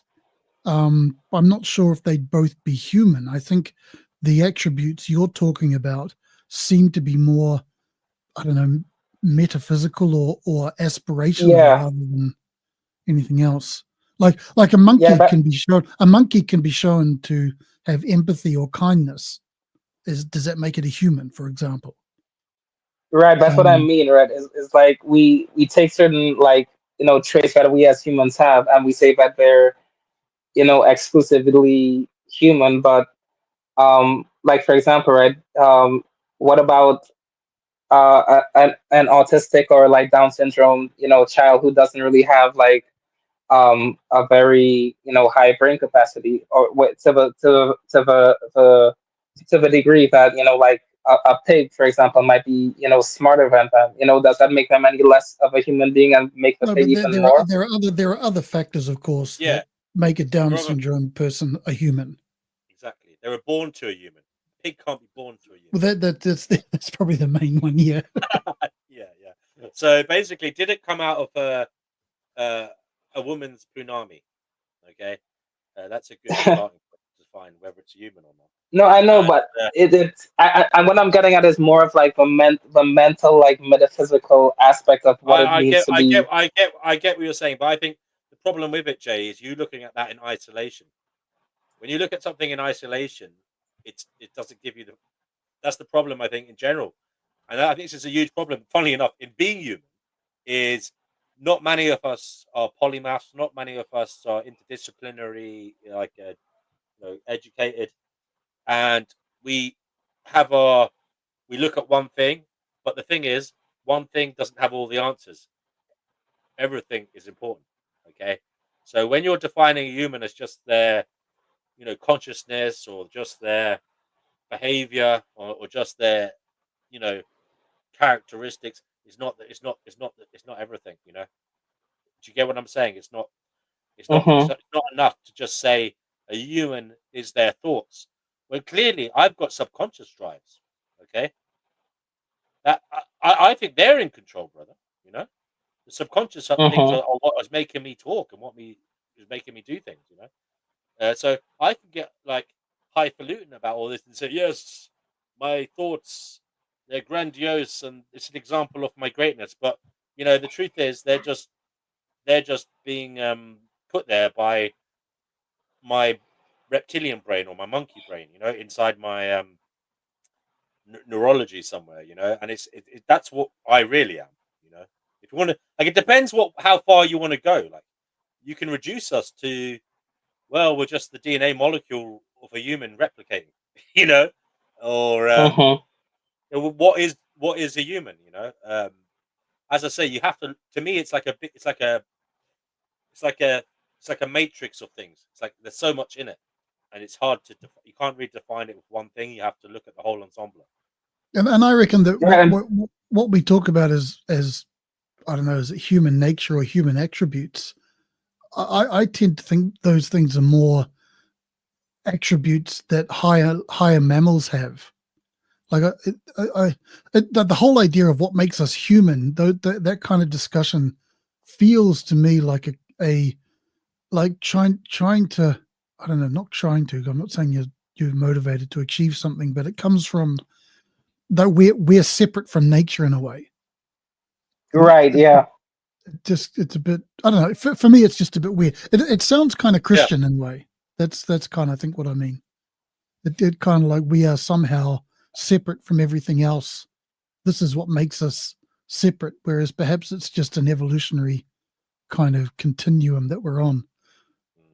Like, who knows? I mean, as we evolve again, let's just say, let's forget about AI. If we just evolve naturally for another 1,000,000 years, we could either become more kind or we could become more belligerent as a species.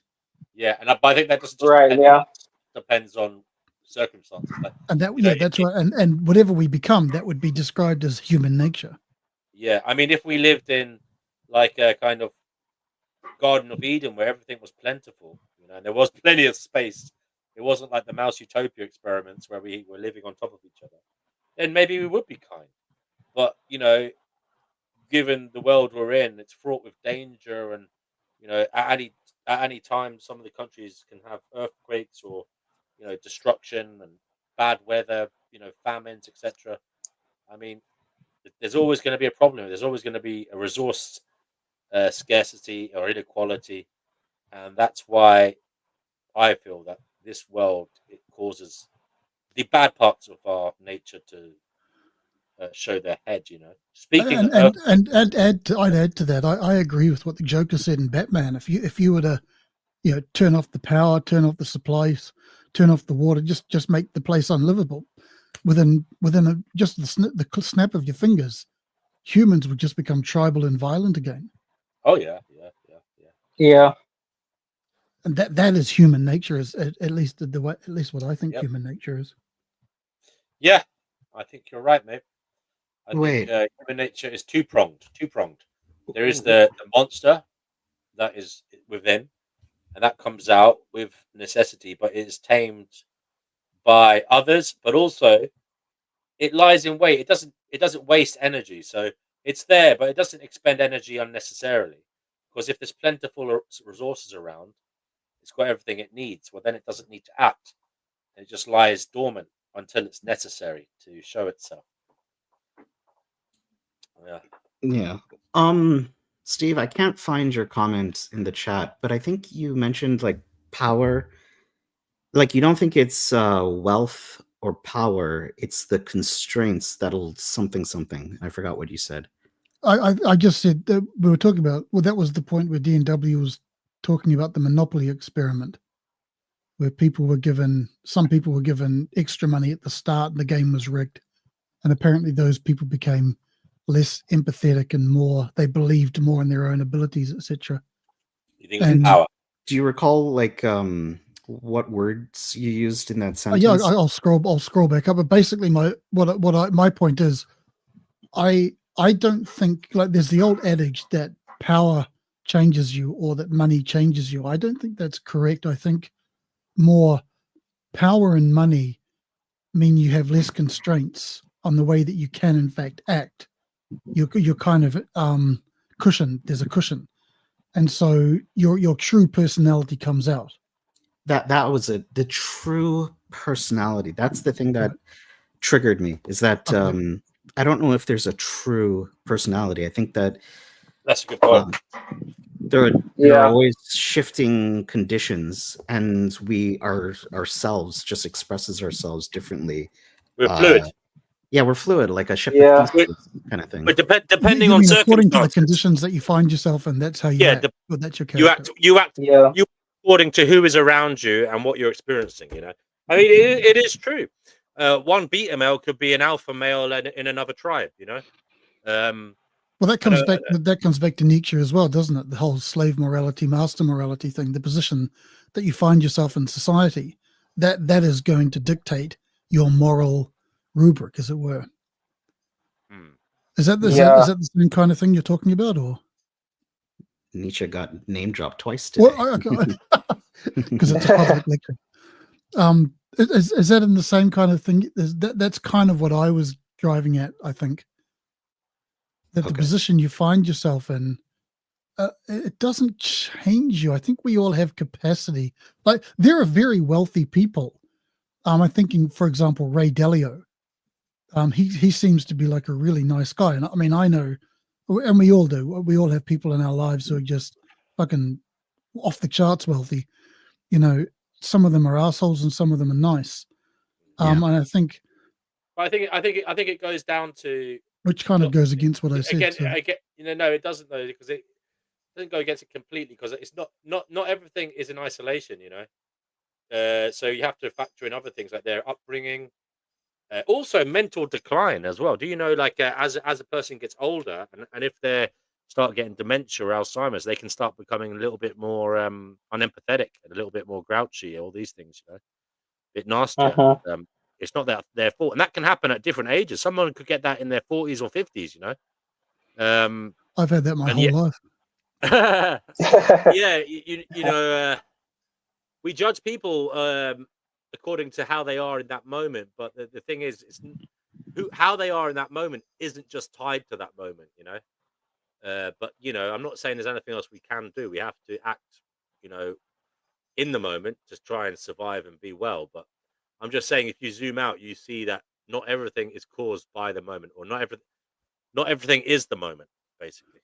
Yeah, I think the point I was trying to make is that the less constraints you have on your ability to act, you're probably going to reveal your more authentic person. Yes, I would say yes. That still begs the question, though, doesn't it?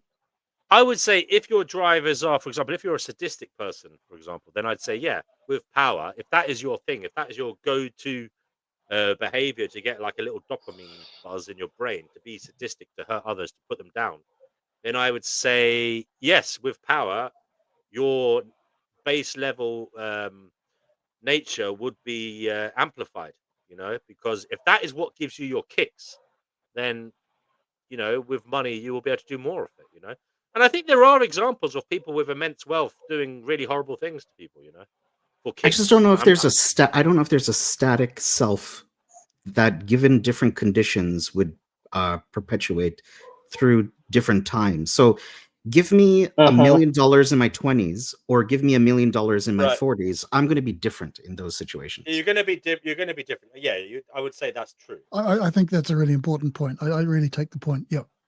But I would say, also your brain's neural pathways. Okay, so I think a lot of it does go down to your developmental years. Okay, obviously we all have predispositions to be this way or that, but in your developmental years, you are reacting to experiences, and those experiences are causing neural pathways to form in your brain.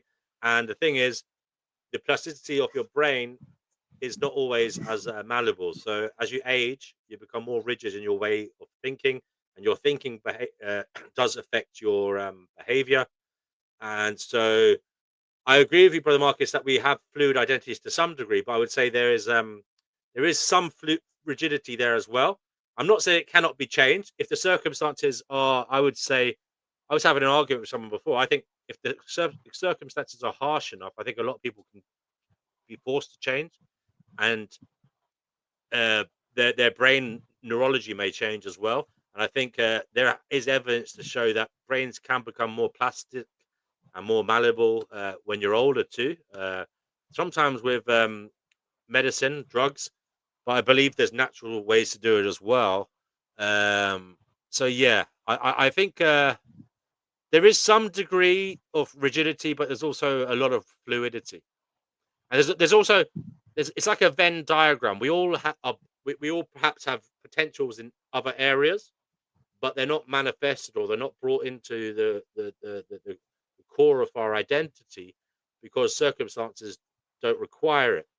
But we all have we're all walking Venn diagrams with different kind of sized areas for different behaviors and different characteristics, if you know what I mean. So do you get what I mean? So I think so. Yeah, and as one area of the Venn diagram changes size, the other ones will as well. It's or it may not change. Yeah, exactly, and that depends on the circumstance. Yeah. It seems like the self is just yeah, and I agree with Reverend Marcus. I tend to define the self as an ever evolving set of conditions. So it's Wait, not what do you static. It agree with? just Sorry, I'm half. What did What are you agreeing with me The on? the I don't notion even know that if I made a the point. self isn't static. Oh, okay. Yeah, I was just saying that I personally tend to define the self as an ever evolving set of conditions. So I What agree that about it's not static, and it's fluid and changes with various circumstances and environments and whatnot. I what hope about the book? Sorry, go ahead. just I don't even know if I believe what I said. By the way, like I notice when I ask questions, people I take your point. Sometimes I don't have a Yeah, yeah. point. Sometimes I'm just like spewing Trying to out understand. thoughts. Yeah, Yeah. but you're also trying to get people's. Yeah, you're trying to develop your own thinking. I know. Yeah. Well, Um, just for clarity, like when I said I take your point in that situation, my meaning was, yeah, I think you shot a hole through what I said. Okay. Yeah. Because there could be a true like self that like I don't know. The older I get, the more I'm well, like the less I know. I don't know if that like I think there's a range of potentialities for Yes, you, it's I think it and was that's different. I think Socrates, that's different for everybody. his paradox when he said the more you know, the less you less you realize how much you know, I think, or something like that. Yeah, yeah, I know that I know nothing. yeah. Yeah, something like that. Yeah. Analytically, like an analytics would be annoyed by that statement, but But Touche. it's true, like the more I feel like the more things I feel like we as a species like learn and uncover about, ourselves or the planet or the universe, I feel like it just invites even more questions and even more mysteries, so it's true. Well, It's I a reckon paradox. the more we're discovering about ourselves, I think the more we're discovering there's nothing really new to discover. I mean, that I find I do like I find, and can I say this? I just find that the more I read, the more I realize none of our ideas are new. yeah. Someone said it 100 years ago, Hmm. 1,000 years ago. I said that to you as well, didn't I? When I was like in my early 20s, I remember Yeah, like that's a fair point. having Yeah, these. I thought I was having these profound thoughts when I started getting really depressed, and then I realized all these fucking philosophers and poets that but I I don't looked know. at, I just feel like there's so much more mystery, and they had out better, there that and we they just yeah, haven't and they figured came out. Like, for example, the mystery of consciousness. I'm yeah. not. I don't believe that the physicalist or materialist account, like, it properly explains everything. So No, that's fair. I feel like there's There's still a obviously lot to learn. some stuff. Yeah, there's obviously some stuff which perhaps empirical claims which we've yet to unravel properly. Right? Yeah. Those bastard ancients, they stole all my good ideas. Yeah, I remember when I was skimming over some of Hume and Kant, and a little bit of Schopenhauer. I remember, oh, even Tom Reagan. So, like, some of these philosophers, like, in my early years, I was like, I'm genuinely wrestling with these ideas, and I didn't know that other people had them. And when I found out other people had these ideas and they wrote it down in a very clear fashion, um, I kind of felt like I wasted so much of my mental energy. I'm like, I could have just read and then found this out.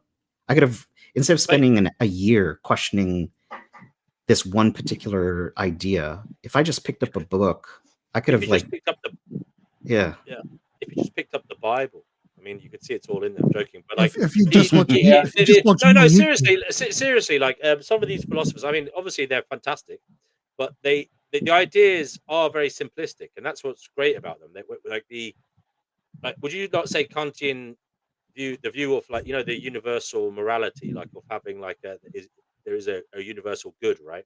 And mhm. it's like treat others as you'd like to be treated, basically. Would you not say that that's basically a lot? His is like it's kind of like the golden rule, brother Marcus. A lot Yeah. of and you Yeah. see that is a very simplistic thing, but he obviously he's like obviously he's some type of genius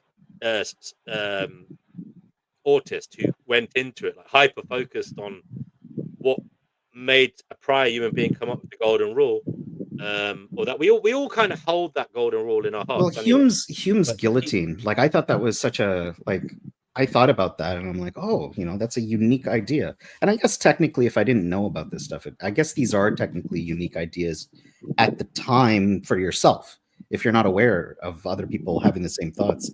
Right. But Yeah. Yeah. but when you wrestle with it for so long, like it could be months, years, and you're like, oh shit, someone already Mm. it's already there. I'm not new. Yeah. I suppose it goes to show maybe it would have been better to have a grounding in philosophy in our schooling, but I think there's a reason they didn't teach it to us. For most of us anyway. I don't Because know they what don't. you guys. Yeah. Yes, because they don't want to. They don't want a population of critical thinkers. Yeah, I think so. Well, job wise, it doesn't do much. Like, I don't know. Like I mean, I don't cognitive. know. It seems like a lot of people in a Well, lot of it does workplaces give seem you a to very lack good common way of sense. yeah, I think it does. If you learn it and you can become better at public speaking, talking in general, and you can become better at standing up for yourself. And also calling out other people's bullshit. I mean, I Hmm. remember. I don't. Do you remember being younger and you didn't have the facts you needed to articulate why you felt aggrieved with something? Do you know what I mean? Do you remember that feeling? Yes. Yeah. Yeah. And that's a Yep. you just know intuitively something is shit or something is bad, someone is doing mistreating you or something is wrong. It just appears you absolutely wrong, but you haven't been you haven't got within your arsenal the words or the ability to express why your feelings are rational. And I remember that, and I still get that sometimes, but definitely when I was younger, that was a thing, and it was to do with my education. It wasn't up to scratch. And I think that's why I have a lot of empathy for uneducated people because I understand like they still get it. They still get it. They just haven't been imbued with the arsenal to articulate matters. Do you Yes. understand? So I have the same because Yeah. I grew up underprivileged, and so I think some of my frustration when it comes to public lectures is don't dumb it down. Like have more faith in other people, and yeah, that's Yeah. This lowest common denominator crap. I mean, it's doing nobody any good. You know. Are you talking about like in general in the media, brother Marcus? just any like subject matter that I study in my adulthood by myself. I can tell when people are talking down to me. Yeah. Yeah. Yeah. And they Hmm. justify it by saying, well, it's for the commoners, it's for the non-academics. And I'm like, instead of lowering the bar, maybe help us rise up, you know? Yeah. Yeah. I agree with Yeah. you. I Hmm. agree with you. I agree with you, man. I mean, I think there's a certain strata of society that likes to pull the drawbridge up, Mhm. and they do it in so many different ways, and academia is one of them. Um, uh, Like some of the public lectures I go to, yeah, they're like, well, if you were in academia, things would be different. I'm like, okay, so if I gave you more money, essentially, it's like, what's actually physically different? You're the teacher, yes, right? So the only yeah. difference is that I give you thousands of dollars, and now things have changed, and you're going to change your lesson plan. Um, I mean, we already looked into that. The fact that a lot of academia is dubious in its nature in terms of why it's being taught, for example, who is funding it. A lot of interesting questions never get asked or never get researched in academia because they're not commercially viable. yeah. Um, so And a yeah, lot of really useless ones get funding. absolutely, Hmm. absolutely, man, absolutely. But I mean, I have this kind of thing in the world in general, like the utility of things. But I've come to rest on it because I can't. I'm not egotistical enough to think I can judge the utility of something. But in mine, it was business. You could definitely say it in academia as well. I know there's loads of like weird PhDs on fucking basket weaving in like 1950s Scotland or something. Well, that's probably quite useful actually. But there's a lot of weird PhDs out there. But in business, I've always been quite angry about the utility of some businesses in terms of like they seem to have an overtly obvious negative impact on the consumer, and they're not really they don't seem to be a social good. Um And What are some examples you can think of? well, I would say some of the porn stuff does seem bad. This is coming off the cuff here. Like some of the porn stuff, probably some. I would say Okay, some. listen, just because you're not a fan of my OnlyFans doesn't Yeah, no, mean that you have I to would put say down my. generally, yeah, some of the vice stuff, some of the general vices. I mean, I do find it weird in London when there's all these like off licenses selling alcohol in like really poor areas where there's loads of people with problems, and like cigarettes and alcohol is given to poor uneducated people to like as medicine. And I mean, I have to say I found it very strange when I go into these places and they're run by Muslims, but that's another matter. Anyway, the other thing I find different, strange. Let me just have a think about this now. I can't really give great clear examples here, but I would say there seems to be things where the consumer is definitely not getting a good deal financially, and they're getting duped. Okay, uh, by marketing, for example, to buy things they don't necessarily need. Okay, that their needs would be better served buying something else. Um, but again, this is something I have to think about, Brother Marcus, but I will get back to you. But do you have any ideas on it yourself in terms of utility and commercial world, and what is offered on the market? I mean, do you think there's anything out there that is of poor public service or is bad for the individual, but yet is, you know, pushed out there in the markets, for example? I don't know. Mm. Steve, do you have anything on that one? Or Jay? Yeah, I mean, Well, my take on businesses is obviously going to come from the point of view that, you know, businesses are there to get to make profit, to ensure the interests of their shareholders, to protect the interests of shareholders. So that can often conflict with being good in scare quotes in Yeah, the community, and yeah, even yeah. when it comes to products. You know, products. It's better for a company to have shitty products sometimes than it is to have stuff that lasts. So Well, I'll give you an example. Sweets, for example, for children, like they just seems. I mean, it's a bit better now, but when I was a kid, they sold just all types of shit like in the shops. You know, like those really. Actually, I say it's a bit better now. We grew up on like Chewits and like crappy like sweets, you know, just pure glucose basically. And obviously with chocolate bars and stuff, but there's still a lot of crappy confectionery out there that is just pumped out in front of kids, and I just don't know if it's good.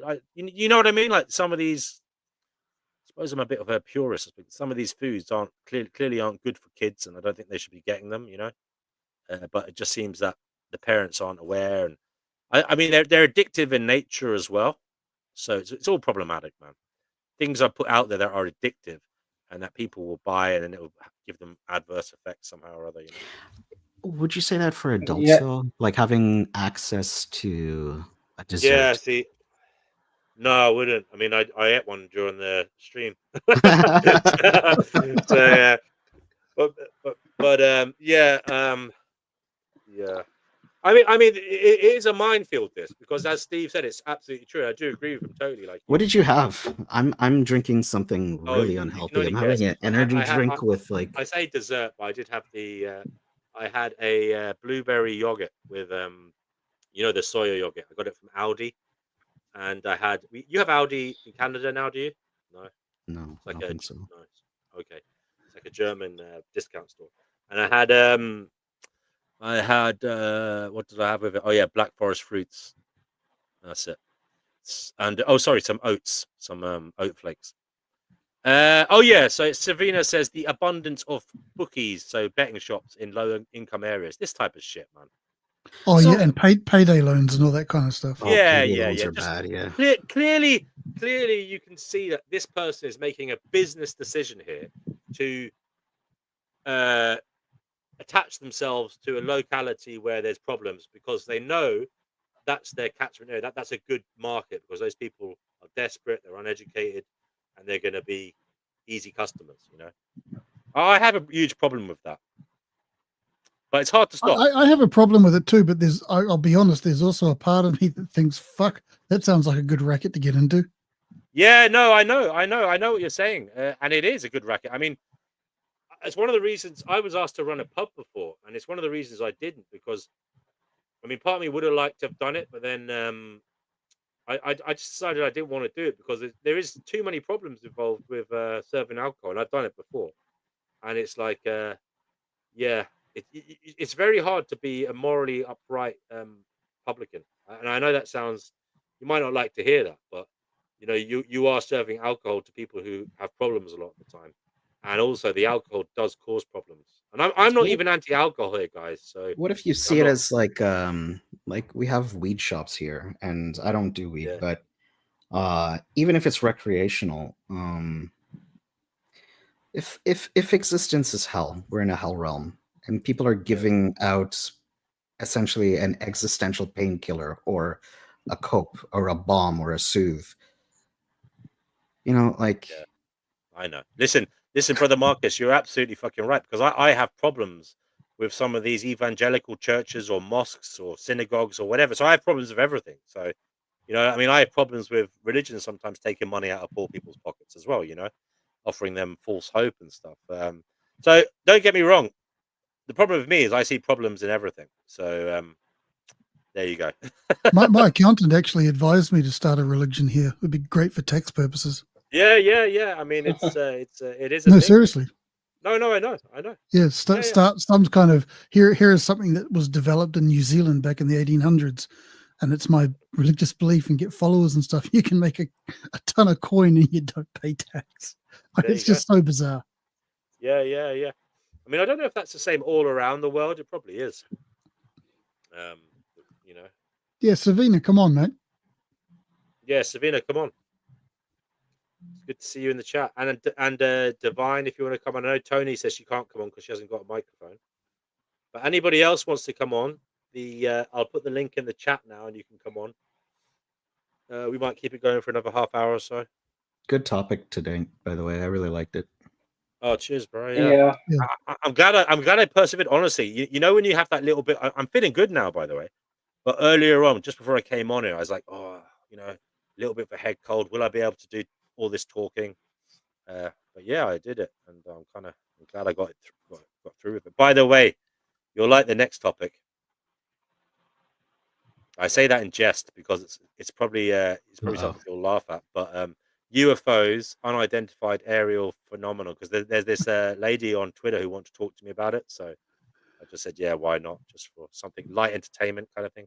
Oh, so you're gonna have her on, or it's gonna be Yeah, like she said. Teams I live said stream? she can come on. She's apparently some kind of enthusiast, expert, and stuff. So Is it ufologist or something they call themselves? yeah, something like that. So I mean, I am interested in the history of it, and like the phenomena, like of all these alien abductions and stuff. You know, as in like, you know, the psychological, like how they seem to happen in bursts as well. You know, someone says it on the radio, and then a whole load of people suddenly get abducted. You know. But it's not as big as it was. Definitely not as big as it was. And I suppose that's because a lot of people are on antipsychotics now. But I remember, like in the 80s and 90s, you'd hear about alien abductions a lot, It right? was really popular, yeah. I think Yeah. what's it called? Like the media also had a part to play. Like what was it? There was the X Files, there was Yes. Roswell, there was like so many shows about it too. Yeah. There's a lot to be said. I mean, I suppose it's the other side because people. I remember like Unsolved mysteries. people make up shit to get paid to have a story in the tabloids and stuff like that. You know. You know the way the tabloids pay for a fucking feature or a magazine does. So that goes on as well, you know. In the 80s and 90s, there was also the Satanic Panic that was also was that? contributing to the zeitgeist. What was that? I can't remember. That. Oh, it was big in Christian circles. The whole thing about backwards masking in music and the evils. Oh yeah, of I rock remember. and No, roll I and remember all that. visiting my cousins once, and they were saying about the music. If you played the music backwards, it says this or that. Yeah, and they were saying all the rock music was doing it. Yeah, I remember that. And there was something going around about satanic, like devil worshippers abducting children for satanic sacrifice and all that. Well, that's still kind of going on, isn't it? With That's true. I mean, they're still saying that with Pizzagate and all that, you know, in America, QAnon. I mean, that's a lot of Trump's voters are off that mindset, you know. Yeah. By the way, did you guys see any of the news this week? Anything interesting came up? I mean, that bloody earthquake in Myanmar and Thailand looked terrible. Did you see that? Oh yeah, Terrible, man.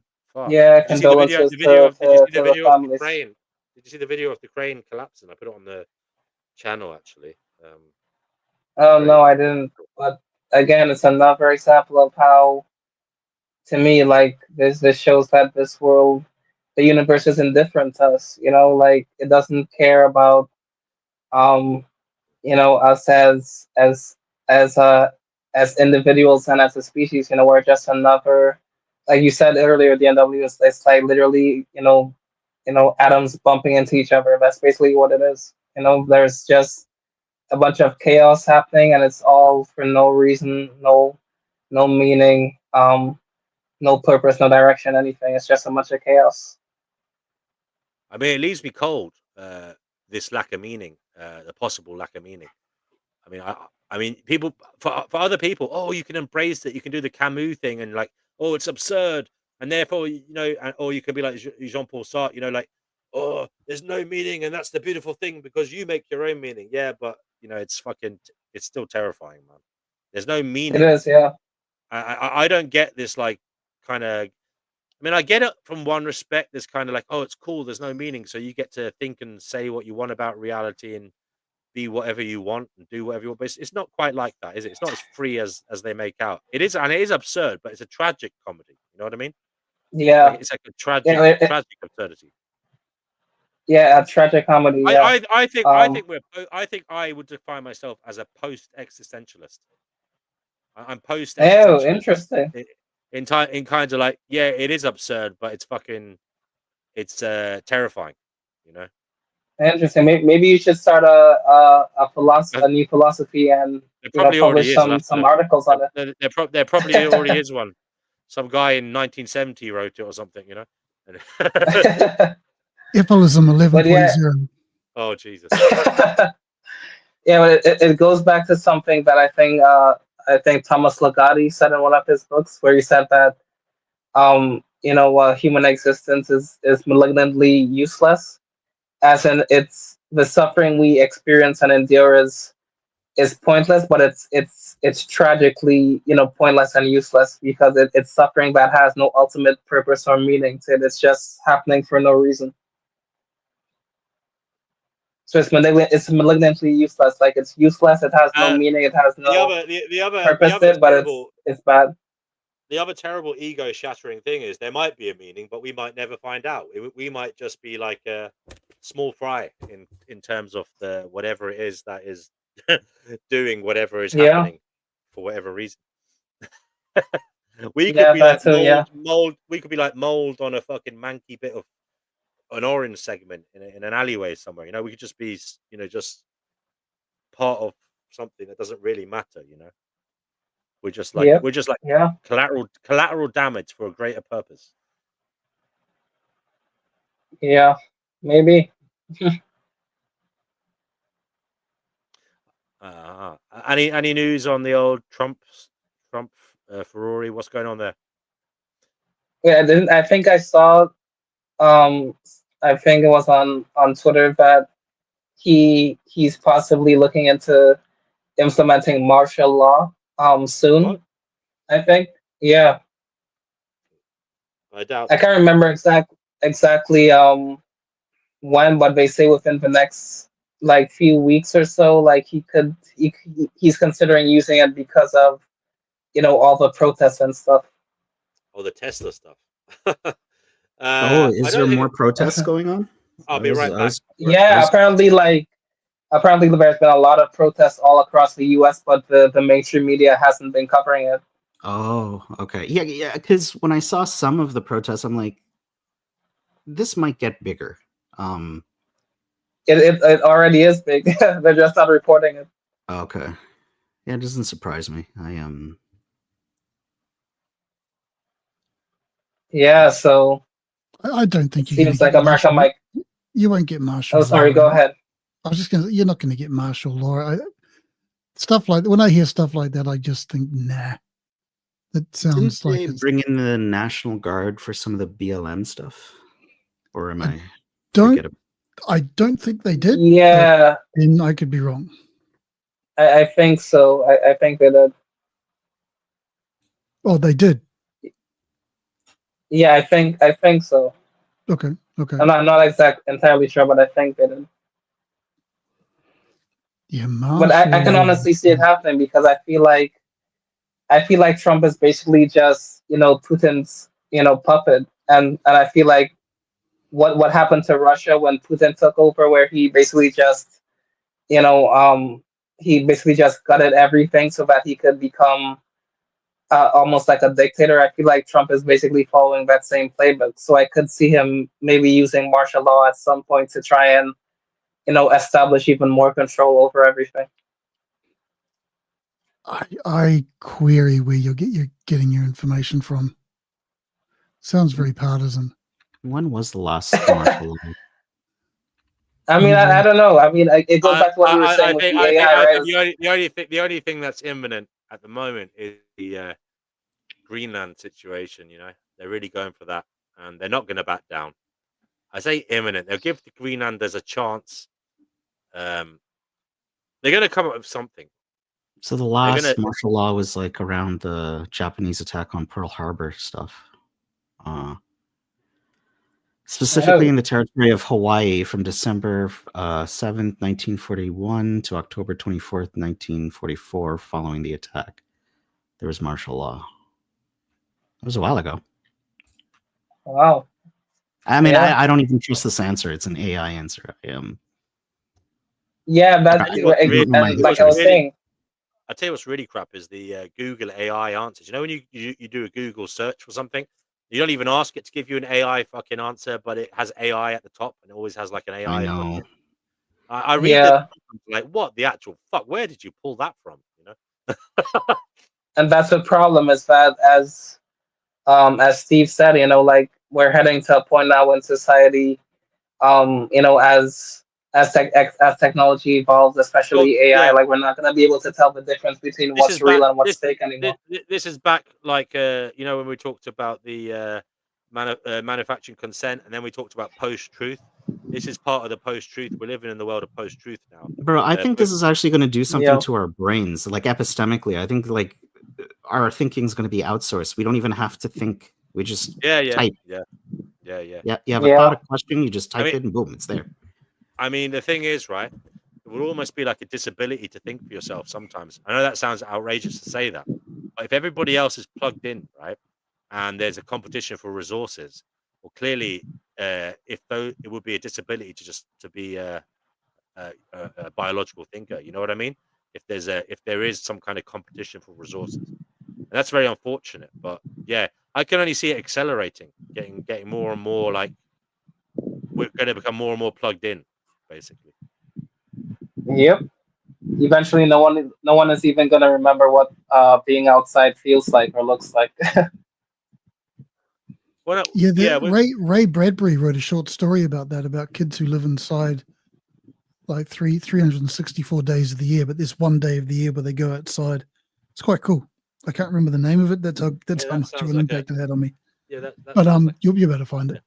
How's the hikikomori stuff in Japan? Is that was climbing? And then I stopped seeing it in the news, but I don't know. I don't know, but I don't know about hikikomori, but I do know. I think I've said it before that the men in this country are definitely becoming more conservative in a very Japanese way, whereas the women are becoming more outward looking. Interesting. Well, that's definitely not going to help the birth rate. No, it doesn't help it at all. And I think I saw today that in Japan the overall suicide rate has dropped to its lowest point since 1978 or something, like since they started doing recording. But good, right? the caveat is that the youth suicide rate is at its highest rate ever. Like it's worse than ever. So like overall, the suicide attempted? rate. No, not attempted. Like completed suicides among young people. It's at its worst point ever. Yeah, there's a lot of hopelessness here. Absolutely. Yeah. I mean, Japan's going down really fast, like really, really fast.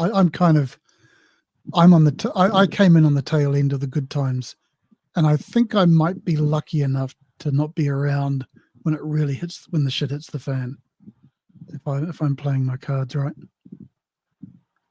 but it is. I mean, It it is sounds similar. going down. Yeah, it sounds similar to like what's happening in America and other Western countries with respect to I think the economists and philosophers call it the what is it the end of capitalism, or it's not the end, but it's another term they use basically to signify the end of capitalism. And I think they have hypothesized that it's capitalism is going to transition into a sort of neo technological feudalism, where like the billionaire class, especially those involved in technology, like Musk and um, what's his name, the Facebook guy, Zuckerberg. They're basically going to become like the feudal whatever serfs or something in the past, where they basically just control everyone else, and it's basically society is basically run like how it We seem was to be. in back in the We day with seem the to feudal be. system. We seem to be already there. But yeah, so yeah, we're basically watching the death of capitalism, and we're basically in the last stages of it. I've been hearing that for a while, but maybe it's true. Yeah, I I mean think it's there's going becoming to more be and more some difficult. pretty rapid changes across the world over the next 10 years that are gonna, like, they're just going to blow our minds. Yeah, The way things are going, and they're not going to be good. I think. Yeah, it's just not going to be good. What do you think of this Arctic situation? Putin mentioned that the world should take very seriously Trump's vocalizations about Greenland, but I think he only said that to support Trump, basically, and hmm also, yeah, I think he's basically he's getting involved now. He's probably saying something to make the rest of the world worried that, oh yeah, America's right.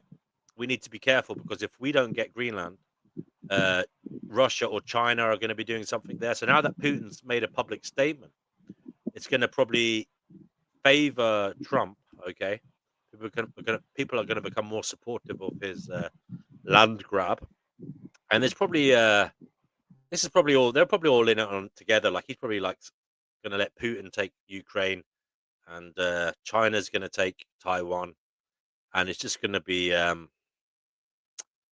these three empires growing and growing, and Europe will have to stand alone, and Canada and New Zealand, and yeah, we'll see. yeah. Well, I Worrying think I times. saw. Yeah, I think I saw. I think it was today or yesterday.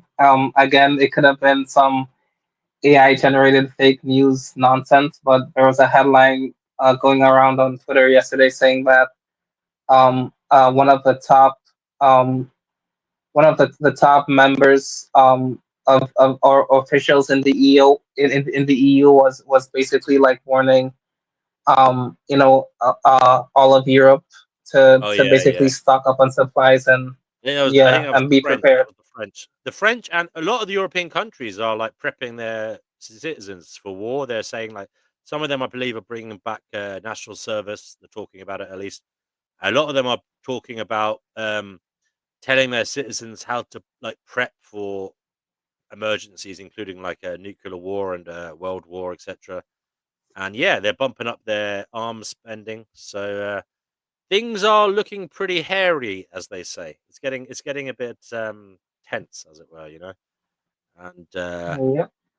yeah, I think it's bound to happen at some stage because we're just on the precipice. We're on the edge socially and as well because with this AI, it's almost like whoever gets there first gets the keys of the kingdom. They get the keys to the engine that will drive the techno dystopia, you know, forever.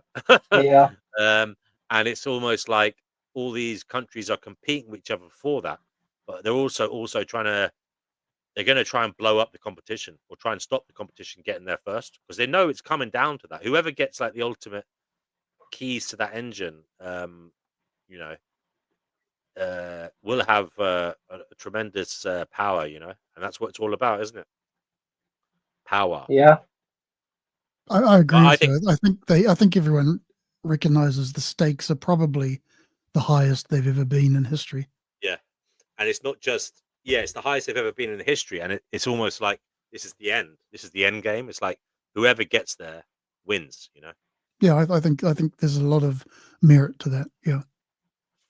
So I think we're bound to have a massive series of conflicts, if not a World War III.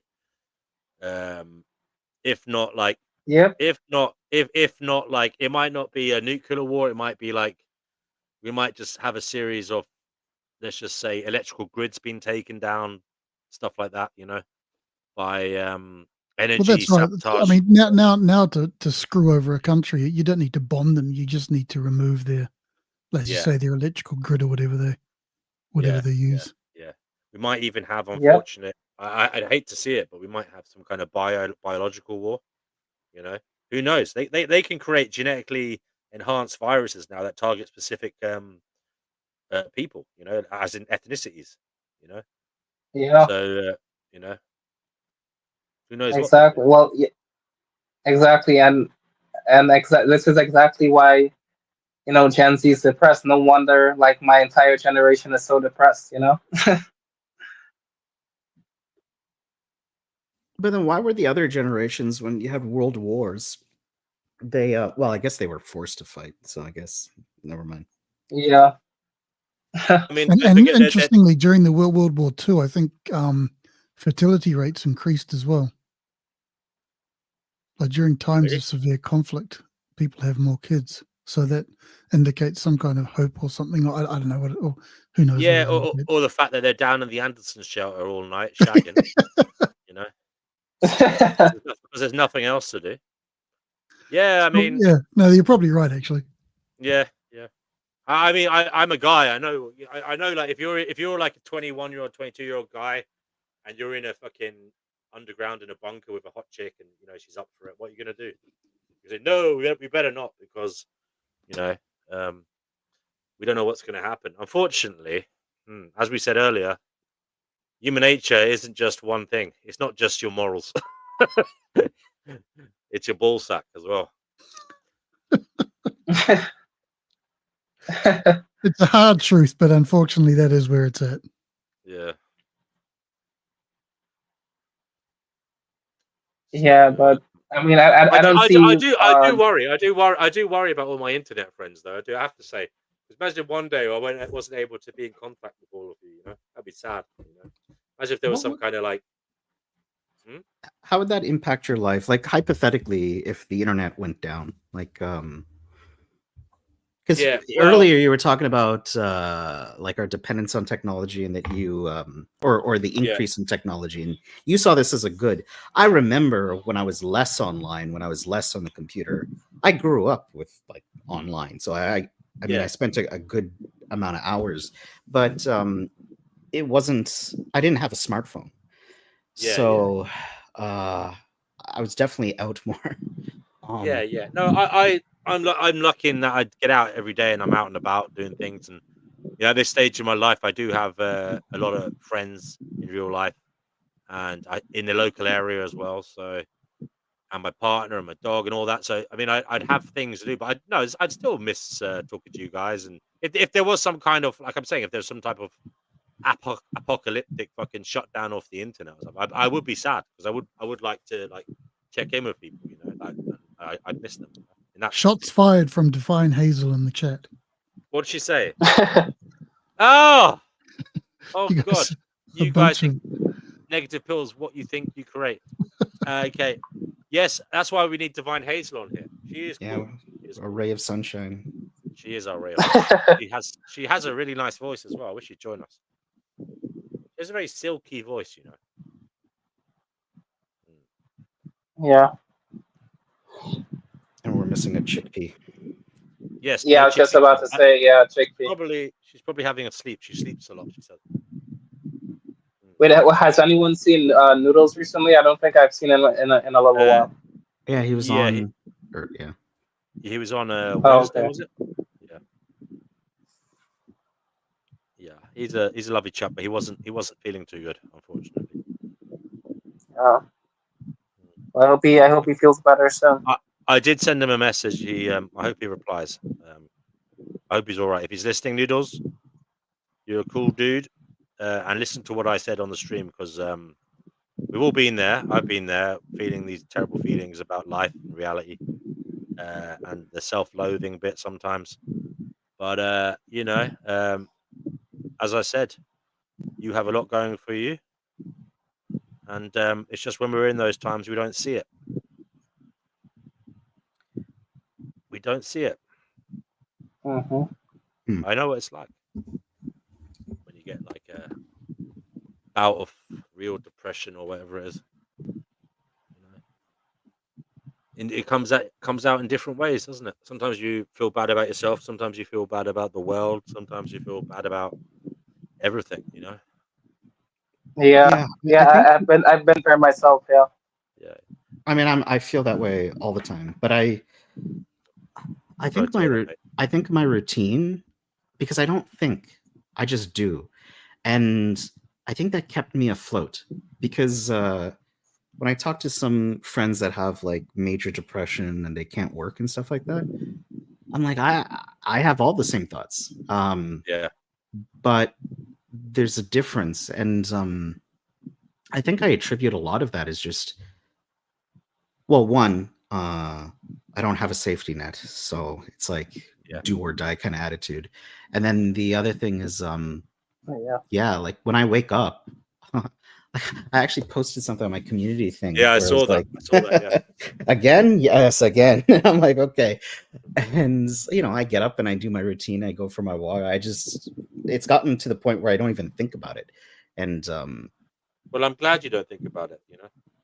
yeah, because if I think about it, I'm likely not to do it. Sometimes I get a bit sad because there is a marked. I'll be honest, brother. There was a marked kind of more kind of depressive exhibition on your like post. You know, in the last, I don't know, few months or so, last 6 months or so.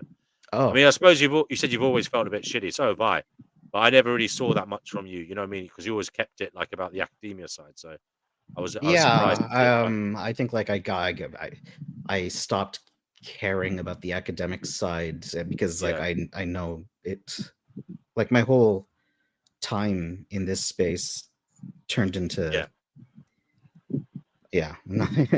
Oh no, The you past, you have a lot. You have a lot to be proud of, brother. You shouldn't let other people's stuff get you down. You know, in this space either, because you acted always with your own good intentions, and I don't think you. I'm disheartened by the state of Don't. affairs of the. Well, listen, I don't think you should. You're kind of listen. No matter what area of the internet you go into, there's going to be contention, and there's going to be arguments, and it is what it is. It's just the internet, for crying out loud, you know. This is And you've always DNW with his hope is eternal speech. no, but it is always that is the internet. There's always going to be problems, and you didn't start out with negative intentions. You know, you were literally trying The to. road to hell is paved with good intentions. That's true, but that's for I, Uh-huh. everyone. It's I not know your I fault. no like I actually thought there was something that could be developed into something more serious, and then years later I'm talking about marzipan and sperm donation. It's kind of like it's a circus, and intellectually at least, and I'm just disappointed in that, just where the space has turned into in academia. I could ignore the YouTube stuff, but Oh yeah, in the yeah. academic world, it's just disappointing. And yeah.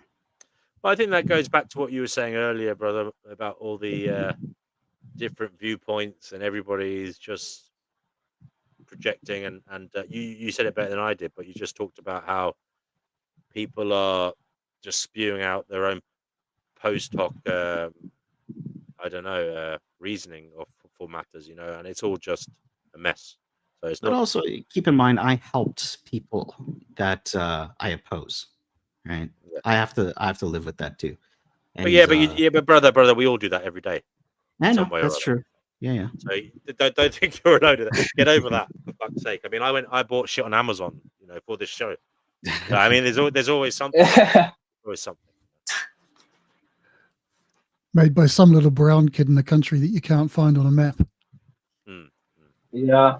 exactly. So there's always we're all causing problems, But also some of my posts, like I've gone through things I'm not going to post personally, but like Of course. I've been in relationships, out of relationships. Yeah. Some friends, I've been open about, like, some of my friends have died. I think Yes.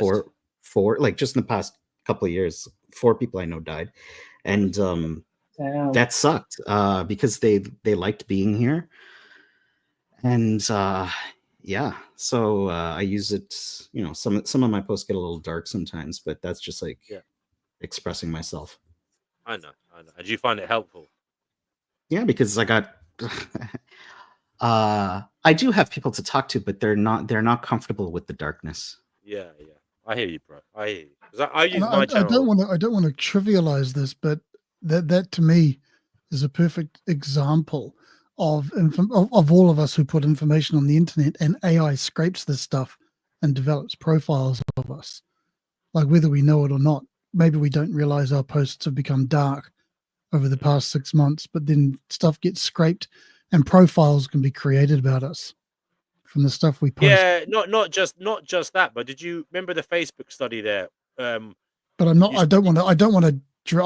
Like I said, I'm not No, trying to the, trivialize things. the algorithms may well start showing you more negative shit as well. That may Okay, that affect might happen. Yeah. I'm just saying Yeah. that as well. It's What's fucked interesting? up. Oh, Oh, go ahead. no, just gonna say condolences to Divine Hazel in the chat because she said her niece passed away Oh, Oh recently. wow, yeah, my Yesterday. condolences. Yeah. Oh crap! I'm really sorry to hear that, Hazel. I hope she passed Yeah, away peacefully. it's awful. That's Only terrible. in her That's 30s. so young. Damn. God Yeah. damn it. Sorry to hear that, Hazel. Yeah. Holy shit, man! It's fucking. Oh yeah. Well, what can I say? What can I say? There's nothing I can say to make anything okay.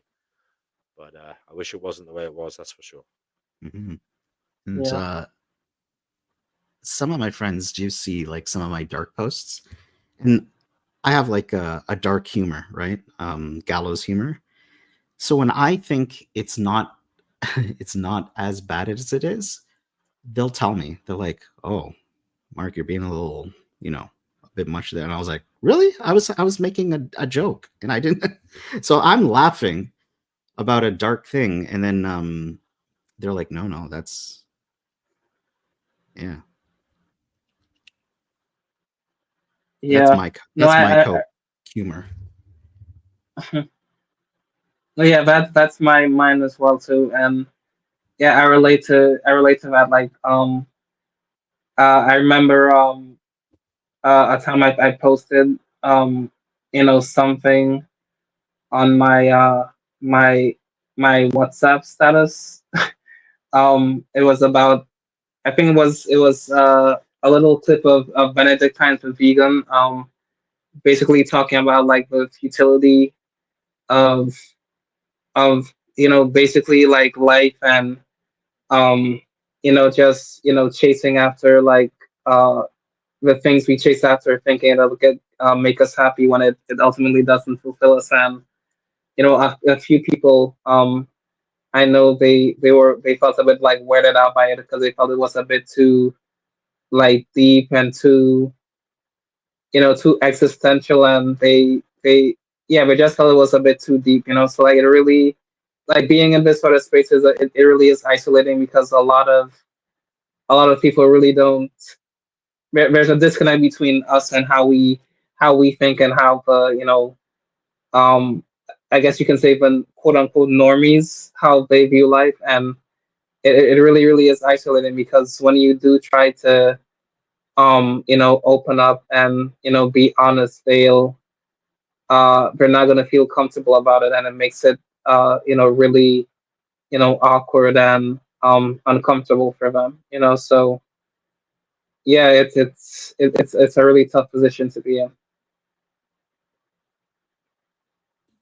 Yeah.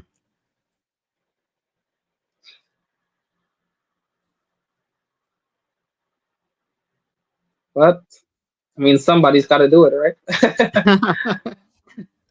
Well, do they like because there's that part of the studies that was saying that if you post, well, what did it say? The Facebook study where negative posts, people are likely to post more negative stuff. Like, is it just a snowball effect of negativity? I Yeah, question that. it can be. Yeah, I guess it It depends. also begs the question about what's a negative post. Yeah. Like, I'd like to see Yeah, what they mean by that. that's a good question. Yeah, because I feel like and a lot of people have brought attention to this in recent like years, like especially like around the time that Trump got elected. Like they've noticed that there's been a shift in language and like how we tend to define and describe like certain certain certain things, like normally like certain um certain things that usually would be described as maybe positive or negative. They're being redefined in such a way that it makes it very difficult to categorize if it's truly like positive or negative. Like for example,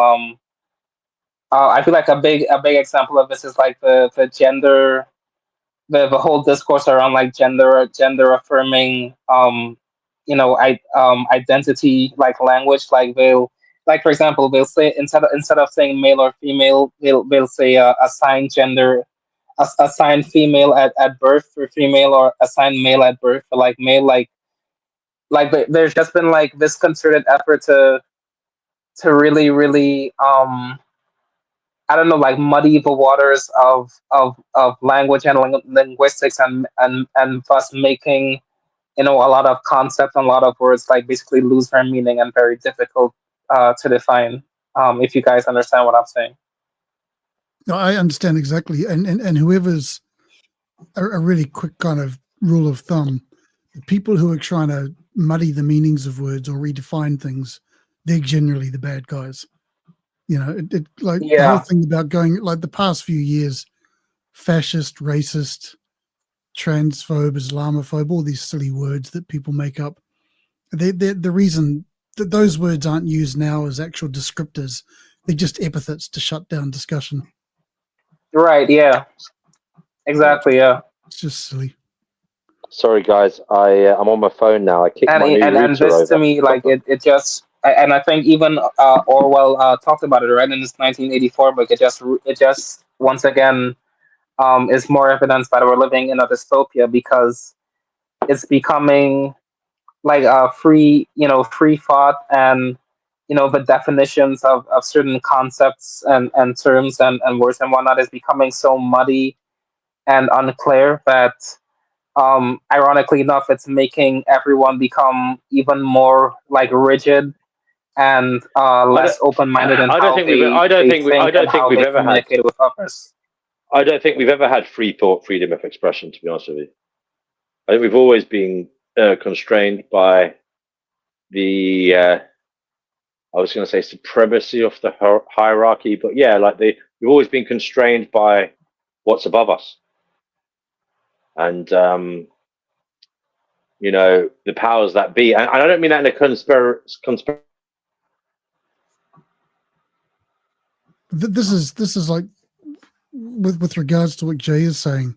This is why I'm such a stickler for definitions.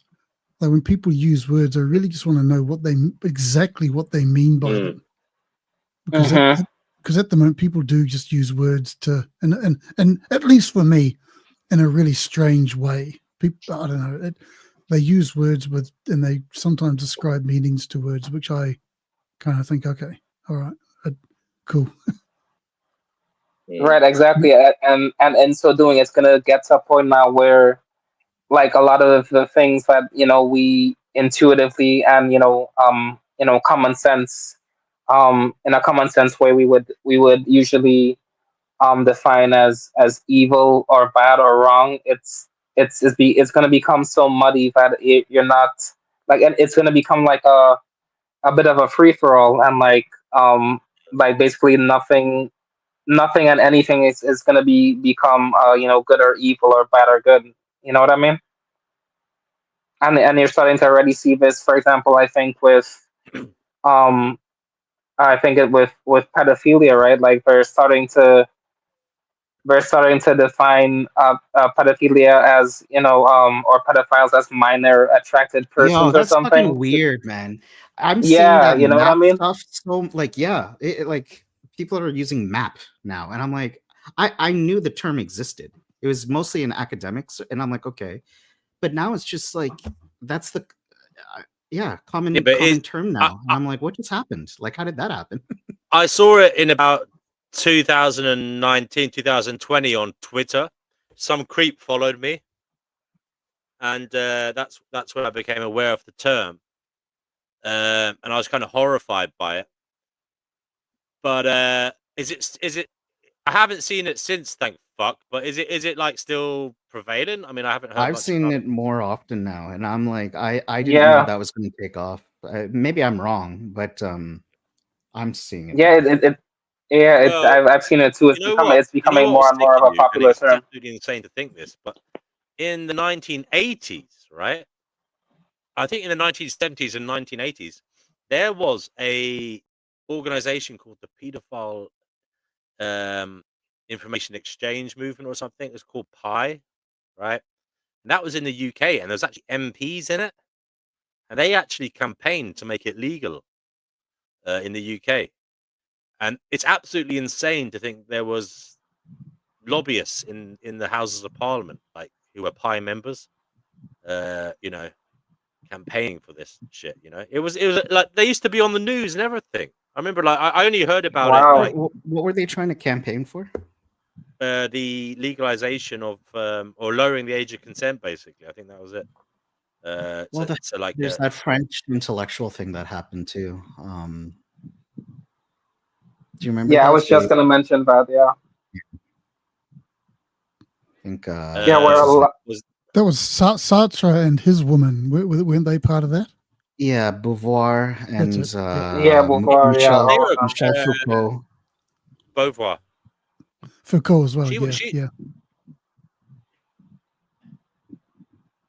Yeah, God, it's really disappointing when people you've read, or that that you agree with them in one area, you think that their work's in one area, and then they turn out to be fucking creep in another area.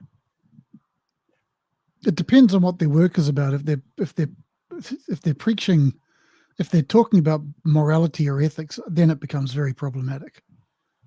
But if it's Yeah. another area, it becomes a bit less so. At least I think. But I do There's get what you mean. there's an organization in philosophy called Minorities and Philosophy MAP, and I I wanted to like comment or email them and be like, you should really change your name because like this ain't going to help your organization. Yeah, I mean, it's Yeah. bad enough being a pediatrician in a living near a council estate. Do you ever hear about that? There's been cases of pediatricians being attacked because people thought they were pedophiles. What the Really? fuck? Um, Wow. yeah, there have been cases. Yeah, yeah. Oh Jesus! That I just Who knows? people But you, Wow. you can understand that's fucking that's how dumb. dumb people are. That's how dumb people are. I remember being in school, like, and do you remember some people when they, homosexual, heterosexual, and there was a certain age when people didn't know which, they couldn't remember which was which. You know what I mean? And No, it's like, well, when you were like when you were like 7 or 8, when you first hear the words, you know what I mean? That kind of age. I'm just saying, this is the type of thing though in society. I mean, these probably were teenagers, Yerf dogs, who did that. You know what I mean? They're probably like a young kid or like 11, 12-year-olds who attack them. I don't know. I can't imagine it being an Wow. adult. But there's stupid people out there, man. You know, imagine attacking Yep. a fucking a children's doctor because you thought he was a pedophile. Yeah, what the hell? That's a big Yeah. mistake. Yeah. Have you seen some of the stuff? There's clips going around of these pedophile hunters just smacking the shit out of people that they find. I was going to say, Yeah. like YouTube, and there's a couple of, I remember, I forgot when, these pedophile hunters, they like create channels and stuff, and I heard they're Yeah. big, get a lot of views, and I imagine that's gone up too, right? Maybe, I don't know. Yeah, Well, I mean, there's a yeah, guy. of course There's it a has. guy But called there Alex was a. Rosen. Sorry. No, you go. Oh no, I was going to say there was an American cable show TV program, wasn't it, to catch a predator or something? I remember Oh watching yeah. on like Yeah. I'm Chris Hansen. that was like Take the a first. seat. Yeah, it was the first one, wasn't it? It was like, and now they all copied him basically because he But used to even go the on and Chris he's Hansen like, series, they got stung by, I think it was an attorney general killed himself because of that program, and that I think that basically closed the series down. but why? Why did he kill Wow. himself? I mean, he got Uh, caught, right? He was one. Caught He wasn't or wrong. suspected. You know, but this is the thing. You know, there's we're all in agreement that what these people do is horrific, and there's no debate about that. But Mm-hmm. when we get into the vigilante justice side of things, it becomes very messy, and I'm a little bit worried about the stuff I'm seeing. You know, like I say, people getting the shit kicked out of them in supermarkets and stuff, and it's. Well, yeah, I don't because know. as you say, mistakes can happen, and the wrong person can be targeted, like merely because they look like someone or something like that. But even if you've Yeah. got the right, Or even if you've got the right guy, you know, these people are, and no matter who pushes back on me, they have a right to due process.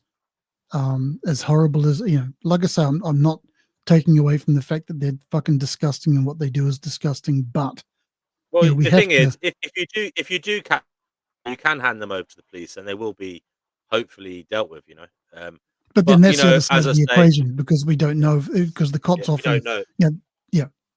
Do they get dealt with? Do Well, they I'm get not the set cops. free? I have nothing against the police. The police want these guys locked up. You know, it's the system. It's the justice system. You know, that's the problem. You Do you remember the episode White Bear from Black Mirror? know? No, I never no. saw that series. Neither did I, and I've No. been told so many times to watch it. And brother Marcus, you might have even said it to me, but someone said I will love it. So yeah, I can't believe I haven't because I used to read Charlie Brooks. Wrote that. And he was a Guardian columnist, and I used to love his writing. Yeah. Go on anyway. Hmm? You said White Bear or something. What was it? Well, What if was it? you haven't, if nobody's seen it, it's not. So there's the premise is that it's kind of like that movie you guys were talking about, like that guy who has to write down notes so he remembers. Memento. Yeah, Memento. So they wipe this woman wakes up into a house and she has had her memory wiped, and she has to live out this day where people are like photographing her or videotaping her, and it's kind of like a park or a circus, and she goes through all these trials, and it looks like she's a victim, but it turns out she did something very bad, and that's her like torment, is that she's on public display because of this bad thing she's done, and it makes you question this idea of public vigilantism and amusement of like perpetual punishment, and whether or not it's justified. Like those episodes, like each episode is a different. It's kind of like the Twilight Zone, but it's always mixed with with technology. It's like philosophical thought experiments, and makes you question. Just makes you question. I highly recommend it. Yeah. Apparently they're coming out with a season 7. Awesome. Yeah, I've heard a lot of people recommend the show to me as well, and I think I've seen like a couple of YouTube videos like breaking down a couple of a few of the philosophical like things that the show brings up, and yeah, I've seen like little clips here and there. So yeah, I'll definitely check it out. I don't know how I feel about vigilantism. There was one time that I went to a police station because someone did something bad to me, and then the police officer's like, if you don't have any way to legally pursue this, I don't think there's anything you can do. And I said, okay, so what do you recommend? And he flat out said, well, you could break his fucking legs. And I was like, what? And I'm like, yeah, I know. And I was like, what did you just say? He's like, well, you could do that. I'm like, what the fuck is happening right now? And there's street justice and people do that. And I'm like, okay, well, I mean, I didn't, for the record, I didn't do that. Yeah. But I was surprised that a police officer said that. And Yeah. and then I just see what people get away with, and I see how the legal system like falls short of actual justice, and Right. it makes me like I don't even know how I feel about any of that anymore. I hear you, brother. I hear you. Yeah. I hear you big time. What a thing to tell a So, person. guys, I think we'll wrap this up here, if that's okay. End the stream anyway. That's Guys, good. you I was chat about if to you want. bail, so that's good. Thanks for Yeah, the yeah. live stream. It was, I really liked the topic. Yeah, no, it was good. As I say, I'll try and make some presentations. I can't always make them because of time and stuff, but when I can, I will. The time went by so fast while you were speaking. I was like, wow, 2.5 hours went by. Damn. Yeah, I couldn't believe it when Steve said that. But I don't think the presentation on Monday is going to be as good. But hopefully it'll be light entertainment if you guys are around. UFOs and whatever, that's going to be. Sometimes it's good to have a bit of a lighter subject. Absolutely. In my view, anyway. Have some fun. Yeah. Exactly. All right, No, guys. Well, look, well have done, a mate. good You weekend. did well. Yeah, take and we'll everybody who's watching, thank you very much. On Twitter, there's a load of you. It's really weird, guys, right? I have 58 people watching on Twitter, yeah. Whoa. 4 people on YouTube. 58, and you can go on there. There's 50, but they never comment. They never do anything. It's really weird. Maybe I gotta they're go. bots. Someone's at the door. I gotta bail. Take it easy, fellas. Take care. Brother. See you All later. right, take care. Yeah, maybe What they're if like is it maybe they're bots? I don't know, bro. I have Maybe. no idea. It's really bizarre. That's Really creepy. It is, yeah. people watching. Right, there's 57 people watching right now, yeah, and there's not one of them commenting. Comment if you're on Twitter and you're watching on X. And you comment in the fucking live chat. Weird, creepy fuckers. Those are bots. Yeah, she says they're bots. Well, what the fuck? Why are bots watching and not saying it? What the fuck are they doing, Divine Hazel? Thank you. If this goes back to the whole dead internet Fucked theory up shit. thing. Yeah. I've never had such high viewer ratings, and it's a load of fucking bots. What the fuck? Do you think they're recording everything we're saying just to fucking put it into an algorithm or something? Yep, definitely. Yeah, probably. Hey man, it's interesting Brother Marcus, stuff. You're both on Twitter. You can go on there. You can see it's live, and there's 57 views right now. If you go on it, and I can actually see it on the StreamYard side. I can see on my StreamYard, right? It tells me from where my viewers are coming. So at the moment, I've got 5 on YouTube, and I've got 58 on the Twitter page, right? Live watching right now. Yeah, there's 63 people watching. Wow, yeah, 58. They're just I clicked on it. Yeah. Wow, that's a lot of people. Yeah, it just went up, but not one of the cunts are saying anything. So you know what? Fuck you, all you people, all you wankers watching on X. Fuck you, you fucking miserable cunt. We all went to this effort tonight to fucking talk and be and you wankers just, stayed silent and just fucking, be we're all creepy, remaining like fucking weird silent people, Fuck you guys. We don't need you guys. Honestly, It's fuck you, engagement. It's arsehole. Well, it is. I don't know who the fuck it is, man. Jesus Christ, Yeah. it's creepy. you got fans. Yeah.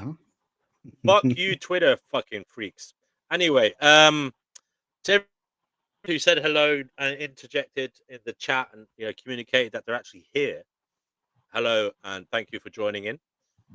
If any of you weird, shy observers from Twitter want to say hello, now is your time. If not, well, go get fucking I don't know.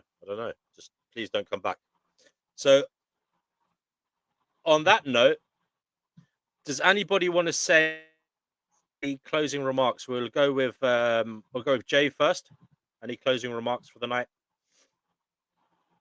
No, I just want to say thanks again for providing this space for us all to congregate and share our thoughts, and where we can get to interact with our uh, fellow like-minded people, and we can learn from each other. So thank you. Okay, brother, you're welcome. Brother Marcus, is there anything you'd like to say in closing on the topics or anything that came up tonight? Anything at all? Yeah, thank you for the topics. I found it very refreshing to go over these. I can't hear you, Brother Marcus. Can you hear him, Jay? Test, hello. Yeah, I can hear Oh, him. yeah, we hear you. Okay. I was just hear you saying, now. I heard you now. it's been like a while since I looked at some of these studies, and so it was a nice refresher. So I appreciate that, and because I find it like a type of maybe human nature, but also epistemic. It's a humbling thing to be aware of some of these observations, and um, I I think that helps with my thinking, and so yeah, I'm just grateful to get that refresher again. So appreciate the live stream and the conversation as well, and yeah, thank you, and I hope everybody has a good weekend. Thank you. And really, thank you so much for supporting the channel as you did, mate. That was really kind of you. And I want to say thanks to Divine Hazel. She said thanks as well. Thanks to everybody, not just me. It's a lovely time to spend, together. It's more functional spend a Friday night for me than I have spent Friday nights in the past. I've had some pretty dysfunctional nights in my life, so this is a good Friday night. Thank you guys. And thank you to Savina who was here, and but she couldn't come on because her battery was she was a bit drained from her working week.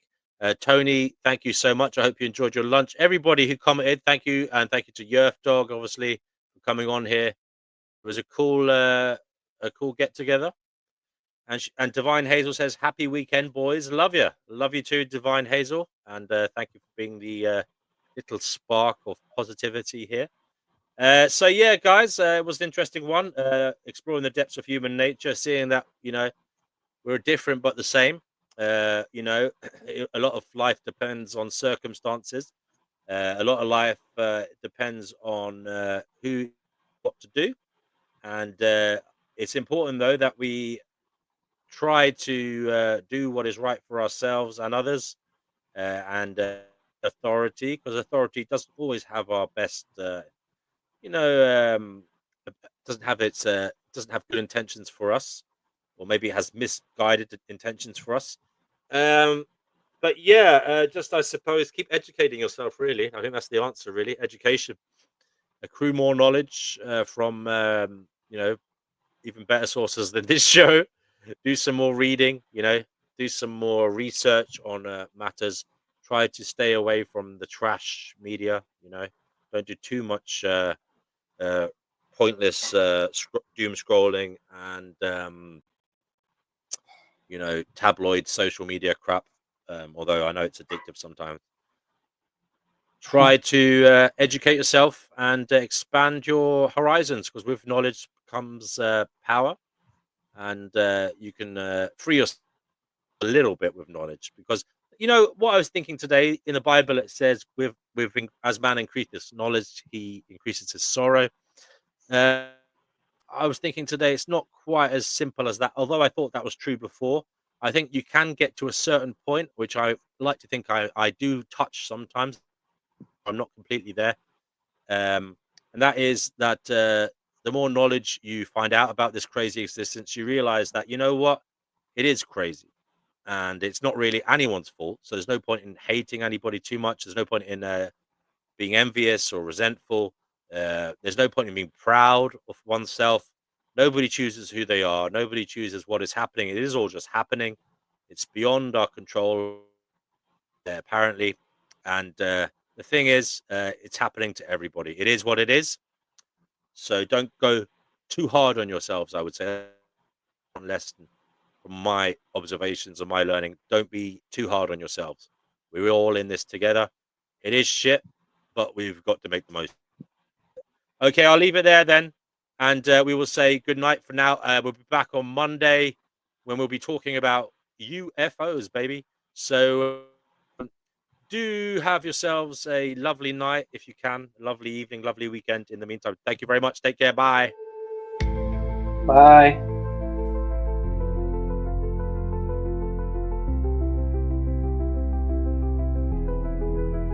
Truth is fleeting, shadows call.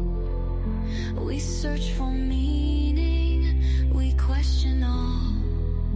The path is winding, the veil is thin. Beyond illusion, let the journey begin. Seeking knowledge, breaking chains. Through the echoes, through the pain. One more question, one more spark.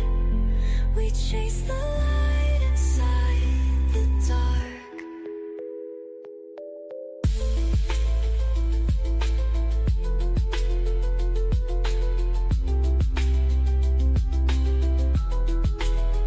Voices whisper, thoughts collide. Truths are hidden deep inside. The world's a riddle, a shifting dream. Reality isn't what it seems. Seeking knowledge, breaking chains. Through the echoes, through the pain. One more question, one more spark. We chase the light inside the dark. Until next time, keep your mind wide. Stay curious and let wisdom guide you. Let us hope we each seek what we're meant to find. Make Gnosis bring you peace of mind.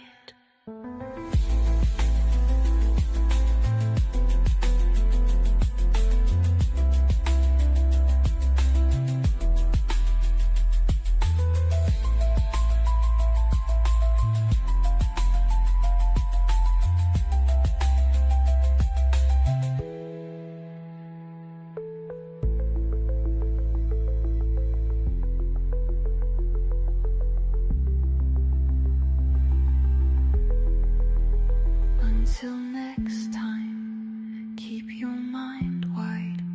Stay curious and let wisdom guide you. Let us hope we each seek what we're meant to find. May Gnosis bring you peace of mind.